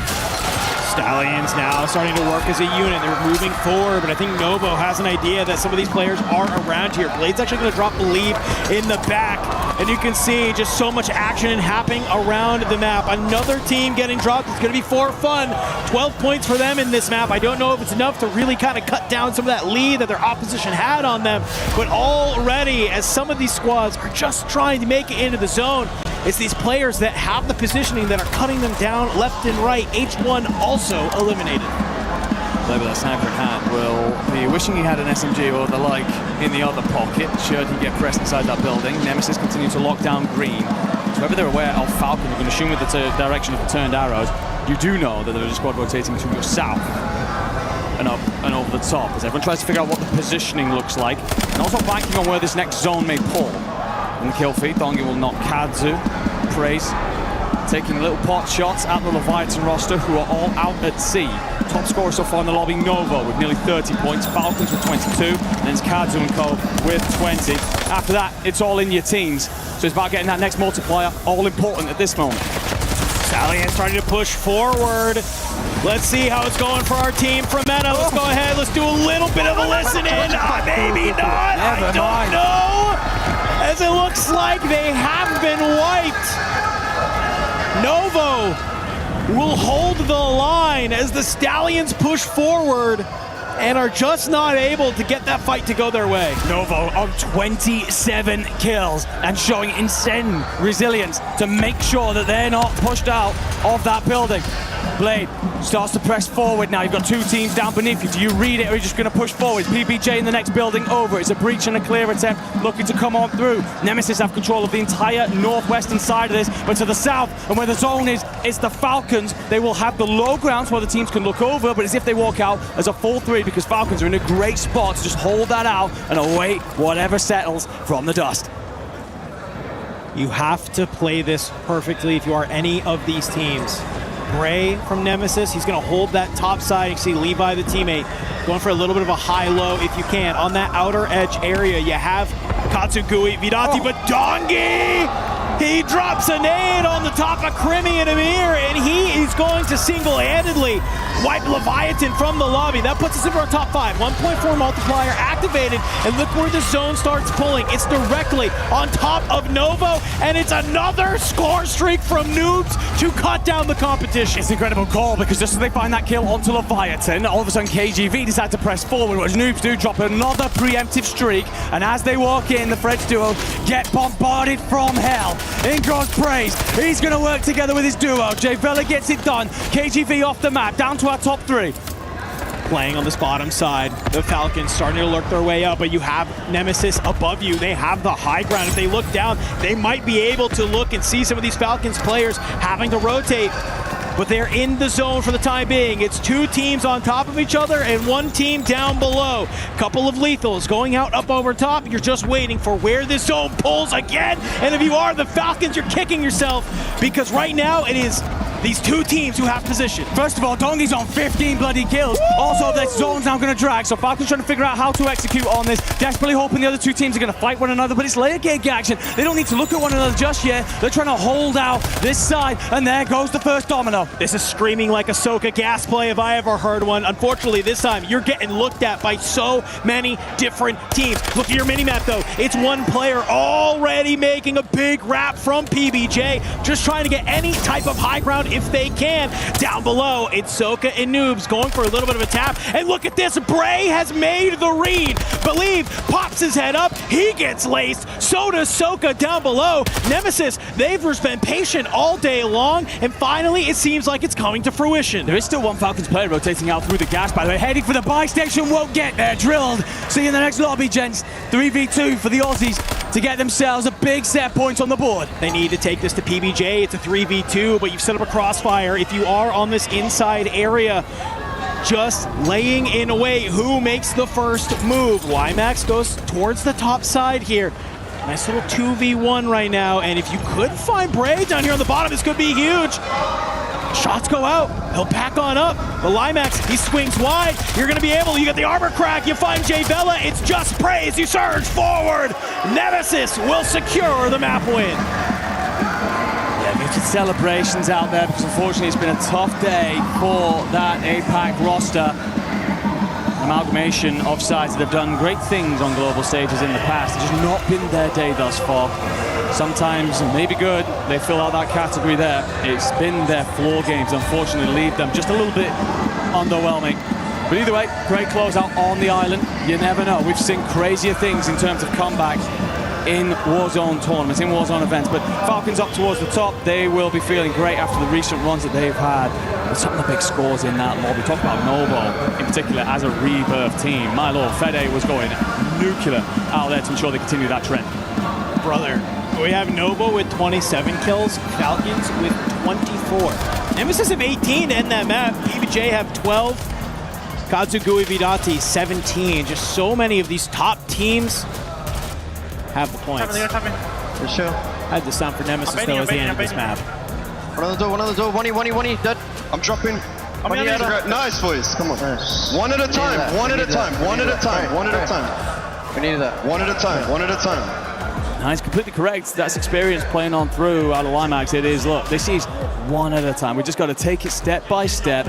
If we can now chain a couple of those wins together, you never know where we might be. Because the last map, may I remind you, is Rebirth Island. Should you be within striking distance and you have another one of those maps, you never quite know. But it will be a route to go. But coming back to your point about the number of kills, we talked after the show yesterday, you and me, about the issues the Falcons were facing and how they're really struggling to get that duo going of Dongi and Noobs. I do think Noobs had an underwhelming day, but Dongi also didn't hit the levels that we're so often accustomed to. A top frag in every tournament he's ever touched. 15 in that map, at least when I last saw him. So yeah, he's very much so feeling himself. And when Falcons start to have these kind of map performances, looking like they'll qualify through to tomorrow, hopefully not getting too far ahead of myself, but those are the kind of pop-off moments and takeovers that remind this side why they're everyone's favorites going into this tournament. Unfortunate stat line from yesterday was 6 kills out of Noobs across those 6 games. Ouch. Sitting today, getting ready to head into map number 9, Noobs is sitting on 40.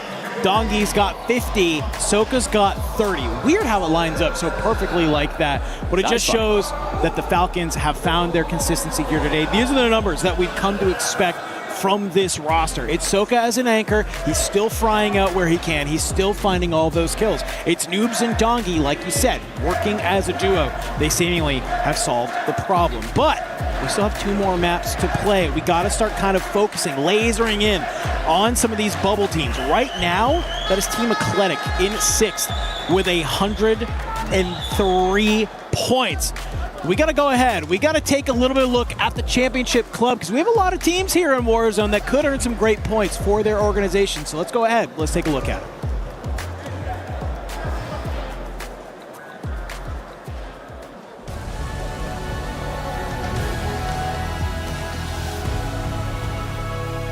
Just closed out the competition for MLB.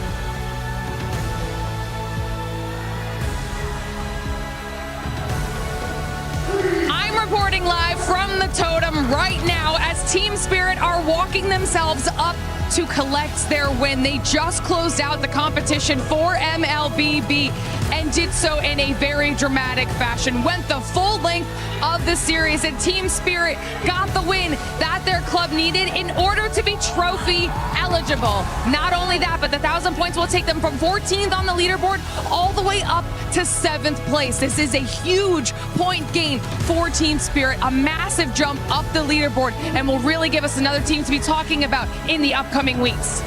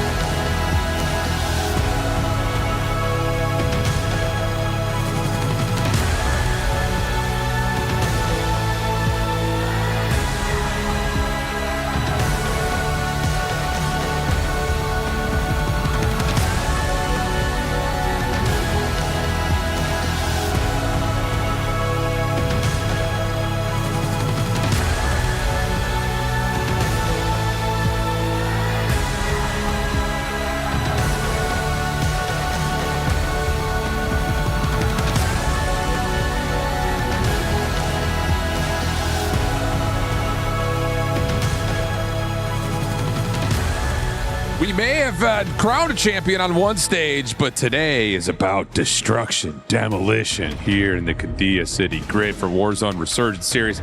Shift with Seymour. We got 2 more games, brother, and we have a 15-point gap from 5th to 10th, which really goes to show with 2 left, anything can still happen. Destruction and survival. Teams are surviving right now. Top 4, pretty much a lock in to see tomorrow. But for our 5th and 6th team, Eclectic and Stallions, they got to be careful because they got some teams on the rise. Like you said, 15 points, and we're seeing some of those teams really step up, PBJ being one of them. Absolutely the case. I mean, a lot of the teams that are floating just on that bubble line had a game right there on Rebirth that helped get that gap a little bit tighter. Of course, with 2 maps left to go, that means we've got Fortune's Keep, and our random 10th goes back to Rebirth. I'm looking to my left. These Team Orchid boys get a little eye contact. They're sitting here like, we know we're right there. But the thing about it is, with 15 points between 5th and 10th, all those squads are going to be running and gunning, looking for opening kills, get those early points. It's not like it's even that big of a map that you need. It's about surviving, getting to that end game. A little bit of KP and some good placing can really push you into that marker. It's anybody's moment. And I think for Orchid, that's a great call, because yesterday they were one of those teams that at the end of the day turned up. And I think the thing that we noticed in the last couple of maps, you may have been like, hey, we're in Circle 4. We only have 8 teams left. That's happening because everyone's looking for those kills early. So when we get to Fortune's Keep, I think in particular, we're looking to see who's going to contest who off drop. Do you want to stay away from the big dogs? See if you can stay away and make sure you're fighting against the bubble? Or are you going to try to just get everyone out of the way early, take a big POI, and then all of a sudden turn it into your land to dominate, your little domain to dominate is where I was going with that. What do you think? I think that this is going to be one where we're looking at a final in Rebirth where 4 teams are probably going to be going head-to-head to take it all. It's about getting to that championship Sunday. It's about getting towards that trophy and avoiding your key getting knocked into that. 2 games left. Let's get it going. Well, if you were looking for a domain to dominate here on the Fortune's Keep, it is going to be 2 particular sides that really stand out amongst that pocket of teams right on the bubble. Athletic, they've typically been pretty good here through the tournament. They sit in 6th on 103 points, so my God, how they would love a big game on a map that suits them. A side that sit in that gap, that is going to be Orchid on 95 points. They're in 8th, so they're looking to close up, an 8-point gap to get themselves inside that top 6. However, this map really hasn't suited them through this tournament, achieving around about 20% of their points here. So it's been underwhelming, but we talk about standing up in the big moments, closing out when it matters, being superstars. We talked about Sariel as a potential rookie of the year walking into this tournament. If he stands and puts out a big map right here, gets his boys touching that line, he re-enters all the conversations tomorrow. Well, you're going to need to make it happen if you want to be there. You're right on the cusp. You're right on the edge. The only thorn in the side, the only wrinkle in this entire plan I can feel here, Enigma, the big dogs are eating. We have top teams right now who they've already made it. They know that there's no way that they don't make it out of here. They're playing loose. They're playing free. They are running at everything. They are finding the kills. But we got to hop in here to map number 9 and talk to me about that zone, bro. That is something. We're going to be way off towards this northeastern side, so largely somewhere between Winery and Bay. We've even seen these circles before end up in the water, and teams utilize the boat as a safe haven. So many sides are going to change their landing spots up. That's going to push everyone together very early. Nemesis will get Graveyard relatively for free. It's the Keep that's hotbed of action right now. We want to be there to see what's going on because that kill feed is going absolutely berserk. There's so much happening here. I love that Nemesis are going to be here at the Graveyard. They might have just a little bit of opposition, but yeah, I mean, when you're looking at it around this map, so many different areas here at the Keep. This is going to be one of them. You have Novo, you have Falcons in the mix. They're not the only ones looking to be here at the Keep. You got a couple of other stragglers floating around here as well. For both these teams, it's just about kind of looting up where you can and then playing for that loadout. Get it nice and early. Noob's already taking some shots against Vortex. Back on up, play with the team. Yeah, tough thing for Falcons, if anyone that you don't want to fight in tight hallways with SMGs, it's going to be that Novo side. Let's take a look at Geeke at the Bay. Set themselves up for what is considerably later conditions. Not a fight that will kick off much just yet. Then again, Stukek swings and checks Kudley's temperature very early. So you'll lock it down. But again, this is a spot that everyone will scrabble over later on. For now, it's places like Winery, the Keep, and Gayhouse as sides try and cross this map as quickly as possible ahead of the encroaching gas. Connell. Moving around, you're just getting a nice little lay of the land where so many of these different teams are. Oh, apparently Juju just popped a nice little 2-piece against Novo. On that side, PBJ on their lonesome, it feels like, here on the main street, all on their own. Just maybe try to throw some shoulders. Good shots. MK35 in hand, a nice little armor crack on the player going up towards the bell tower. But I think for PBJ here, they're going to be A-okay. They're the only team that's on this left-hand side, besides Nemesis, it feels like. So it'll be easy rotation for them. Let's keep looking at some of the action around the map, though. Cluster coming in up over the top. As Athletic, they want to back up here. They don't need to take this fight, of course, against the Heretics. Or Gamax. Right, this has been a solid map for the Italians through this tournament. Sitting in that final position. Definitely want to make sure they take advantage of being here once more. After this, it's all about the Rebirth Island play. Somewhere that has been relatively punishing to Athletic. Didn't help last time out that their literal anchor spot was destroyed by that early airstrike. Orchid playing up through the terraces. Sariel tries to dive out, VST goes back, and you will knock one of the APAC boys down. 1v1 here up towards this northern side. You can set yourself up for lovely rotation. Buy station nearby should you gain control. Master 5K will drop straight back in. There's plenty of loot here to strip from the corpses of your opponents. And as a 3 will gain control. You have repelled this APAC roster. That's your first checkbox though. It's all about your keep or potential gatehouse rotation from there. Yeah, you gotta decide, do we want to try and play through the keep or maybe on that outer edge down below from the keep? Those are the decisions you need to make here. But inside the church already, Gooey, he's backed up one of these players from Godlike and is looking to maybe search forward. The only problem is you still have that APAC roster. After getting pushed, they have to back on up here. Swizzin will be able to find one in the back. But already, it's just these 3 teams in an awkward stare down, and none of them are in the zone. That's why this battle's so important. Good shots, Gooey. Finds Levi. Will cut him down. This KGV roster. A little bit outside of that race, really, but just hanging on the bubble. Good map here would put them well and truly in contention, in a position that none of us really thought that they would be in come this tournament. We all had them being exited yesterday with an underwhelming amount of points after the troubles they've been through. Don't even like each other, the 3 on that team, if you're unsure. PBJ, they'll hold the higher side of Grotto, just looking to stop any teams rotating on beyond them. Looking to scoop as many points as they can before they themselves start to move towards a buy station. Gamax falling back in from the skies. Orchid trying to move, and again, this terrace's side, it's one way or the other. You either have to force yourself through the keep, or it's all the way through the courtyard. And no matter which way you go, you're running into trouble. Sariel, no way! That is disgusting from him to drop Katu. Keeps himself up. Vadati will get the trade in there eventually, but keeps it as a 2v2, an even fight for Orchid that will allow them to consider their options. Wow. You were asking for it.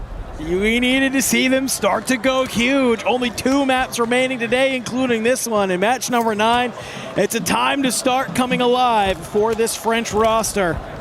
Got a lot of fans here in Paris. We got to take a look at this other side of the map. We can already see Nate Dogg is found by Vortex. Novo trying to keep a nice little high ground view over what's happening down here at the docks. Looks like for the moment, Geekay have to go ahead, back on up. You're into the water here. You're trying to get to the boat, have a little bit of stabilization if possible. The only problem is you got Tekka. He's already up here, round loot in hand. Fight starting to break out. Stukex and Lays, they got to play this as a 2x2. Intex does a great job to crack down Stukex. If you start to see all 3 of these arrows will cut on forward. Intex will get dropped. And Godlike, they're not going to have any opportunity to help their boy out because already Decky's on the hunt. Nate Dogg's in the water. You get the armor crack. You have to reload the gun, but you don't want to put yourself in a precarious position. Got to assume the Godlike comms are way off in that moment. Not sure who thought it was a good idea to send it onto Intex in a 1v3. It wasn't going to last very long. You were going to be isolated. Master 5K in a spot of trouble. Does have 1 stim and probably wanted to be preemptive on it. As soon as gas touches him there, is dropped.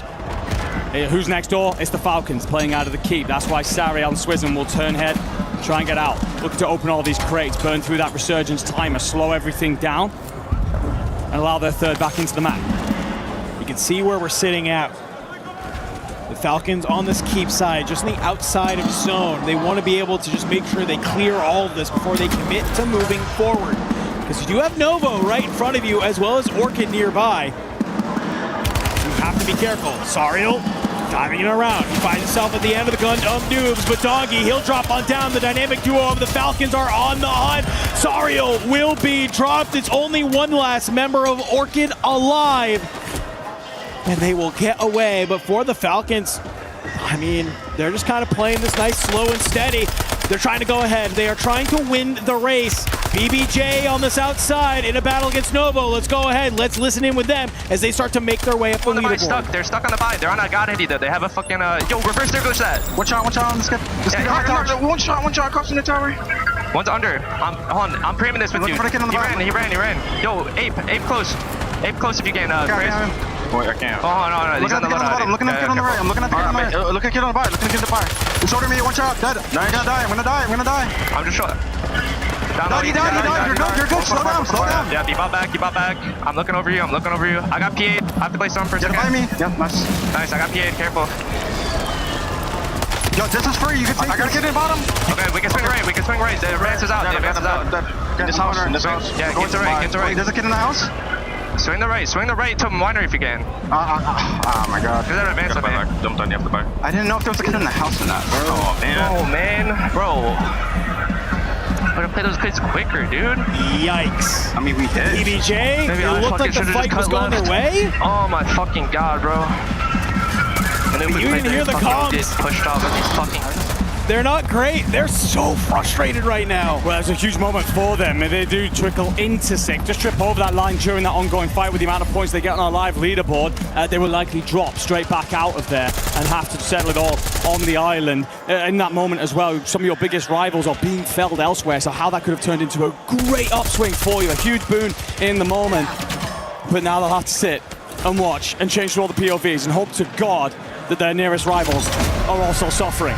We're moving quickly to the bay here. So many sides rotating in for more than a heap. We've got at least 4 or 5 different sides in the water. Eclectic send it. Drop 4 fun. Will be one still standing. Nade's perfect. Gets the crack early. Cubase will let one flee. Goes for the res instead. Resurgence not going to be great kindly to you right here. So you want the full 3 for the rest of this fight. Aggressive play from 4 Fun to think they can just waltz into this building and then take one in the back. Novo will be felled. But they got at least some decent points on the board, so don't have to worry. But for right now, for 4 Fun, they needed this to be a huge map. It was looking great. They're on 13 kills, but it's just a little bit overzealous on the push, and Eclectic will hold the line. You can see here, Orchid still alive, still kicking. They've made it into the top 10. They've secured the 1.2 multiplier, but they need to continue to play this out, get to that top 5. They're less than 10 points from the top 6.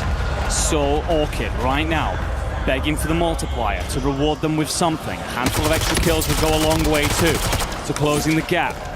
Geeke lays on 8. Top team in the lobby when it comes to kills currently. 16, been very active over controlling this boat from the very early stages. Squad 7 out of here, also joining them, godlike in the moment. So top 7 now. All these teams just slowing things down, looking for that top 5 before they get active. Of course, the water fight's ongoing. Falcons are going to hold the south side of this zone. It's a horrible rotation for them to make next, but it's all these squads just sitting around this bay building that have to worry about this next zone pull, and it's not a good one for the majority. No, I mean, this is basically what Falcons just need to do. If they lose the zone pull, if it goes somehow more north, they're okay with that. They're playing down onto that rotation. If it pulls to the right like this, they're A-okay. They can just kind of play up on this land. And exactly, they can do this, where they see the rest of the map beautifully. Dongi, he cuts down a bubble that leaves only one more team remaining to put us into that top 5 and get that coveted 1.4. That's a good figure crossing. Vitality will be in their way for now. This squad just sitting in 5th, right on that cusp of seeing tomorrow's championship finals. And for a team that is so damn good at closing, how valuable that might be, despite having to make it in through survival stages. Geeke at the boat. Orchid will be in the water as well. It's Leviathan, actually, who joined them. But not for very long, because the circle's shifting everyone over. There is a full 3 if you are Geeke. Unfortunately, Stukex is dropped. Dark goes big for a couple of kills.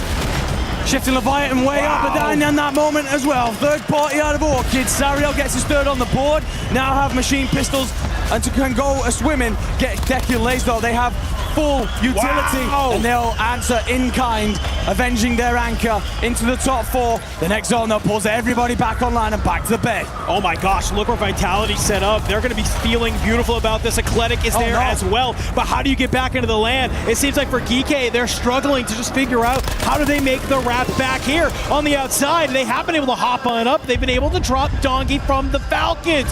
You lose Decky in the back. It's now going to be all onto Lays to try and keep this alive for Geeky. Playing out into the zone here. You can see all the members of the Falcons still alive, though. They're on this rotation, and Eclectic, they're on the inside trying to fight for position. Geeky Dyer on that rotation, and I don't think Decky ever intended to be there. Missed his jump on the way up, so heartbreak for them. Falcons in a commanding position. They're just going to do what they've done so often. This is how they won Birmingham, if you can remember, all the way back to March. Sit outside, let everybody else deal with the smaller masses. And they themselves just get active once they know what the picture looks like. 3 members of Eclectic, 3 members of the Falcons, and just a couple of members of Vitality still alive. Zone will pull back down towards the docks. You're going to hear these footsteps if you are some of these members. Smith found from above onto Soka. Skullface, he pops on up. Tries to send a couple of bullets, so look over his boy. It just won't be there. PA rips across. The Skullface will be dropped. It's now going to be the Falcons. It's going to be Eclectic here. And a good old-fashioned 3v3 to end map number 9.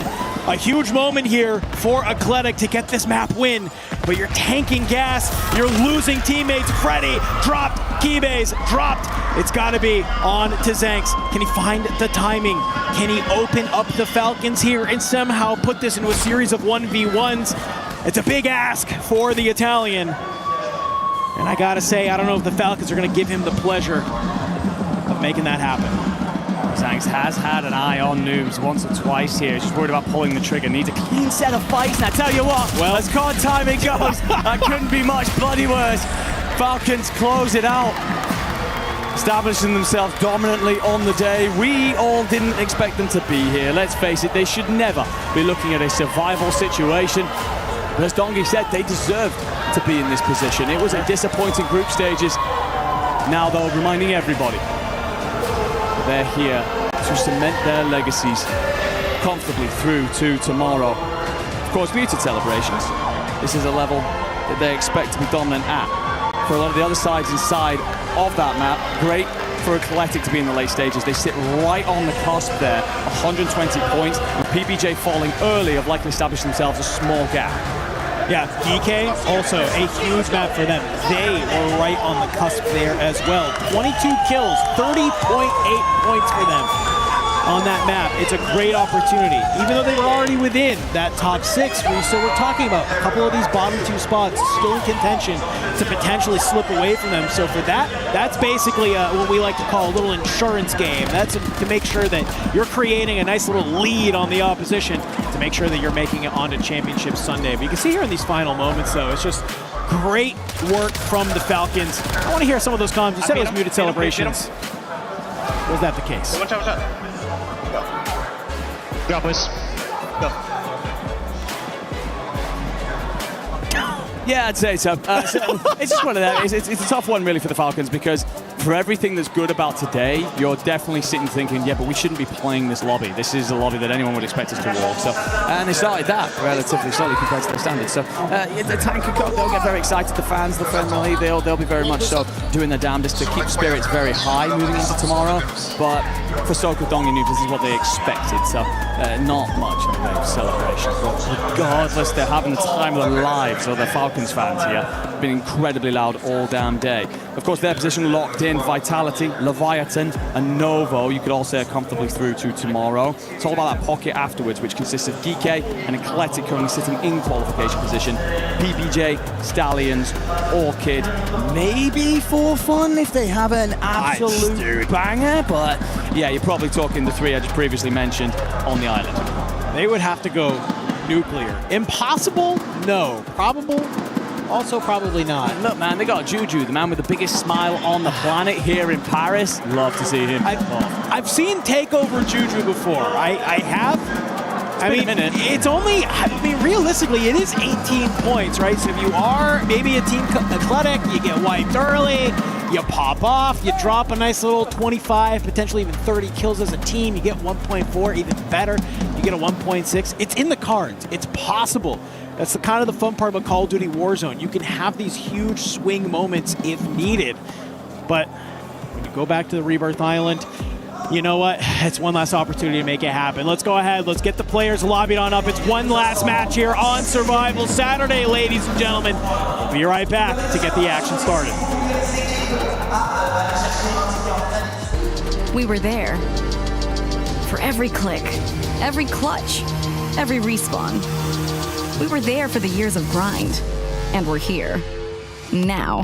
The proud founding partner of EWC, powering the biggest event in gaming, shoulder to shoulder with the world's best, making history. Greatness deserves a stage. Lenovo Legion, reach your impossible.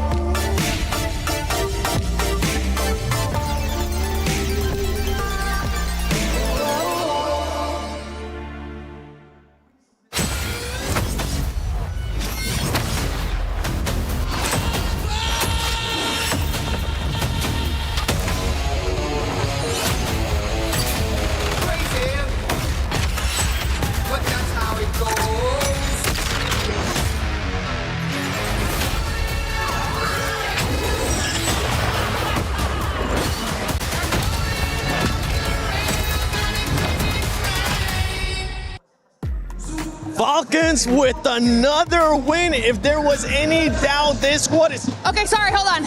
Seven's gonna get to that in a second. I'm doing a quick CC update right now because we have Falcons playing in Street Fighter 6. It's a best of 9 and they are 4-3. Falcons are barely holding on to the lead and this could be huge for them. It's an opportunity win. They've been playing from the lower bracket, Seven. I don't know, we just saw Falcons really well. I felt like I had to tie it in. Here, take this back. Okay, bye. Thank you, Glitter.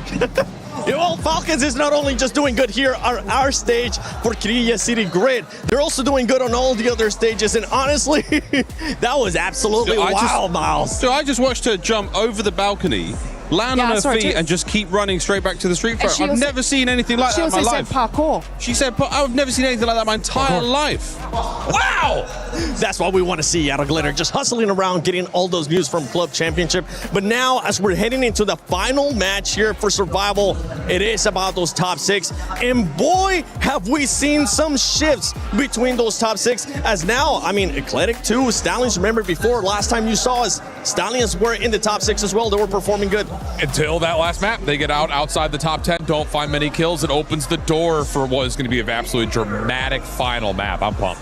Well, look, let's rewind the clock a little bit. First few maps, Falcons no good. What did we let them do, folks? What did the collective lobby let them do? They gave them a runway. They gave them a runway, they gave them some time, and they have taken off. And there is no looking back, ladies and gentlemen. You had a chance to kill them.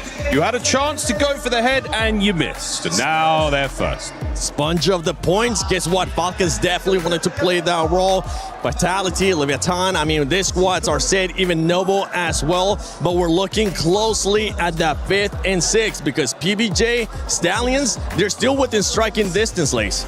Yeah, I mean, even with like Novo sort of being eliminated a little bit earlier in that map. Now, I'm being crazy here, but they're opening, you know, that gate just a little bit more, so they best be careful. But of course, yes, this opens up for PB&J, Stallions, Orchid, For Fun, which is also on the other page too. Yes, yep. They're actually so close that even going into this last and final game, they could definitely push their way into that top 6. And as we're going here towards the second one, you were talking about them too. Orchid, For Fun there. For Fun, a bit of a stretch, but it could be possible. They would need a lot of help from the teams that are currently in 5th and 6th, but from 120, 125 for the team in 5th down to Orchid's 111, very doable. We saw that just in this last match, Stallions were out early, stalled out completely. That is very possible possible to happen for one, maybe if not both of those two teams. So this is one of those tough moments of, do you try to gatekeep and save your spot in the top 6, but you run the risk of finding 0 points, or do you just kind of keep playing, keep trying, keep acting like this is a fresh game? Yeah, and even coming out, like, I'm going to take you back to, I think it was match number 8, and you saw Nemesis obviously take the win. They were looking pretty disappointed even after taking that W, and I think it's kind of like they're understanding that it might be unachievable for them to reach that 6. I mean, a win is fantastic, but they weren't able to get that sort of eliminations onto the board. That's the scenario you're talking about there, Shift. Like, oh, we've won the game, we got away at the end, we don't have any kills, we've got nothing to bank here. I mean, this is almost, I mean, it's a win in itself, which is great, but with no points, no progress up there in the board, that's a real stinger. To your point, though, do you park the bus? Are we safe in 6th? I don't think so. Do not park the bus. All right, we've seen what happens when you end up parking the bus, especially a couple of weeks back, but we're not going to be talking about that one. Right now, I know you were able to find something in the last match with PBJ, so talk to us. Yeah, I mean, it's from the POV of PBJ, but it's actually praising what Falcons are able to start doing more of. So let's kind of get into this third-party situation. This is something that we saw a lot from Falcons last year, and even through the beginning parts of this year too. So kind of just tally the situation right here. Falcons are the team on the bottom part of this fight towards Keep, where they like to spawn. They're going to keep an eye on what's happening on both sides of this battle that is coming in. Then as soon as you start to see people falling, well, that's when the clown car comes out and you start to get Falcons moving quickly to get back into the mix. Thank you for the sound effects, Miles. It was brilliant. So as you kind of see, again, this is an intense fight between Novo and PBJ, but look at what happens in the kill feed. You start to deal with a situation where, you want to start fighting? Sure. We'll just make sure you've got no exit here, and of course you still have your anchor in the back just in case things go wonky. But as soon as you start seeing the kills come out for Falcons, that's where they don't just hold this position and trap in. That's when they start to push forward to actually find these kills. This is something that we've seen Falcons do a ton of throughout the course of this year, but also the old roster last year coming out of just Stronghold when we played Rebirth. We have not seen a ton of it so far in this particular EWC, so it's really encouraging to kind of watch how Falcons continue to play forward and take advantage of situations as they unfold in front of them, instead of what we've seen so far this weekend, which has been, let's wait. Let's try to get into a position and not follow up and capitalize on teams that are already weak. Much better from Falcons. A little bit passive. They let teams get away with things that they really shouldn't have. And look at them now, right back on top. And that's something that we were talking about yesterday too, before we ended up coming to survival stage, how some teams could actually use survival to sharpen up those skills, to tighten up whatever they needed to do, right? Rotations, taking fights, all that stuff. And right now it's working wonders for Falcons, Lace. It absolutely is. And I mean, you can see it in their faces as well. They're like, boys, we got this. We freaking got this. And I mean, this is a team that can absolutely got this. And I mean, just keeping this momentum, no one is catching them whatsoever in this position. And I mean, I am praying to see this same energy going into the finals, because we all know it. They're going through, and I want to see this exact same similarities, cohesion that we know in the Falcons and we love. Falcons won't be slowing down anytime soon, but it is going to be about those top 6. Eclectic, GK Esports, you're currently within the top 6. Can you do enough to continue and actually make it to match point finals? Or is it going to be PBJ and Stallions, Dandro, Enigma? This last game is going to be wild. It's called Survival Saturday for a reason, and that's because it's survival of the fittest, and there is no better map to end it on than the good old, the classic, the bread, the butter. Rebirth Island. No, most certainly not. Of course, a storied map in the history of Warzone competitive, but also through this tournament. We've seen several teams rise here to the pressure cooker that are so many of the POIs existing on Rebirth, but several crumble under the pressure. It is hot here, it is heavy, it is action-packed, and for all of those teams that were hoping to just simply stumble over the line, you will have no hiding place to do so here. There are not pockets of space to tuck yourself away and hope that others will settle their own business. You, yourself, will have to square up, throw down, and find your own points. And for one last time, these players will drop in.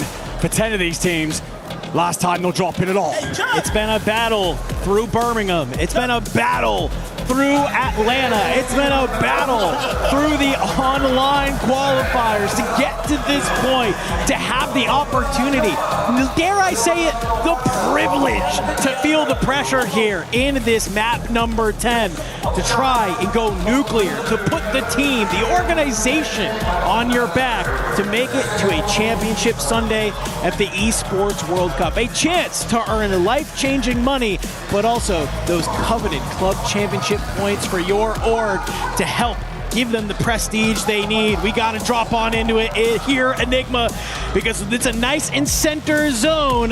Will hopefully allow a lot of these teams maybe an opportunity to breathe. But already into the action for Athletic, not going to be the case, as it is trades against Gamax already. Yeah, a team that you probably weren't expected to run into at this point. Key Bays gets that one all wrong, so down to just the one, and he's up in the air. Zangs is getting shot at immediately here. Athletic, the side that are often so good on the island. Last time out, it was a struggle because they lose their water tower anchor spot. They still managed to flush several teams out of the prison. Do no such thing in the early stages here. Another team, Art Navy and PBJ, and they'll wipe Leviathan immediately. No, triple check. That is a confirm. That is not true. Sorry, that is a false confirm coming through from Codcast. Appreciate you for that one. Thank you very much. But either way, PBJ will get a hold of the stronghold, a place to play out from there. What's important in that is that it's early kills for PBJ, okay? For them to be able to hit the ground running, they're down there towards that stronghold side, maybe potentially worried about the Falcons. Falcons will have nowhere to call home there. They're actually up over at Chemical Engineering in that battle, you can see in the kill feed. So for a couple of our bubble teams, though, we have to see where did they land? Where are they? Orchid, one of those teams. A great last map here. Can they keep it rolling? Gamax, they find themselves in the battle all day long. Sariel from behind. He's going to be able to find one. Sleepy, tagged, will be able to drop from below. And Sariel, he's not ready for this push from above. It's a couple of shots, but they actually don't commit to the fight. Because look who's on the other end of the tunnel. It's Athletic, but also you have Vitality moving in from control as well. Yeah, three different teams being pressed into a tinderbox right there. Master 5K, thankfully for Orchid, is out of trouble. He's well aware. But it will be Athletic now facing Vitality. Freddy's got to go to nuclear here. Won't get there with all B bodies in the tunnel for the Italians. Swizzer now to go pretty big. He'll put Kappa initially, but trades a foot. The Heretic squad are rolling up as well to third part of the situation. Kill feed going crazy here. Sariel also won't get much done, so thank the Lord and your lucky stars that Master 5K is waiting at the water tower. Otherwise, Orchid could have been saying their prayers early. Brother, our top teams do not care right now. They are flying at everything. Just trying to get active in these fights. And already, we see Gamax has been eliminated. They are our first team, and unfortunately, really in no opportunity on the leaderboard to find themselves in the conversation. We will say goodbye to them already here at the Esports World Cup. I thought Freddy had nailed an absolute dime of a throw for a second there. Doesn't actually come through, just about short. Blade trying to just preoccupy some more position here at the top of the water tower. Checking on Leviathan. Broadcaster said they were wiped, they said no such damn thing. Crimmy just going to squeeze forward, Semtex up into the top. SMG in hand, going to get bullets into line max. The wall bank gives him a little bit more flesh, but not enough to get the knock. Up towards the top. Ooh, Crimmy! Caught gun up just a little too slow here. It's a huge kill from Praise as they've made their way out of Stronghold in here into the zone. Ray down below won't hold the line. Praise and Jay Vela doing a great job as a duo here to just carve a path forward. Can't believe up here from Stronghold you'll meet up together if you are DK, Jay Vela and Praise putting on a show right now. And a map that matters the most was in contention for Rookie of the Year, and you're starting to learn why. I'm looking at that kill feed. I think we also lose for fun in this exchange. Orchid still swinging in the prison. The action is brewing everywhere. Rookies are delivering here on land. Reminder that Praise, while many consider him on the outside of the conversation, he's going big. Not only yesterday to get his team into survival stage, but now here to potentially force them over the line and into Sunday. Orchid continued their struggles on a map that they've called home and dominated on through much of the year since this roster came together. They'll sit still though, within 5 points of PBJ, who have now taken 6 from the jaws of Athletic. Heretics, they're finding a lot of kills way out of the conversation. But they are being a real thorn in the side, a pain in the ass for anyone who wants to get themselves through to Sunday. mean, I want to see this Orchid team have a very strong map here, end on a good note, which just feels like it's regain central for them. It's hard for them to find the timing and the opportunity to go and seek out those kills, let alone get guns in your hands, it feels like. The factory continues to be a hotbed of activity here. H1, you'll lose Kudli. Ivy fire, no plates in hand. You got a stim that'll let you skirt out of the way, but unfortunately for you, we still have Nemesis lurking nearby. Athletic, they're trying to regain over here at that bio side against Stallions. A team that they're probably happy to maybe take some of these fights against. Kruger on the outside, gets the buyback. We're starting to see a bit of a regain from Athletic here. Yeah, lovely stuff to stabilize. They were under a hell of a lot of pressure in the moment. Came into this map holding that last qualification spot, have just slipped out on the live leaderboard. Those kills might actually tip them back in, as is the back and forth between them and PBJ. And of course, Geeky, who are currently in a blender, also right there with them, just 5 points ahead.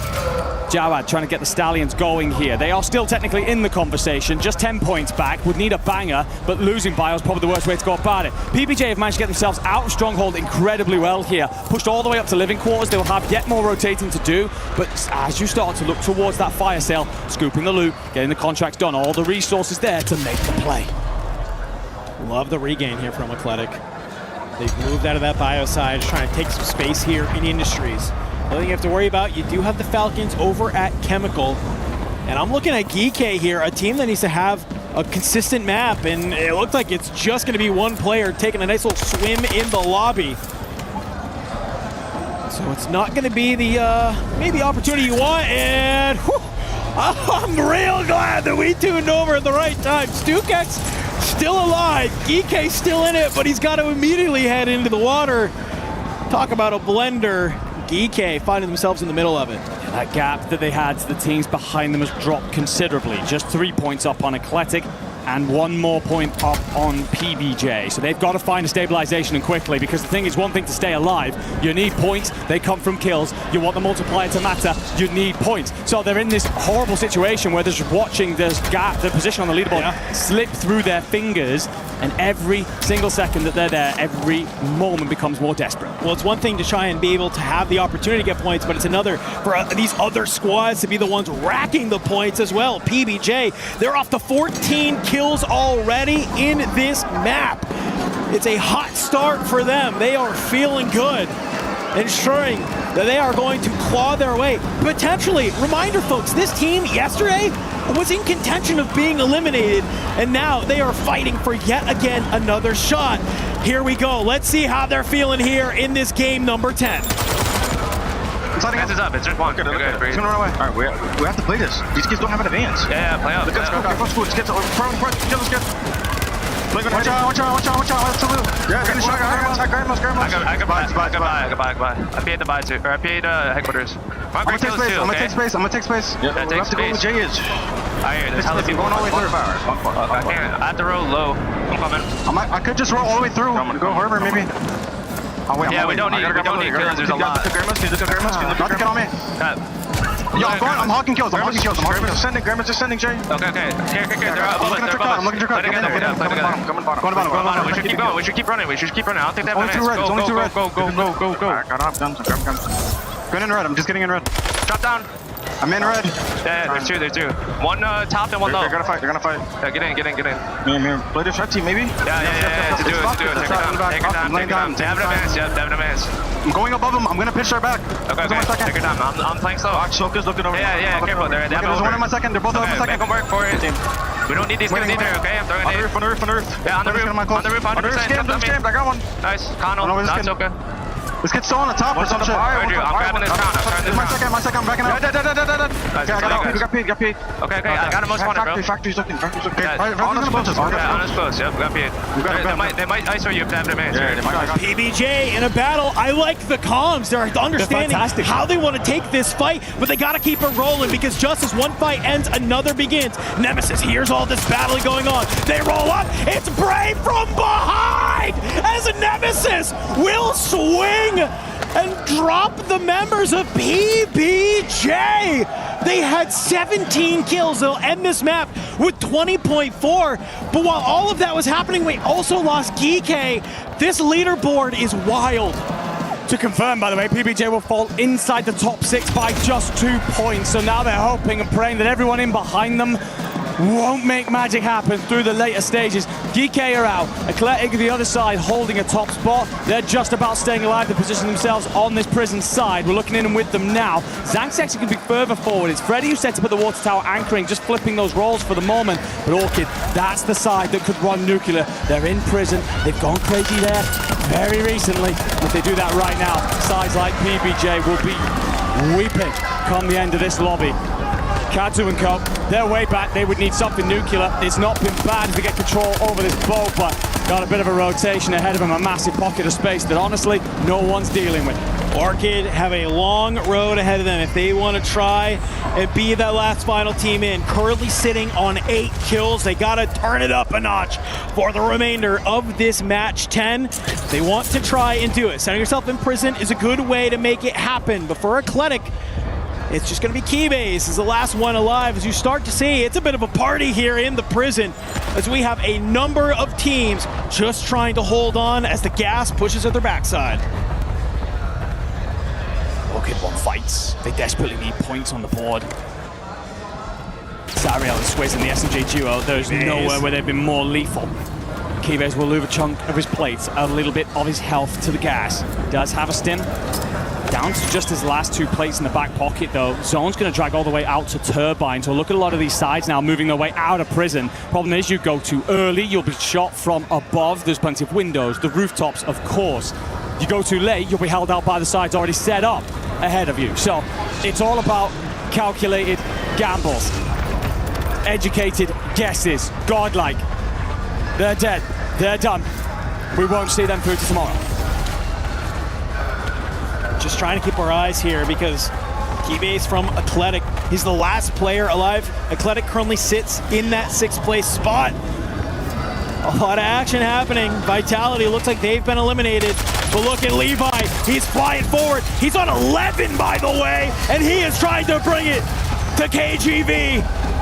Smokes causes them to get lost in the gas. Up over the top here on the stairs. Oh my God. Run out of bullets. He's trying to keep it going, but you find Gui, you find Vidati. You've managed to drop them for the time being. You are cooking right now if you are Team Heretics. Well, PBJ out and Eclectic out and GK out, and now Orchid dealt with. That will potentially seal the final standing for some of these teams. Nemesis, they will make a brave stand here on the hilltop. Soka's going to fly, but he will be fried. Bray gets the knock, but unfortunately as he fades away, Noobs is there on the trade. So it's just then a 3v1. Falcons to seal the deal and put their stamp on the day. I mean, we came into today wondering, could the Falcons make it? Could they come back to the form that we know and love?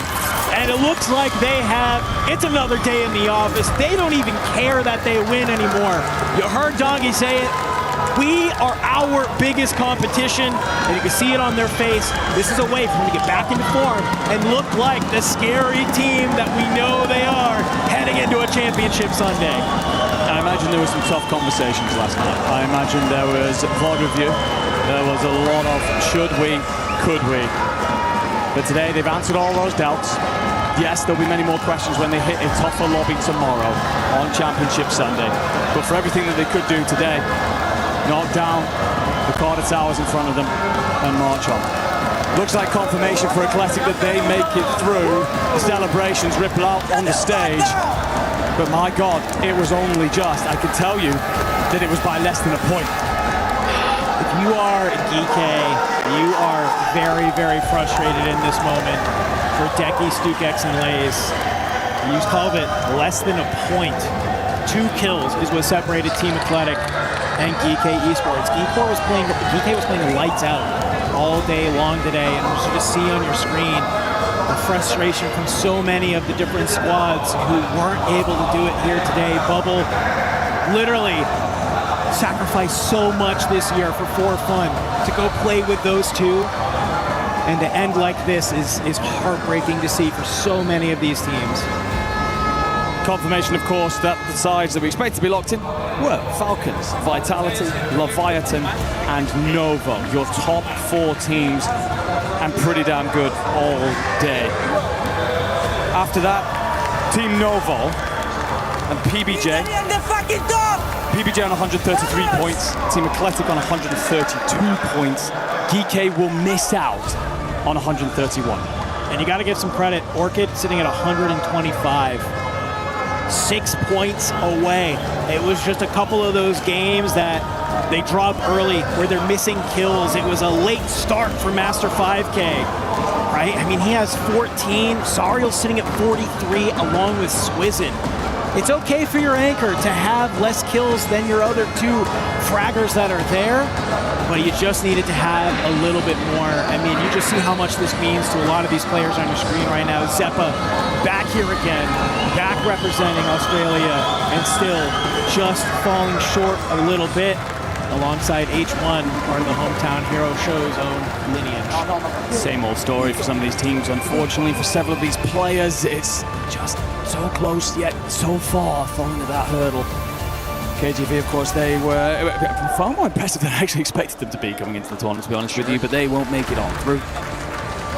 Zangs continues to hold his head in disbelief, and as he may well, he probably thought that they were done. No idea who else was in the lobby and whether or not they'd done enough. 0.8 points you get out. But for other sides, the bitter taste of defeat. For those of you who've come on over from APAC regions, from MENA, from so many of these expansion areas, hoping to represent not just your team, your organization, but the entire continent. Yeah. Unfortunately, this is how it goes. Live by that sword, fall by that sword. Somebody just did. Well, and you can see here on the other end of the spectrum, it's all happiness, it's all elation being shared between the two Italian teams who have made it to Championship Sunday, between Novo and Eclectic, a region that has really surged up in the last year alongside the French, right? Two regions that we've really been looking at to see, you know, hey, we've been looking for more out of you, and now here we are. Of 16 teams in the lobby, 2 of them have your region, have your flag stamped on them. Yes, and then you and I both know, we talk to a lot of these players, that's about 50% why they love playing this. That's why they love being at the Esports World Cup, because it's not just about playing for hundreds of thousands of dollars. It's not about playing for life-changing money. It's about being able to say, I put my country on my back, and I was able to perform, and I was able to bring recognition to them. But just, when you're not able to do that, it's just an extra little bit twist of the knife. It is. It's a sore one for several teams. Unfortunately, 10 of them bid us adieu at this point, joining the 6 from yesterday. We'll also be watching on. However, we of course have some keys to crush. We have some teams to send on victoriously. So let's send it on to Barney down at the stage to close out Saturday. Team Falcons. Now we're coming through the PA system. How's it going, boys? Feeling good? Feeling great. I like it. Now, going into the survival stage, you've of course made a statement by securing that top spot. Do you now feel that obviously being here, managing to do that today and doing it in style has given you a bit of momentum going into Championship Sunday tomorrow? Yeah, I think we showed what we've been showing all year and how good we can be when we actually do play our potential. And I think everyone saw it here today. I think that actually, like, you guys being in the survival stage was obviously a bit of a shock for a lot of people. So I'm going to come around here. It's a little bit of a shock for a few people, but, you know, coming out here, showing up the way that you did with the additional pressure of being Team Falcons in the survival stage has kind of really showed what you guys are about. Do you feel like this has given you an opportunity to iron out some of those issues that maybe you were facing in the group stage? Yeah, for sure. I think it was a blessing in disguise. You know, us going to losers, it was a very humbling experience, day 1, day 2. But we crossed our T's, dotted our I's, went back to the drawing board with our coach, our teammates. We figured it out, and we look at it as a blessing. You know, the glass half full instead of half empty. I love that. A bit of positivity in the air. Boys, join me. Let's go to the back of the crusher. Let's do the fun bit. Here we go. So, obviously, as the champions of the survival stage, securing that top spot means that you get to destroy 10 keys. These eliminated teams, step up. Come on, let's go. So that we can all see your beautiful faces. Okay. Now, these keys obviously represent the 10 teams who have been eliminated from the survival stage. This is how it is. This is how the cookie crumbles. You know it. Dongy, is there anything you'd like to say to the teams before you eliminate them from the competition? Nah, I mean, we came out here focusing on ourselves, nothing against any other teams. Everybody try to show out. At the end of the day, it is what it is. If you didn't make it, I apologize. So that's the nature of competition, and fair enough, that is GG's. Now, before we get into this, obviously we'll set the scene a little bit. The teams that were in that kind of bubble that we'd like to call it, 7th through to 10th, we have GK Esports, Team Orchid, Team Nemesis, and Team Heretics, all unfortunately not making it. Any surprises in there for you? GK was a surprise. They were doing very well early on. They unfortunately in the second half couldn't close it out, so that's kind of a surprise for me. Other than that, not really else. Fair enough. Okay, Soko, if you could do us the honors of pressing that button and opening up the iris so that we can destroy these keys. Please don't destroy. Okay, now we get to see the insane crusher underneath, ready to chomp down on these 10 keys. Dongi, would you like to do the honors and gently pull on this lever to destroy the keys in 3, 2, 1. Sayonara, and just like that, 10 teams have been eliminated, leaving just 16 keys intact going into Championship Sunday. Tomorrow, remember, it's a very different animal. It's match point finals tomorrow. It's going to get crazy. Team Falcons, congratulations for securing first place in the survival stage. But now we're going to head over to Blaze, because he's going to do some interviews to close out the show. Yeah, now that we done got rid of the rest of the teams, the only ones who remain is the teams that are qualified to play in a Championship Sunday. And I got 2 on the stage with me right now. Everyone give a round of applause to Vitality and Leviathan. I mean, what a tournament for you guys. Amir, we got a chance to chat before, but now you guys have officially made it to Championship Sunday. How does it feel for you, Dark, and Crim God to be able to make it? We're feeling great. First of all, can we get some noise for these two? They played insane. Come on, boys. Let's cheer them up. Cheer them up. Feeling so great. First time in finals for EWC. Excited to go back to the hotel and prepare, and just excited. I mean, I know you guys are over the moon, man. You know, we talked about your young rookie. You know, we got a chance to see him drop 57 kills, 56 kills on the main stage today in the finals, man. Crim God, are you feeling good right now? You feeling good? Yeah, for sure. I know you are, man. You had a great day today, and we will be seeing you guys on Championship Sunday. Now, let me move on over here towards Vitality. As Vitality, you guys had a crazy 3 days. And, you know, Skull God, I've talked to you a few times. You know, you talked to me about your role being a support player on this team. You look like a main slayer over the last few days. Just how happy are you for you, Sage, and Schmidt to make it to Sunday? Well, we were going to make it Sunday no matter what, so I'm glad we got the 10 extra maps in. A lot of good practice. And so when it comes down to, you know, getting those 10 extra maps, like you said, you guys wanted to qualify yesterday, but just had to go through the ringer. I mean, you guys are feeling really warmed up for tomorrow, yes? We definitely are, yes. Definitely are. And now, Schmidt, I want to ask you, you know, when it comes down to being able to defend your title, all right, and be able to say, hey, you know what, I'm going to be the only one on my squad from last year to go back-to-back. How does it feel to be able to play against your old teammates tomorrow? You know, obviously, you never want to go to LCQ. It wasn't as clean as we wanted it to be, but I trust these guys, and I appreciate them for trusting me with the team swap, and we were absolutely frying out. We literally said, you know, at the end of the day, it's just more reps. Today's a new day. Sage's comms, IGL was ridiculous today. Skull's a man of few words, but hearing him speak today was great, and he just doesn't say anything, and he's just picking up kills, and you're just like, who'd you even kill? But I'm super excited for tomorrow. I mean, I'm really excited to watch you guys play. And Skull, can you shift on over? Because I want to talk to Sage. I haven't got a chance to really chat with him all weekend long. I've been looking for you, Sage, man. The IGL here. Talk to him about how these few days have been for you.